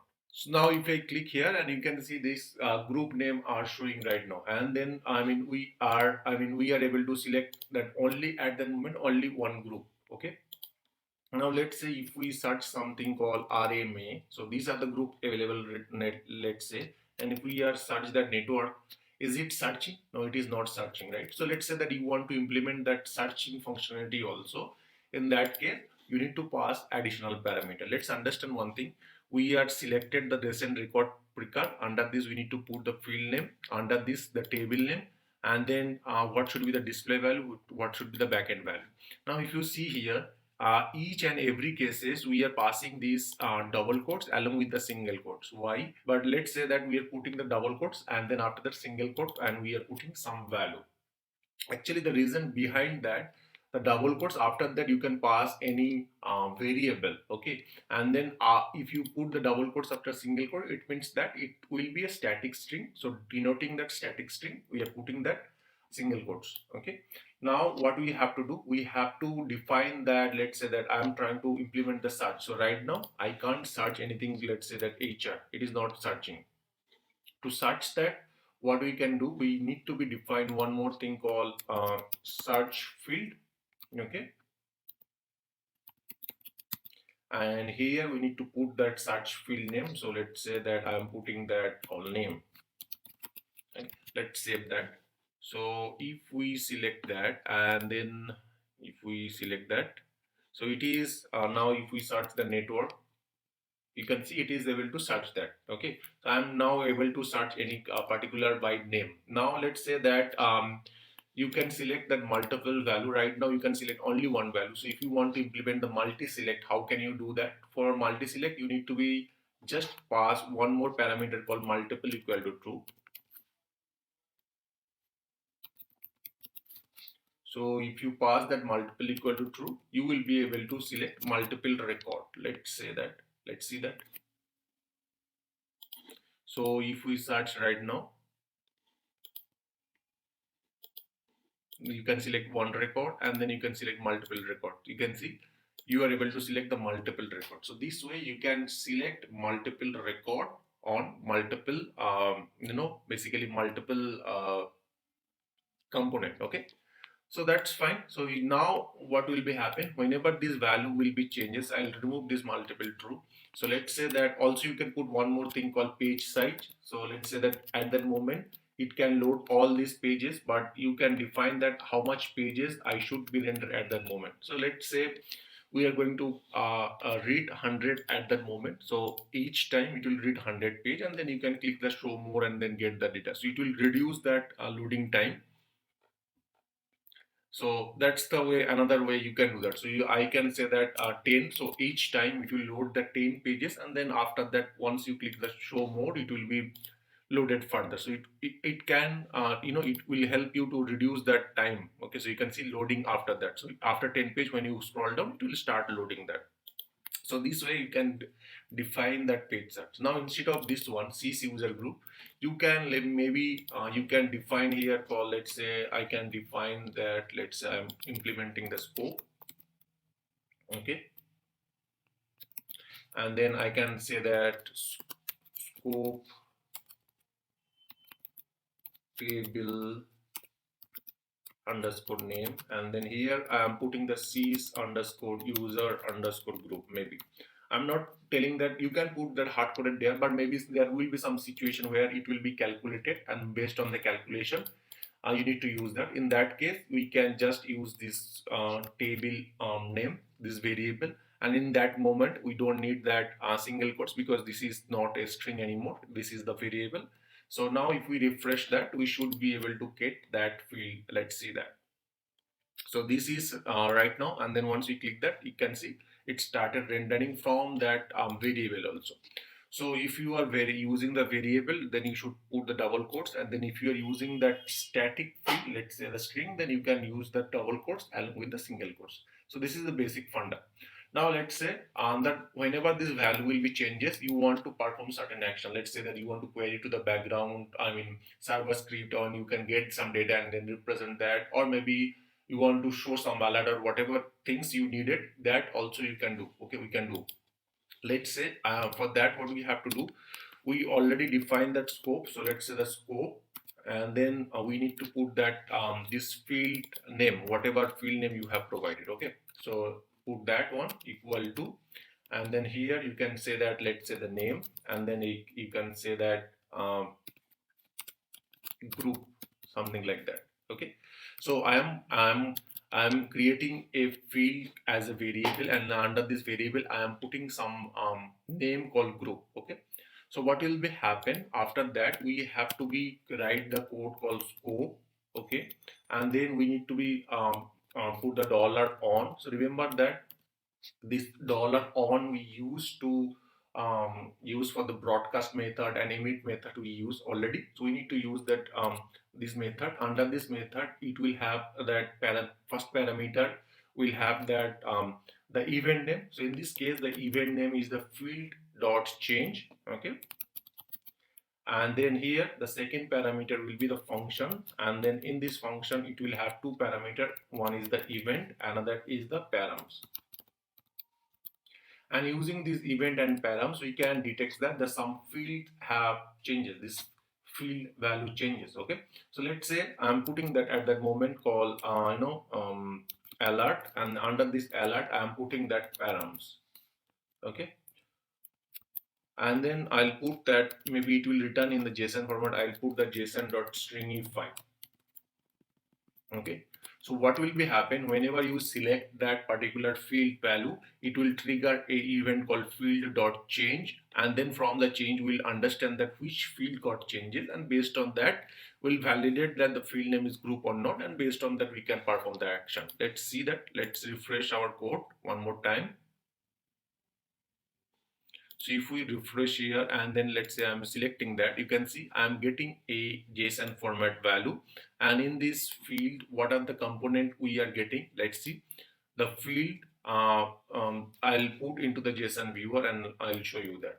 So what we are getting, the first thing first, we are getting that params dot field. Under this field we have couple of things, but outside we have a new value, and that is the CID of that group, and then display value, that is the display value of that particular group. Now if we open that, it have a name have that group name, nothing but that we have defined here whichever the name we are going to define. So this is the name we define here, and then after that we have a value and the display value, that is nothing but the new value and the display value.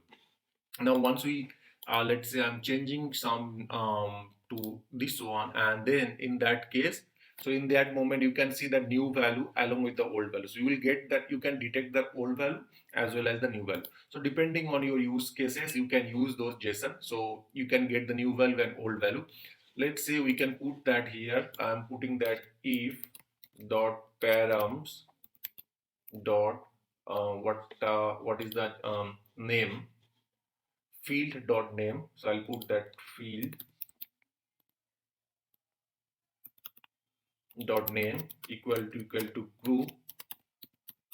At that moment I'll show the alert, and then maybe what alert I will show, that I'll show that the group name, and then I'll put that this one called field params dot field dot what we are getting, we are getting display value, so we'll print that display value.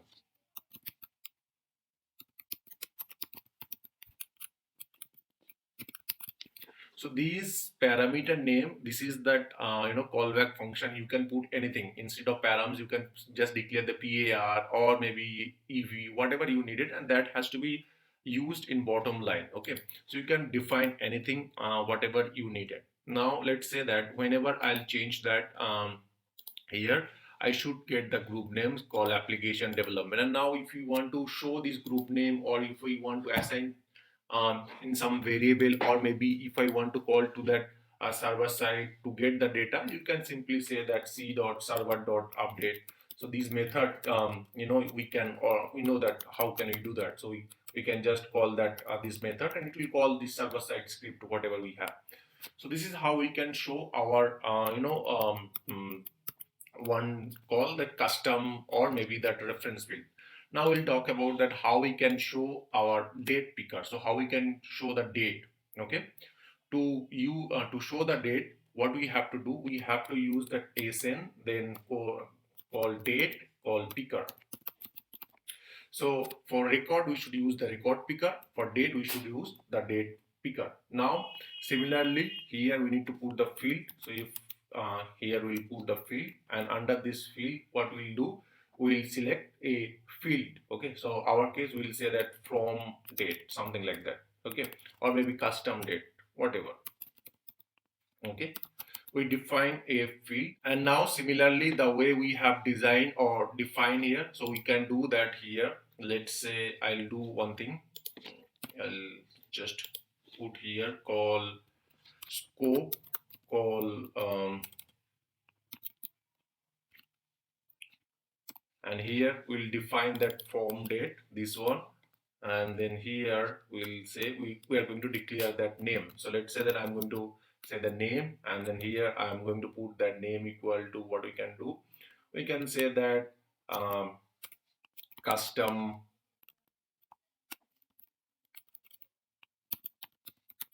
date, something like that. Okay, so that date name we have defined. Fine. Now what will be happen if we refresh here? Let's say I'm going to refresh here, and I don't think that date field is visible because this is not SN, actually this is the SP.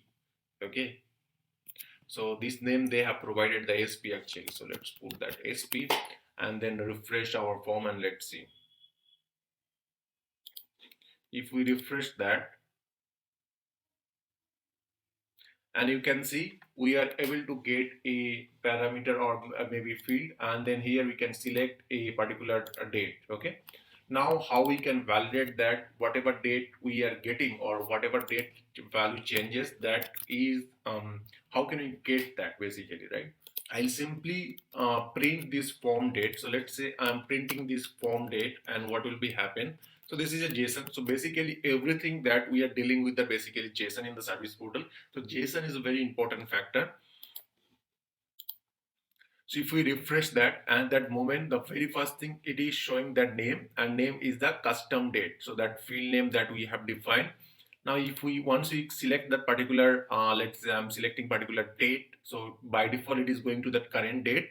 And whenever you selecting the date, or whenever you are selecting particular date, let's say I'm putting that and click OK, it is automatically populated with the value, and then it is showing the invalid or not, is it valid format or not, everything is showing. Now this field or this JSON can be used further cases, like say that you created a submit button. Whenever you click the submit button, you can use dot of that call. Let's say that you can do that form date dot value, you can use that. So how can we do that? So here maybe I'm also populating the date. So let's say I'm populating the date.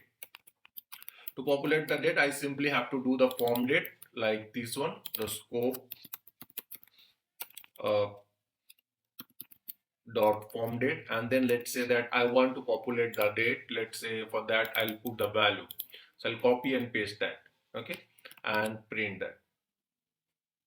I'll remove this sign. So what will be happen? Let's refresh our case.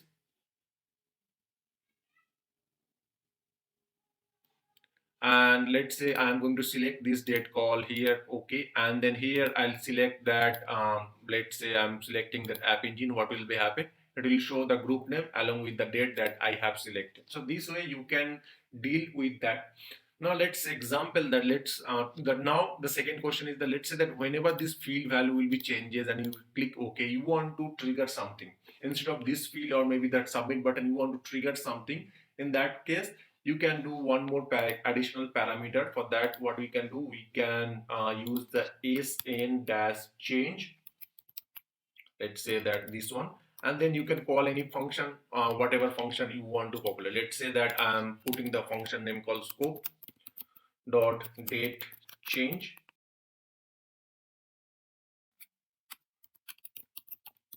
and here I am going to call some server side script, or maybe I'm putting the alert, and then I want to show that whatever it is right now showing in this date.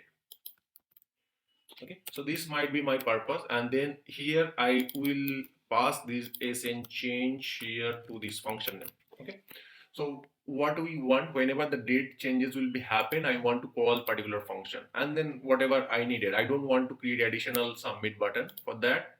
So you can see at that moment when I click OK, immediately it is giving the current date. So you should also validate that, and whenever you click that particular date, each time the value is getting changes, or maybe that is changing at that moment, this pop-up is coming. Okay, so you should whenever the value changes, based on the value changes, it is calling, either you click OK or not. So that you have to be keep in mind that. Okay, so that's it for today. If you have any question, let me know in the comment section. Thank you very much. Have a great day. Hello everyone, welcome back to my YouTube channel. I'm Rohit, and this is the day 28 of the service portal training. In this day, we'll talk about that create our own theme. So what is theme and how we can create our own theme in our service portal. So this is the portal that we are building some of the pages last few days, and then you can see that there are a few menus available. And if I go back to the portal name, if you see that PT is portal training at that moment. Now if I go back to the left navigation, and then if we search with the service portal, under these portals, if I open these portals, you can see right now by default I am using the large Ola theme. So portal training PT, I'm using the large Ola theme, which is out of box themes that you can see right now. So this large Ola theme is already predefined and out of box. So we are going to use our own theme. So for that, what I'll do, I'll remove this large Ola and then save that. So at that moment, there is no theme. I'm just not putting any theme, and let's see what is happening. So if we don't put anything, any theme on that our portal, and if we refresh that, we'll be able to see that all the header menu gone. Okay, so there is no header menu at that moment if we are not using anything. So basically, theme create a container that can hold the menu. Okay. Now what I'll do, I am going to create a new theme. For my case, I'm going to click the new button, and here I'm putting that portal training. okay, or maybe PT, and save that. So this is my theme that I have created, and then save that. Once we save that, these themes, the custom theme that I have created, and refresh, and let's see that our header came back or not. It did not came back. And remember, you can see that the color also got changes. So it was in white color. Right now the color got changed. All this approve reject color, all this color got changed right now. Now what we'll do here, we are going to open the theme right now and see what else we need to do in the theme. So if we open the theme, under this theme, we have a header and footer, and then we have a checkbox called fixed header and fixed footer. So if we open that, or if we click the glass icon, you can see, so it is pointing a table called sp underscore header footer, and these have all this header and then footer. You can see all this header and footer is available under here. So if I move that, you can see total 10 widgets are there, and you can select any of these widgets. So basically this header and footer is nothing but it's a widget. And if I search with that header, and I can select that stock header at that moment and simply save that. Once we save that, you will be able to see that if I refresh our home page, you will be able to see that all the menu came back. So basically that theme, the theme which we have created another theme, we have a header, and header creates these blocks for us, and from the menu these menus are coming. Now if you see here, when I am scrolling this page, the header is static because we have checked this fixed header. If you uncheck and then save that, this won't be fixed anymore. It will be, you can see that, you can see it is going away based on that. So basically based on your requirement, you can decide that what header or what footer you needed. Now we'll talk about the branding editor. So if we go back to the service portal configuration, under this configuration, you can see the branding editor. You can click that branding editor, and under this you can go to the theme, and here you can change your color based on the primary and text color. So before you update that, make sure you are in that correct portal. So you can see this is the all the portal we have select. We can select that. So make sure that you are in the correct portal. So if you update that, it can affect other portal. So you should select the correct portal, and then you should update any of this property. And when you update that, where it will be stored, that I will also show. So if you go back to the portals, and if you open this portal training, the CSS variable at that moment is blank. Now when we update that branding editor, all these CSS variable will be updated here. If we, let's say that text color, you can see these all are text color, and then we can change that color to this one to black maybe. Okay. And once we save that, all this color got changed to the black right now, you can see. And if we refresh our page, so you can see it got updated with the black one. Now if we change that color to red, and let's see what is happening. So if we change this color to text color to red, let's say I'm putting this one,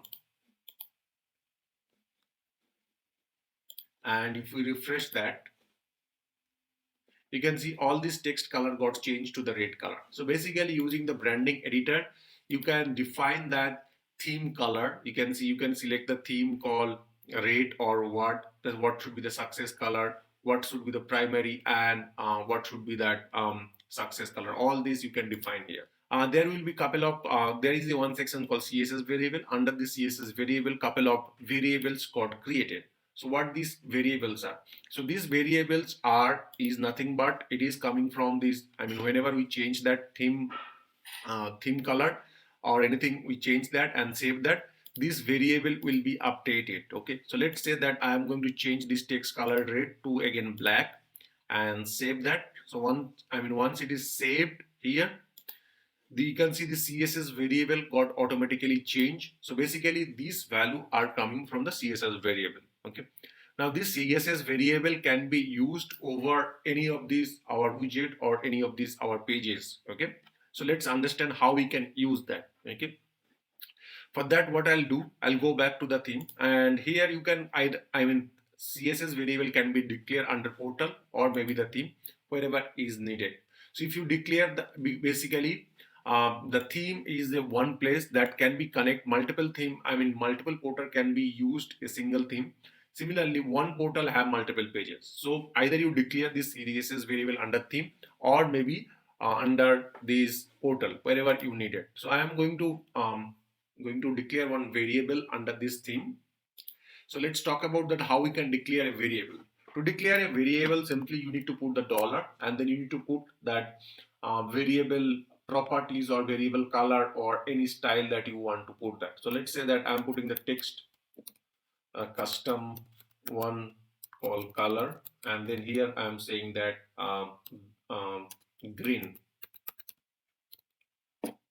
Okay, so this variable I have declared. So this variable I have declared, and now I can use this variable over all these widgets, 4 or 5 widget, and to change the color or to switch the color, I just simply update this value and it will be update all this widget. Let me show you that. So let's go back here. So we created one page called, this is the page called my task page, and then you can see we have created, I think, this broadcast page. Everywhere we have created, right? And then you can see each and every cases this color got red because our branding editor portals, we have defined the color equal to red. Okay, so wherever we are using the text, everywhere the color got changed to the red color. We can just go back here and then directly update that even. So text color, we can say that just black. Okay, either you put the color code or you can define that simple text called black, and then if we refresh that, all the places wherever the text is getting used will be automatically changes. So that is the benefit of the CSS variable. Let's say that I am using let's say I'm going to use this color, this property that I have created, theme color, to two widget, and then two widget, if I change here it will automatically update there. So let's see.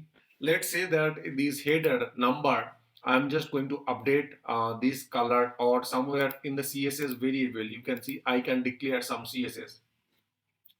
Let's say here I'm going to put that call or maybe th, and then here I can put that color. So let's say I'm putting that color equal to blue. Okay, so all this th or table header will be blue color. I'm just defining. Okay, so now if we refresh that, all this table header got changes to the blue. Now instead of this directly here, we can use the variable that we have created either in this from that here called portal, or maybe from the theme wherever we need it. So let's say I'm going to use from here. So I'll copy that and paste here and simply save that. So these theme or these color can be implemented, or you can see if I refresh here it will be changed that to green, and if I just update this color to red here, it automatically update wherever this table header is getting used. So you can see if I update that, every places this will be automatically updated. Okay, so I can say that black, whatever color I'll put that each and every time, it will be automatically updated. So that is the benefit of the CSS variable. So this variable can be used across the places, all these widgets wherever you need it, and based on these use cases or based on this used, it will be implement or it will be impact all the across the widget. Okay, now similarly if we go back to the theme, under the themes we have a CSS include and JS include. So if you want to add additional JavaScript or CSS, you can add that. So let's say I'm going to create a new CSS. So I'll click that new, and then here it will say that pt1 maybe my CSS name, and here I need to define the style sheet. So I'll say that here call pt2 or something like that.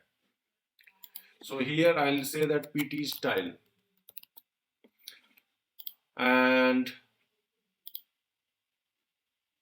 save that and submit that. So now what will be happen, we created a style sheet for the theme. So we can create a style sheet for particular themes, and their themes or that style sheet can be updated and use across this portal. So if you need your own styling for across the portal, you can, I mean, so this is your theme, and under these themes, I declare one style sheet called, if I scroll down, I created a style sheet called PT1, and under this PT1, I have created a style sheet. Here I can define any CSS if I need to be updated. Let's say that I am removing that here. So here, by default, whatever the theme color will be, I mean TH color will be taken here. So let's say that you can see all these color got reverted back, and it is showing right now black color. Now in this case, we can declare or we can update here also in the theme here. Let's say that color, and then I am saying that green here. Okay, so similar way we can create our own style sheet, and that style sheet can be attached to the theme, and then that it will be affect all our portal. You can see all this table header got automatically updated to the green. So either use the CSS variable if you need, or else you can create a style sheet, and from the style sheet you can affect your all these related portals and widgets. So in this case, we talk about the what is the branding editor, or we talk about the CSS variable, we talk about theme and CSS, we talk about that style sheet, and then if you see here, we'll talk about that menu. So if we already talk about that, so if we go back to the portals, under these portals, we have a themes, and then this themes is creating the container, right? So you can create your own header widget. So if I open this header widget, this is the out of box header widget. In case if you want to clone your out of box widget, you can clone that. I'll just open that header widget. Now if you open that, you can see this header is nothing but this is a header and footer, and then this is nothing but basically a widget. And in case if you want to customize anything, you can clone these widgets, and then simply click the clone widget, and it will create a clone widget, and you can modify that. The out of box widgets benefit is that time to time they have updated, the ServiceNow updated. If you customize anything, ServiceNow won't provide any support in future. So that's the another thing. So that's it for today. If you have any question, let me know in my comment section. Thank you very much. Have a great day. Hello everyone, welcome back to my YouTube channel. I'm Rohit, and this is the day 29 of the service portal training. In this day, we'll talk about little bit advanced topic in the service portal. So that is called Angular provider. So what is Angular provider, and how we can create our own Angular provider and use in our service portal in future references. So let's see how we can implement that Angular provider. So let's first understand that what is the Angular provider, and then how we can use the Angular provider. So if you see under the service portal module, so if I type the service portal, under the service portal, we have a module called Angular provider. And if you open the Angular provider, under this Angular provider, we have a type. And if you click new here under this Angular provider, you will have a type called directory, factory, and services. These three options you have. So what is these and how we can use that? These things we'll talk about, and then we'll actually implement that Angular provider in our today's class. So first thing first, if you remember in our last class, we implement that custom reference field. And if I go back to this widget editor, now we can see that we use that SN record picker and SP data picker, and these things, SN record picker or SN data date picker, these are actually the custom built by service portal or ServiceNow itself. Okay, so there is no out of box in AngularJS. There is no kind of thing, this kind of thing. So this is how we know that these kind of things we call the directive. Okay, so we know that this is the directive, but how we can create our own directive based on our own use cases, that things we'll talk about that. So that we call that Angular provider. So basically Angular provider help you to create your own directive like that, and then that can have functionality. Based on the functionality, you can work as per our expectation. Okay, so let's see that. The first thing what we'll do, I'm going to create a button, so that whenever you click the button, it can have redirect to a particular page. So for that, what I have to actually do, let's understand here what I have to do for this button. So for this button, I will put the button here, and then here I'll put that code called go to page, something like that. And here what we have to do, here I need to put the ng underscore click. Under this ng click, I have to put that redirect, something like that. And then here what I have to do, I have to go to this client's controller and then declare the scope, and then under the scope, what I have to do, dollar the scope, right? And then I need to put this function, and here I can put that dollar location dot search, and then here I can put that ID equal to maybe some page called index. Okay, so this might be the our use case. So let's say that I'll inject the location. So this is to create this button, and if we want to put some CSS, we need to put the CSS on this button. Let's say that in this button I want to put that class, and then here I will say that button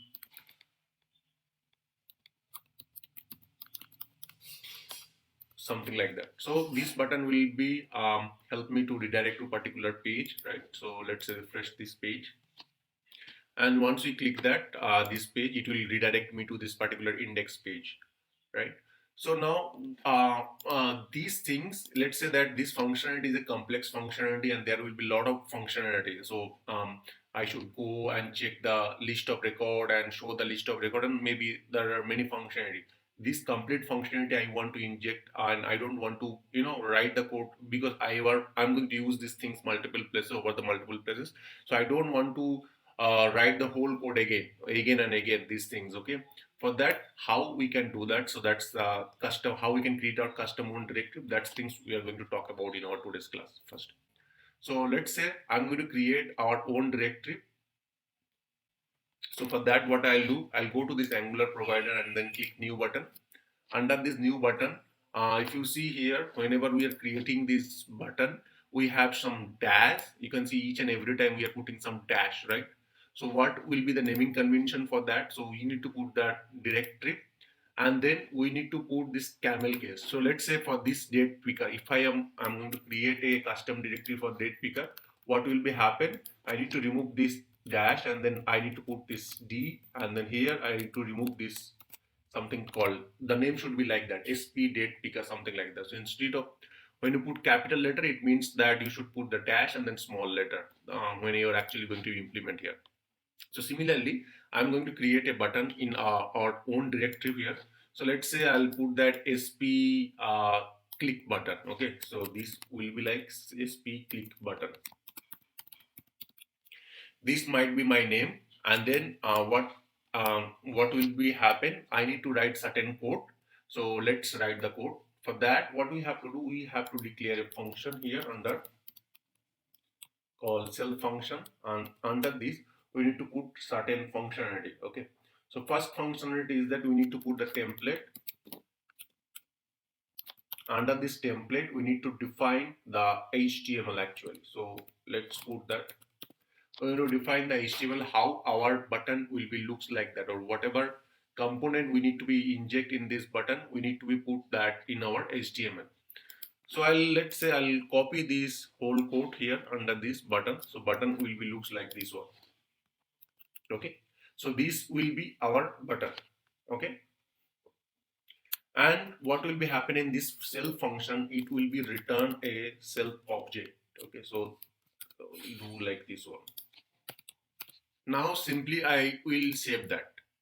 Okay, so this directory is saved right now, and what it is going to return, that it is going to return, or it is going to be a directory, and that will have called the button. So let's implement this in our portal. So I'm, instead of this one, now what we have to do, we need to put the name called sp-click/button. Okay, so in this way, if we put this sp dot this button, what will be happen? This button or this directive will be called from there, and then this directive will be referred. So let's refresh that. The button is not visible at that moment. You can see this button is still not visible because we have to go back to that in that widget platform view. So I'm going to this widget platform view right now. Under this widget platform view, if I scroll down, under this we have an Angular provider. We need to attach this Angular provider that we are going to use that. So let's say our case sp click Angular provider button, so that we have created. sp click. I'll add this button and save that. So right now, the provider that we have created is connected with the widget, and then this provider is used in our HTML code or on this widget. And if we refresh here, now the button should be visible here. And now you can see the button is visible. And you can see once I am clicking that, it is going to this page called go to page. Now what we can do, instead of this function also, I don't want to put this function here. Instead of that, what I can do, I can move this function to this here in this case. To do that, and what I'll do, I'll write that called controller. Under this controller, whatever was there inside the function, I will just copy and paste it. So I'll cut that from here and save that. And I just cut that. So if I refresh that at that moment, if we click go to page, it is not going to any of these pages. Now what we'll do, I'll paste here.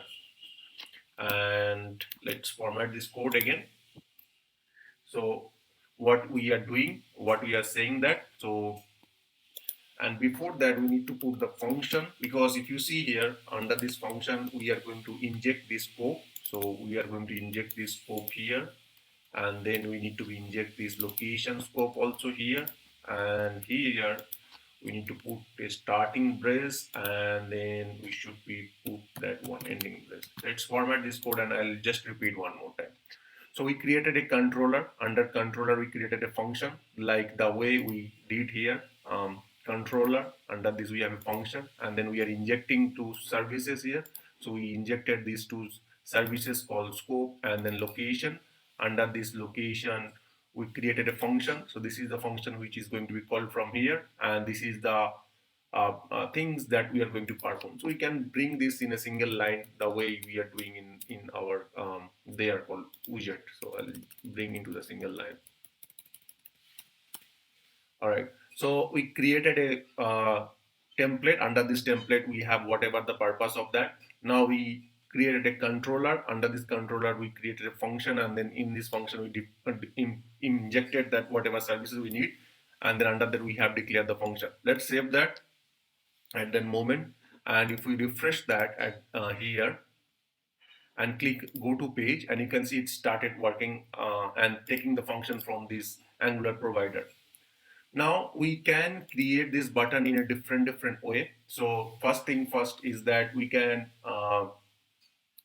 create these as a element. You can see this is the element. Okay, now we can create, let's say that we can cut there, and then we can declare a div. Let's say we can declare a div like this one, and then here we can declare one thing called this as a attribute. So we can do that. So this is the another way. You can simply use this div, and then here you can put this function name, and if we refresh that, also we can see this button. So either you can use as a attribute or element depending on your use cases. So now let's assume that you need to be make the parameterized. So right now, if you see here under this here, whatever we are clicking, I mean, whenever we are going to use this button called SP click button as many times as we want, it will go to the fixed value called index page. Now we want to make the dynamic. So remember that using that, if I open this my old page, so remember that if I open this SN record picker, we can pass various parameter. You can see this, we can pass this value, which table we should point, this which table I should refer. All this parameter we can pass that, right? So in our case, how we can pass this parameter, we'll discuss that. To pass the parameter, let's say that the text that we are showing the go to page, that text we are going to pass from here, and then the page that we are going to index.page, that page also will pass from here. Okay, so let's do that. For that, first what we'll do here, under this we are going to create some parameter. Let's say that page custom page ID, something like that.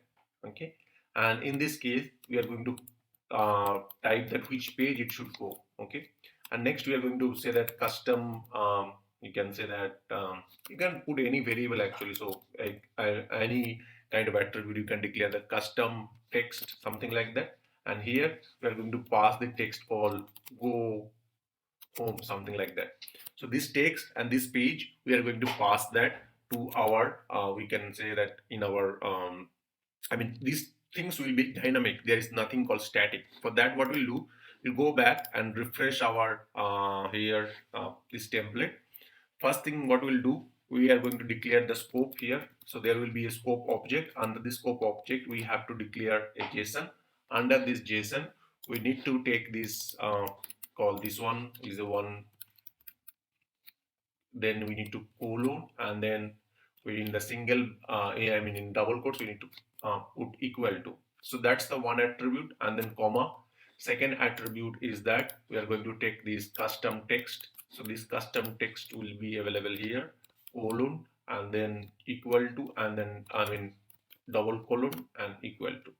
So it means that we are going to mark this custom page ID and custom text available under this scope, so we can use here. So that's our identification. That's what we are trying to say that. So for that, what we'll do, we'll declare this variable, then equal to sign. Declare the variable and equal to sign under this scope object. Now this text will be replaced by this one, right? So we'll do that, simply replace this one. Okay, so this custom text will be replaced by this one. Okay, and there will be one comma. So we'll save that. Now if we refresh that, this go to page will be you can see that it is going to the custom text. So let's see. So it will have that at the rate instead of because equal to is used for the object, so it has to be has at the rate. So we'll put this at the rate and save that one more time.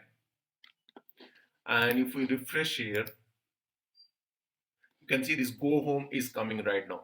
And in this widget, whatever name we are going to pass, like say that, so this attribute is right now is going to dynamic. So whatever you will pass that based on that is this will be take care. Now here on instead of index, what we can do, we can going to use that dollar scope. So we'll use the dollar scope dot this custom this one. So it will go to this page. So let's save that. So now our in this case our this widget are more dynamic, or maybe this directive is more dynamic. We can pass this parameter, and based on this parameter it can work. So let's refresh one more time. Right now it is showing go home, and if we click that, it is going to the index page. And if we change here, call go to home instead of that, go to home, and then this case I'll say that form page, it should go to the form page.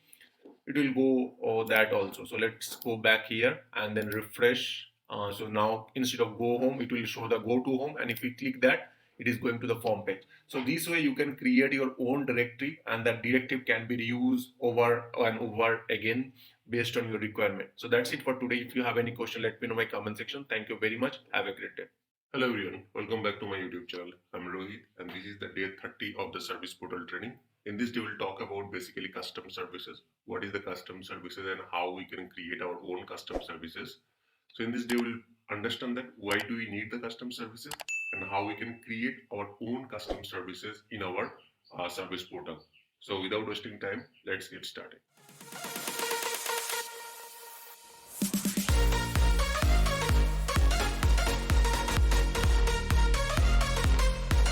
To demonstrate these custom services, I have created a brand new widget which is custom services. In this widget, I have not done any coding so far. And this is the page that custom services I have created which have this widget. So let's understand that how we or why we need it. So remember in our last sessions in these client services here, we used to inject that location services, we used to inject the Windows services, we used to inject the SP util services. Now in this class, we'll understand that how we can create our own services, and using the creating the new services, how we can helpful in the widget. So let's first understand a requirement point of view, and then we'll understand that how we can create the custom services. So if I go back here, what I did actually, I declare a JSON. I'll simply copy this JSON. So as usual, I'm injecting the scope here, and after that, what I'm doing, I'm putting that scope dot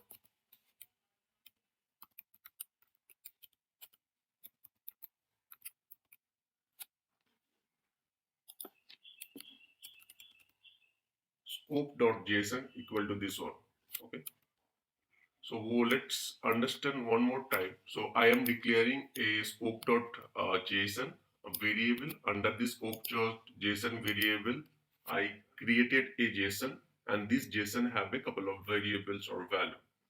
Now if I try to print this one, what will be happen? Let's understand. So I'll just simply print that one. So what will be happen? So this variable scope.json variable will be printed here. So if I refresh the page, our page, so this is our page, and you can see these variable are right now printed. Now think about carefully. If you see this order field, these have a order 3, these have a order 6, these have a order 1. Now let's assume that I want to do the filtering or sorting so that based on the order it should be visible. So the first order will come here, second order will come here, and the last order come at the last. So I want to do order by. So for that, what we have to do in this JavaScript basically, I have to go here and then I simply copy this one and then paste here. Okay, so what I am trying to do here, to do that, I should do a ordering, and ordering on what? So scope for to do the order, what I have to use, I have to use this short method where it can order. Now let's save that and let's see that this is happening or not. The ordering process is happening or not. So if I refresh again the page here, in the next page probably, and right now you can see this time it is started based on order. The first one is the order 1, then order 3, then order 6. Previously it was order 3, order 6, order 1. So if you see, by putting this JavaScript 1, it is starting ordering. So it can be short. So right now we are able to short that based on the JSON. Now let's understand that this situation or these things I do into, I mean, this is a simple code right now, right? But let's say that instead of this simple code, it have a lot of code which needs for the ordering or which needs the sorting, okay? And this code needs to be reused multiple time over and over. Let's say that this mechanism, I need to use that over and over. For that, what I normally do, I created a script include, right? But in the client script, if you remember, in the client script, if we want to call the script include, we need to use the client Ajax, and using the client Ajax, it will be little slower mechanism into the widget. So what we can do, we can create our own custom services, and using the services, we can achieve this functionality. Okay, so let's create our custom services. To create the custom services, what we have to do, we have to go to the Angular provider. Under this Angular provider, we can create our own custom Angular provider that we have discussed last case. So I'm clicking new here, and this time instead of directory, I should use the services or factory. So factory is the obsoleted, so we probably use the services right now.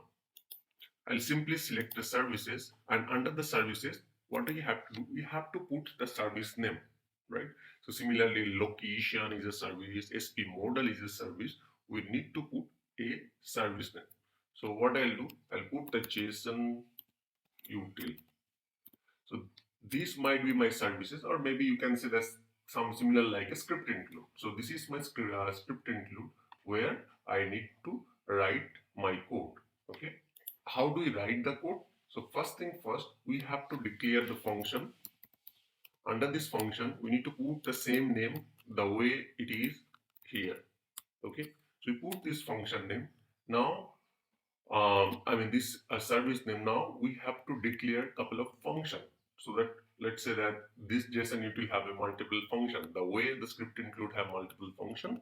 Similarly, this JSON util should have multiple functions. So let's say that I'll put that this dot JSON sort.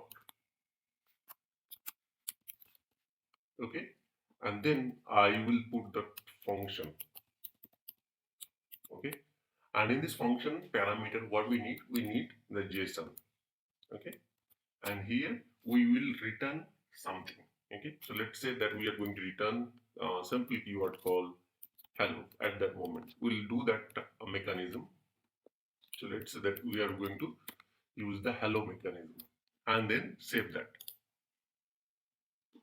So I'm getting some error, so I think I should put this one and then put semicolon and save that. Now my services are created. At that moment I am just returning hello keyword. Okay. Now how do I use these services here? Okay. To use the services, I have to copy this one and go back to this and go back to here in this widget and open in this platform. So right now this service can be used in multiple widgets over and over. Wherever I needed these services, I can use these services. So this is my widget. I have to scroll down under this Angular provider. We click edit and then add our Angular provider or the services that we have created called JSON util. So I'm just adding this one. Right now this widget, under this widget I do have services. You can see this is the Angular provider which is attached right now. Okay, now I'll simply refresh that one. And now you can see, remember our last class, we used to put that dollar the location, sputil, something like that. Similarly, we can include these services. To include these services, I have to copy these and put here. Okay, so this is my service name right now. Now what we can do, we can simply put I'm just putting this comment out, and then let's say that I'm declaring a variable called scope dot user data, and here I can simply use this one dot. Then what is the function name? So this is our function name, right? So we can use this one. And in this parameter, what we expect, actually this is expecting this JSON, so we'll pass this JSON, and what it will return me at that moment. So it will give me these text called hello. Let's try this one, because we have not done any scripting under this uh, here. Okay, so we just created this and it will return me that hello text. So let's save that and let's refresh our page or our widget, and you can see at that moment it is giving me hello text. And then you can see it's giving at the top one, it's not yet sorted because we commented out this line. Now this line I'm going to move from here to coding mechanism. I'll remove and put to our services. For that, what I'll do, I'll put that here and little format. So what we'll do, we are going to create a services. Under this services, we are creating a function called JSON sort. Under this JSON sort, what we are doing, we are receiving as a JSON as a parameter, and then we are sorting this parameter and returning this complete JSON. We'll save that again. So now this services is saved, and what we can do, we are calling these JSON sort services, and these JSON sort services will sort and then return this value under this user data, and user data I'm printing right now. So I'll simply remove the top one and then let's save that. And right now you can see that the JSON is sorted. So you can see this is my JSON and this JSON is sorted. The order is 1, 3 and 6. And if I go back, and this time this JSON is sorting based on our JSON sorting mechanism. So this is this is sorting based on my own services. So this service is created by myself, and then I can start modifying these services if needed. And this service can be used over and over in different multiple places if we need it. Right now, this code is little low. Think about that. There is a big chunk of sorting mechanism or other things. That stuff also you can create under services. So that's it for today. If you have any question, let me know in my comment section. Thank you very much. Have a great day. Hello everyone, welcome back to my YouTube channel. I'm Rohit, and today we'll talk about that ServiceNow additional details or additional features that we have ServiceNow.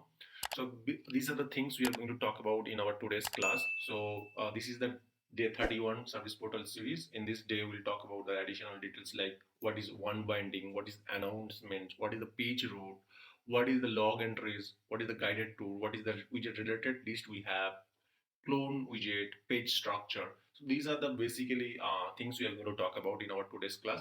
So let's understand that one by one. So first thing I'll go by the announcement. I'll come to this one-time binding later because this need the coding. So I'll come this point later. First, I'll talk about the announcement. So what is the ServiceNow features we are getting by the announcement method? To show you the demo, I'm going to use that default our portal environment. I mean default homepage, that default service portal. In this here, I'll show you that what is the announcement and how we can use that. So first thing we have to understand that why we need the announcement. Let's say that in your service instance or maybe in your organization there is a P1 ticket which you want to show as an announcement, or maybe let's say that in your organization. There will be change freeze in the December sometime. So you want to show the announcement, or maybe you are going to upgrade your environment from one version to the another version, and you want to uh, announce that for the everyone. So you can create the announcement. To create the announcement, what we have to do, we can go to the left navigation. Under this left navigation, we can type the service portal. Basically, if you remember that every time I am typing the service portal module to the reason behind that, I just want to make sure that I have used all these modules for your demonstration purpose. So first we'll go to the announcement. Under this announcement, I'm going to create a new announcement. So I'm going to click new and then going to create a new announcement. Once you go to there, we have a name. So let's say that upgrade.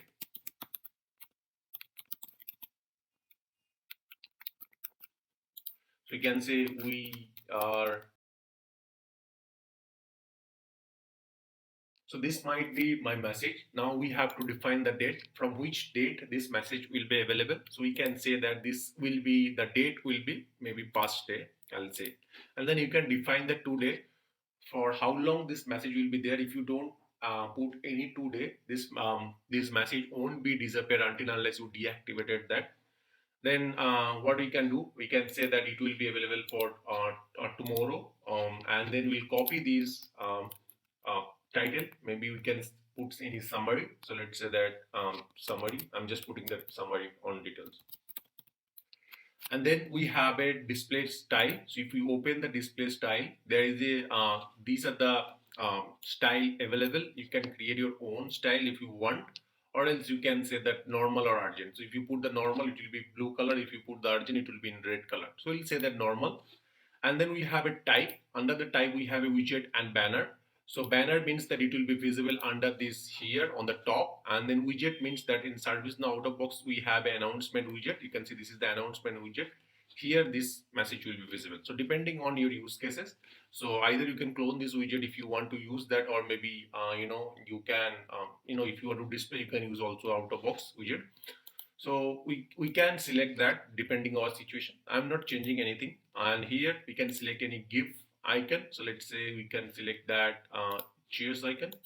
And then you have a checkbox that if the user is logged in, you want to show, or if the user is not logged in, you want to show. So display first, you want to checkbox that one. And now we have options called behavior. So user can dismiss that, or user cannot dismiss that. You can decide that. So dismiss the options, you can say user can close that, user can dismiss for the current session, user cannot dismiss. Depending on that, if you select that user cannot dismiss, there won't be any cross sign, it will be always visible. If you enable these user can dismiss, so there will be a cross button, user can click that and it will be dismiss or it will be disappear. And if you select that can dismiss for current session only, so it means that it will be disabled for the timing. If you log out and log in, it will be again visible. So depending on your use case, you can select that. Under this click target, if you want to redirect them to particular page or particular KB article or particular URL, you can select that, and you can define that which URL you want to redirect them. Then you can define that. So let's say I'm going to, I'm going to redirect them to a different page. You can define that. Okay, so that's your use cases. And then under the portal, you need to define that for which all portal this will be available. So I am going to say that this will be available for service portal, that out of box portal. Okay, and then this will be available for portal training that we have created. Okay, so these two will be under these two, this will be appear, and then we just need to be save them. So this announcement, if you create this announcement, this cannot be changed because this announcement code is present to that ServiceNow basic layer, so you can't change that code. Or if you want to change the CSS layer, you can't change. You can see you have an announcement on the top, and if you scroll down, you can also see this announcement here. This is the summary which is showing, and then you can see top, it is that that title, and then summary are displaying. This is the title and this is the summary which is displaying. And as we can select that user can dismiss, so user have a options called a cross sign, where user can simply deactivate it or dismiss that. If you change that to user cannot dismiss, so this cross sign will not be available. So if I refresh that, this cross sign will be gone. So you can see there is no cross sign. The user has to have see this message every time. So this is basic of depending on your use case, you can create that. And then as I mentioned that it will be available from and to. It means that after tomorrow it will be gone automatically. And if you want to change this color from blue to red color, like when there is some keyword ticket, you can just update this style sheet. Or if you want your own style, you can design that. You will simply change the color from blue to red color. So depending on use case, depending on situation, you can create the announcement. This announcement style cannot be changed because this is underneath. But if you want to change here on this widget level, you can change that. But in the top, you can't change that. Simply, if I open my portal event, there also it should be visible. So if you can see here also available. But if we open other portal, let's say the ESC portal, that in that case, this announcement should not be visible because we selected that specific portal, on which portal it should be visible. So depending on that which portal it should be visible, that will be visible. So you can see this is the different announcement, but my announcement are not visible. So depending on your use case, you can create the announcement. So that's the one point we talk about that. Next, we'll talk about that page route map. What is the page route map? Page route map is a functionality that help us to redirect to internally from one page to the another page without any coding. Let's understand one example. So if I go back to the my task, under that, if I open this one, right now you can see this task is opening under the form page, or maybe ID, you can see this is the form. If I duplicate this one, and simply if I open this into ticket view, let's say I'm opening into this ticket view, and let's see how it will be looks like that. So I'm just opening the ticket view. Both the view or maybe both the pages are different pages. So this is the ticket page and this is the form page. Now if we don't want to code or redirect that or anything, we don't want to do anything, we are telling that internally the system should be swapped between this page to this page. Okay, so that's what I am trying to that's what I am actually expecting. Okay, so how can we do that? Okay, so let's say that I don't want to code anything. So if somebody opening this page, form page for this particular portal, PT portal, it should automatically redirect to the ticket page. So how we can do that? So simply we can go to the page route map. Under this page route map, this is the module. We have to create a new entry. And then here I'm saying that training map, something like that. Here we need to define the portal. If you don't define the portal, it will be applicable for all. So make sure you select that particular portal. I'm selecting my portal here. And then here from which page I should redirect. So let's say that I'm trying to redirect form page. So if somebody opening form page, I should redirect to them ticket page. So that is what my expectation. I need to activate it, and then based on the order, it will be work as we know. So we created that. Now this is the form page, and then if we refresh that, you will be able to see, you will be actually see the ticket page. So internally it is swiping between form page to ticket page. Although you are seeing on the top that form page, but actual content is swiping between form to the ticket page. So you, if you right click here and then show customization, click show widget customization, you can see all the widget which is like all this ticket page related. Okay, so you can see this ticket page related all this thing. Okay, so don't get confused that always this top URL is the page name. It is not the cases. Sometime using the page route map, it can be internally swapped between one page to that another page, and in that case you get confused and you started finding that widget. Instead of that, you just click right click and then click the show customization.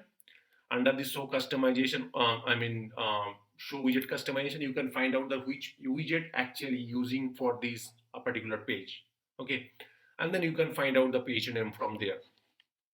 So that's all about the page route map. We talk about next log entries. What is the log entries? If you go back to your service portal module, you have a call log entries. This is very crucial things that you can understand that which page is mostly used for to understand that which is my most useful pages, which page I should improve. That you can see that this is the log entries which is internally from the ServiceNow backend it created, and it can generate a report. You can generate the report on this table, and then you can find out that which page is used, and then based on that you can take the action. Nothing is much here. Next thing, we talk about the guided tool. So guided tool, we can create the guided tool. Using the guided tool, basically you can create the guided tool. Under this guided tool, you can explain the user that from where they should navigate and how they can use that. For that, what we have to do, under this guided tool module, you can go to this guided. Under this guided tool, you can create the guided tool. I'll create a separate for this one, that how we can create the guided tool, or maybe I think I already have this couple of video for the guided tool. So in using the guided tool, if you create that for portal, I'll simply create one step. You can see under this page we have an option for which thing you are trying to build that guided tool for system UI, maybe for the platform, or maybe for service portal, or maybe custom. So let's select the service portal. Once you select the service portal, you need to define that which portal you are trying to do that. So our case, let's say that I'm trying to design that for portal training. And what should be the starting page? So I'll say that what is our starting page? Index page is our starting page. So we can select that. And then here we can select that guided tool called G1, something like that. And then which specific role I want to create, that I have to define.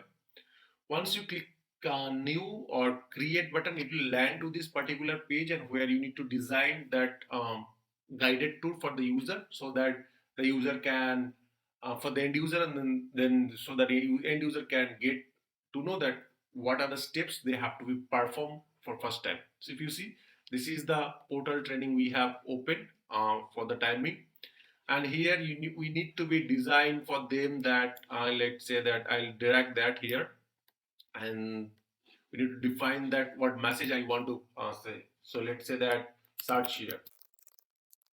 So next time when this user will be come here, and then they will be so I'll just publish that, and then once we click the play of button, I think you guys are not able to see that.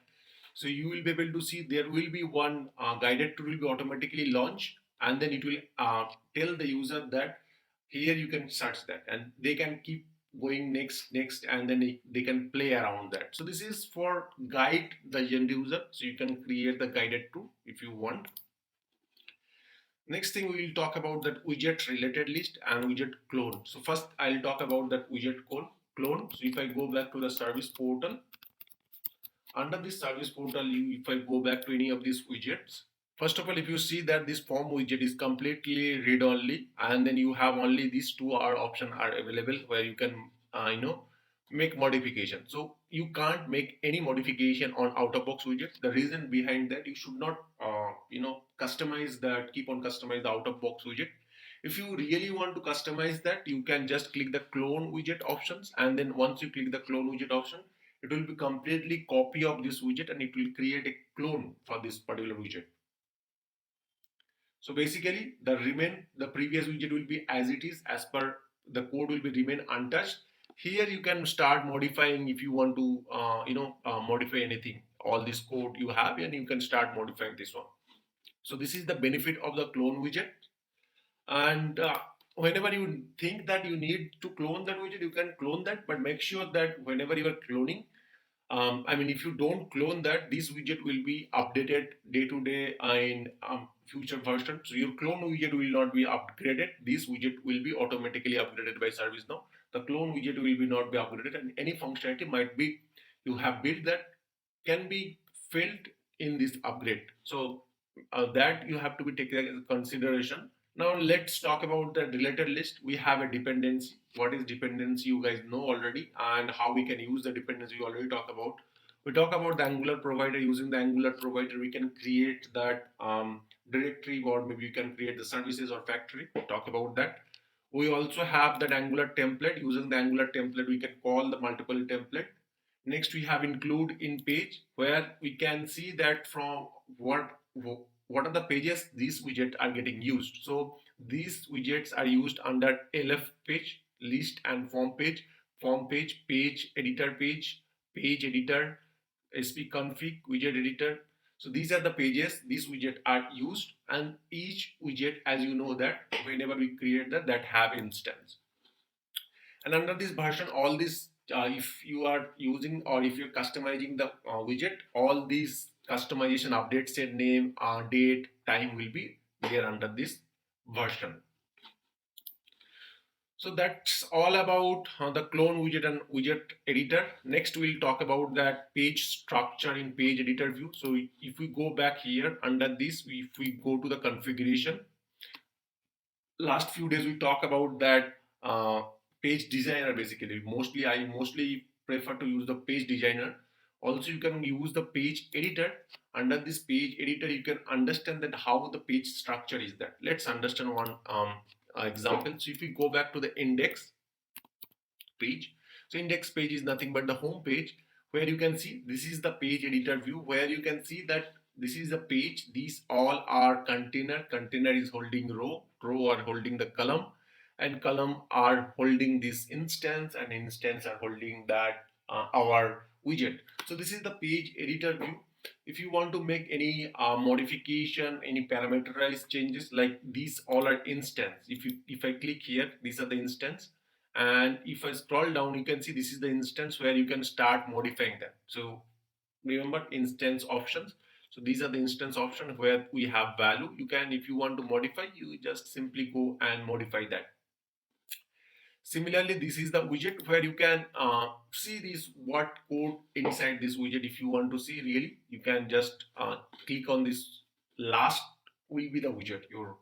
So page, container, row, column, and the widget instant, and then widget. So last will be the widget, and there you will be able to see this widget code. If you really want to modify it from directly here, you can start modifying that. Otherwise, you can go to the widget editor and then click there and then modify that. And under this you have all the related list, like including page, instance, widget dependency, Angular provider, all these are available. These are the really column. So under the, as I mentioned that in the beginning of the day, that each page have a container have a row have a column. That is the bootstrap functionality. So bootstrap always take as a 12 digit. Here, if you want to pass any class, if you want to change this width, you can change that. So the last, not the least, the one time binding. To show you the one-time binding, I have created a demo widget. I'll just quickly open that demo widget. So this is my demo widget, and if you see here in this widget, I have not done anything. So what I did, I have declared a variable called name, and which have the name called Rohit, and then I have showing the name here. Apart from that, I have created a button called change name, and when somebody click the button, we are going to call this function, and then what we will do, we are going to update this variable, the name variable we are going to update with the Rohit Kumar. which is expected and which is we learned so far in our class, that we can definitely update any variable, we can call that function, and there is no changes at that moment.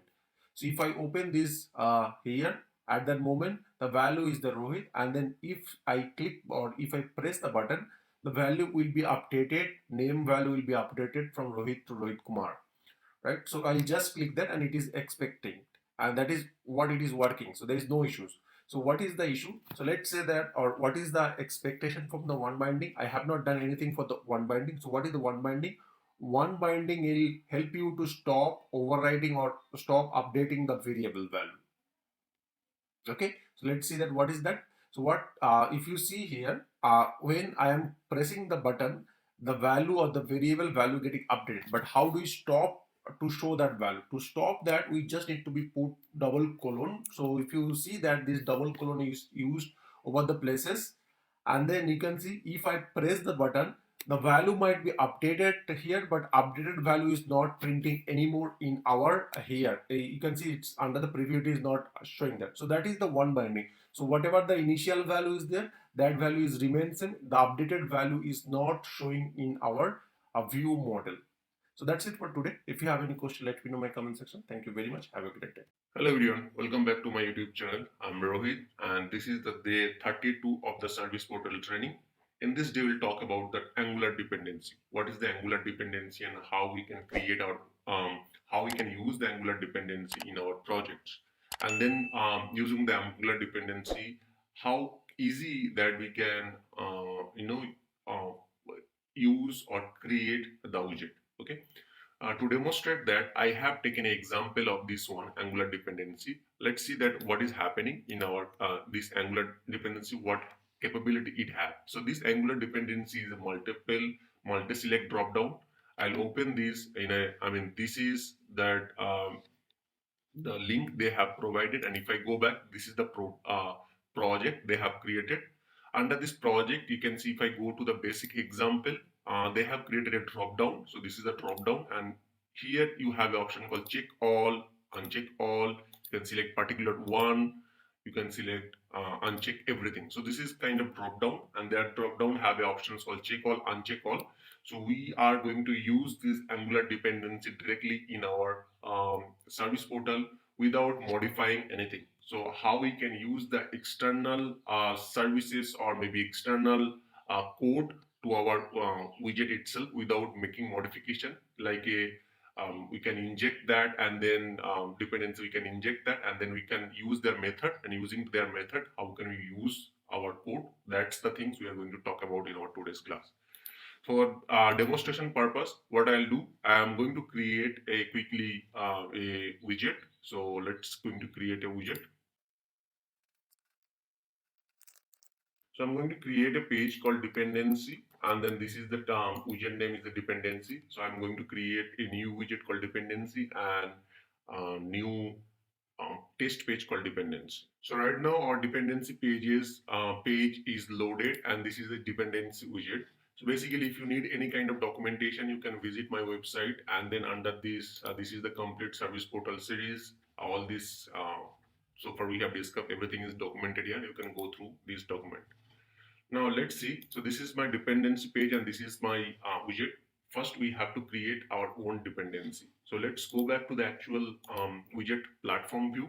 And meantime, I'll go to their documentation. What they are saying that to use this, you can see these options or this value, what we can do, and the simply in this HTML, we should write this one called ng drop down multi select. So this is the own directive they have created.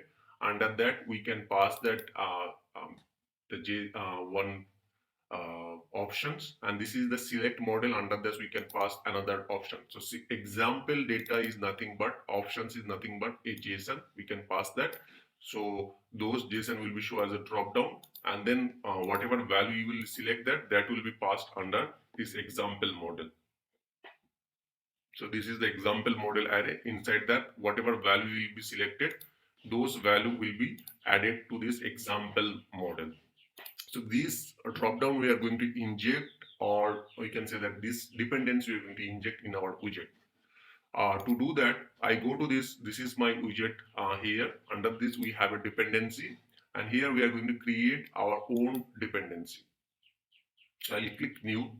So what is the dependency? One dependency can be added to the over and over multiple widgets. So let's say that dependency can be used many places. Okay, so you can if I go back here under this widget, if I click edit button, you will be able to see there are many existing dependencies available. So once you create a dependency, that dependency can be used any of these widgets. So you can see these all are dependency already available. So you can create your own dependency, and that dependency can be used over and over any of these widgets. So I'm going to create a new dependency today. To do that, I'll scroll down and then click new.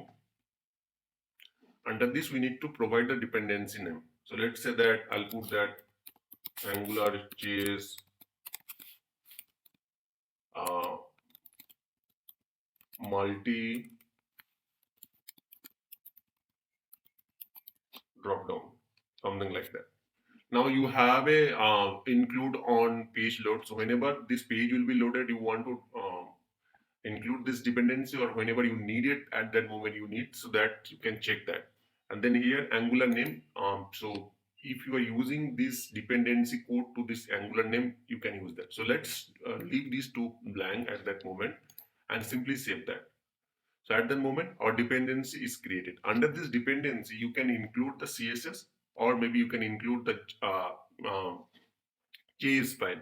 So JavaScript include you can use, or maybe you can use the CSS. Those two are used, or those two are basically for that outsourcing purpose. So let's say that this code I have not developed, right? So I have not developed anything in this code, so I can outsource this code, and I can use their function, and I can play around that, right? So these two are for this outsourcing. So what they are saying that as per their documentation, I should use this link as an outsource link. So what I'll do, I'll simply copy this URL and then go back to this JS dependency, and I'm going to create a new JS dependency. Under widget dependency, we have JS dependency. And then let's say that you have a code, you can just use the UI script and then add that. Otherwise, you can simply put that URL. So I'll change that URL, and then whatever URL I have received, I'll put this URL. And then you can simply put this name call, I'll say that AngularJS drop down or something like that. So if I can put anything, okay. So I'll put that AngularJS drop down multi-select. So this is my JS name, okay, and then submit that. So let's understand one more thing. We created a dependency. Under this dependency, we created a JS include, and then JS include is nothing but it is pointing to a particular external URL. So if you don't have external URL, if you have a raw JS code or JavaScript code, you can just simply go to this here, and instead of this, JS include, you can just change the type to uh, instead of this URL, you can just change to the UI script, and then under this UI script, you can put the raw script that you have, like new UI script, and then you can put this raw script under this here if you need it. So fine. In our case, dependency cases, we have this URL, and I just put the external URL. So most of the cases, you will be find out that external link if it is verified documentation. I'll now go back to the widget, and let's see that under this widget we added actually this is added to this dependency is added or not. So dependency is created. Under this dependency we have JS include everything, and let's see that widget have this dependency added or not. So this is our widget. Under this widget we have a dependency added, and under this dependency we have JS include and everything. So if I open that dependency in the next tab, so this is the dependency. Under this dependency we have a JS file. In case if you need the CSS include, you can use, but they are not saying anything. Okay, so this is the demo. And now how to use that? So for that, if we click there, they said that how we can use that. So to use that, let's say that these are the in this HTML, simply I need to add this one. So I'll copy this code and then go back to our I'll refresh that widget first. So now under widget, what they are saying, into the HTML, I need to put this one. So this is the div and this is the directive name. And here I need to put the option equal to example data. And then here SP model equal to this one, I need to put that. Now what we have to do under this one, in the client script, what they are saying that we need to put this data. Okay. So I'll copy this one and then, you should follow the documentation. Under this documentation, whatever is basically needed, they will describe that. So this is that we need to put add the scope. So what they are saying, under this scope, we have example model and this example one data. So what will be happening example one data? Under this example data, you will be able to find out whatever data should be as a drop down option. And then under this example model, whatever value you as a user will be selected, that value will be available here. What I'll do, I'll print this one also. So let's see what is happening. So I'll put that user selected.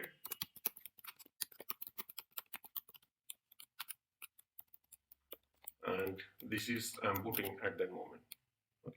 So this widget is a very simple. So using the dependency will give you the more flexibility that you can use any of this library function from any other source, and then you can use in your widget. So let's say let's refresh our page and see what is happening. Now right now you can see under this top we have a drop down, and this drop down have this is the value that user is going to select. That value will be shown on the bottom. Now if you select that, you can see these all options are here, and these all options are coming, or this design is coming outsourcing of this page. Okay, so basically this is coming from this CD and SGS. So what they created their own library function, they published that, and this is coming from there only. Okay. Now if we select any value, let's say check all this value you can see is coming or showing in the bottom. Okay, and if we uncheck all, you can see this is changing. So if we select one, you can see this is showing right now. So these things, this dependent, I don't need to write any code. I can just outsource this, and I can go through the documentation that how they can have the smart text. You can see, so these are the smart text. They have that various options, right? So I can see they have drop these options. So everything scrollable list. So if your list is much more high, you can do this, add the scrollable button here. So these all options I can simply play around and add that. For that I don't need to write any single line of code. So I just need to use their example code, and it will be automatically fit in my use case. So that is how the dependency is useful. So that's it for today. If you have any question, let me know in my comment section. Thank you very much. Have a great day.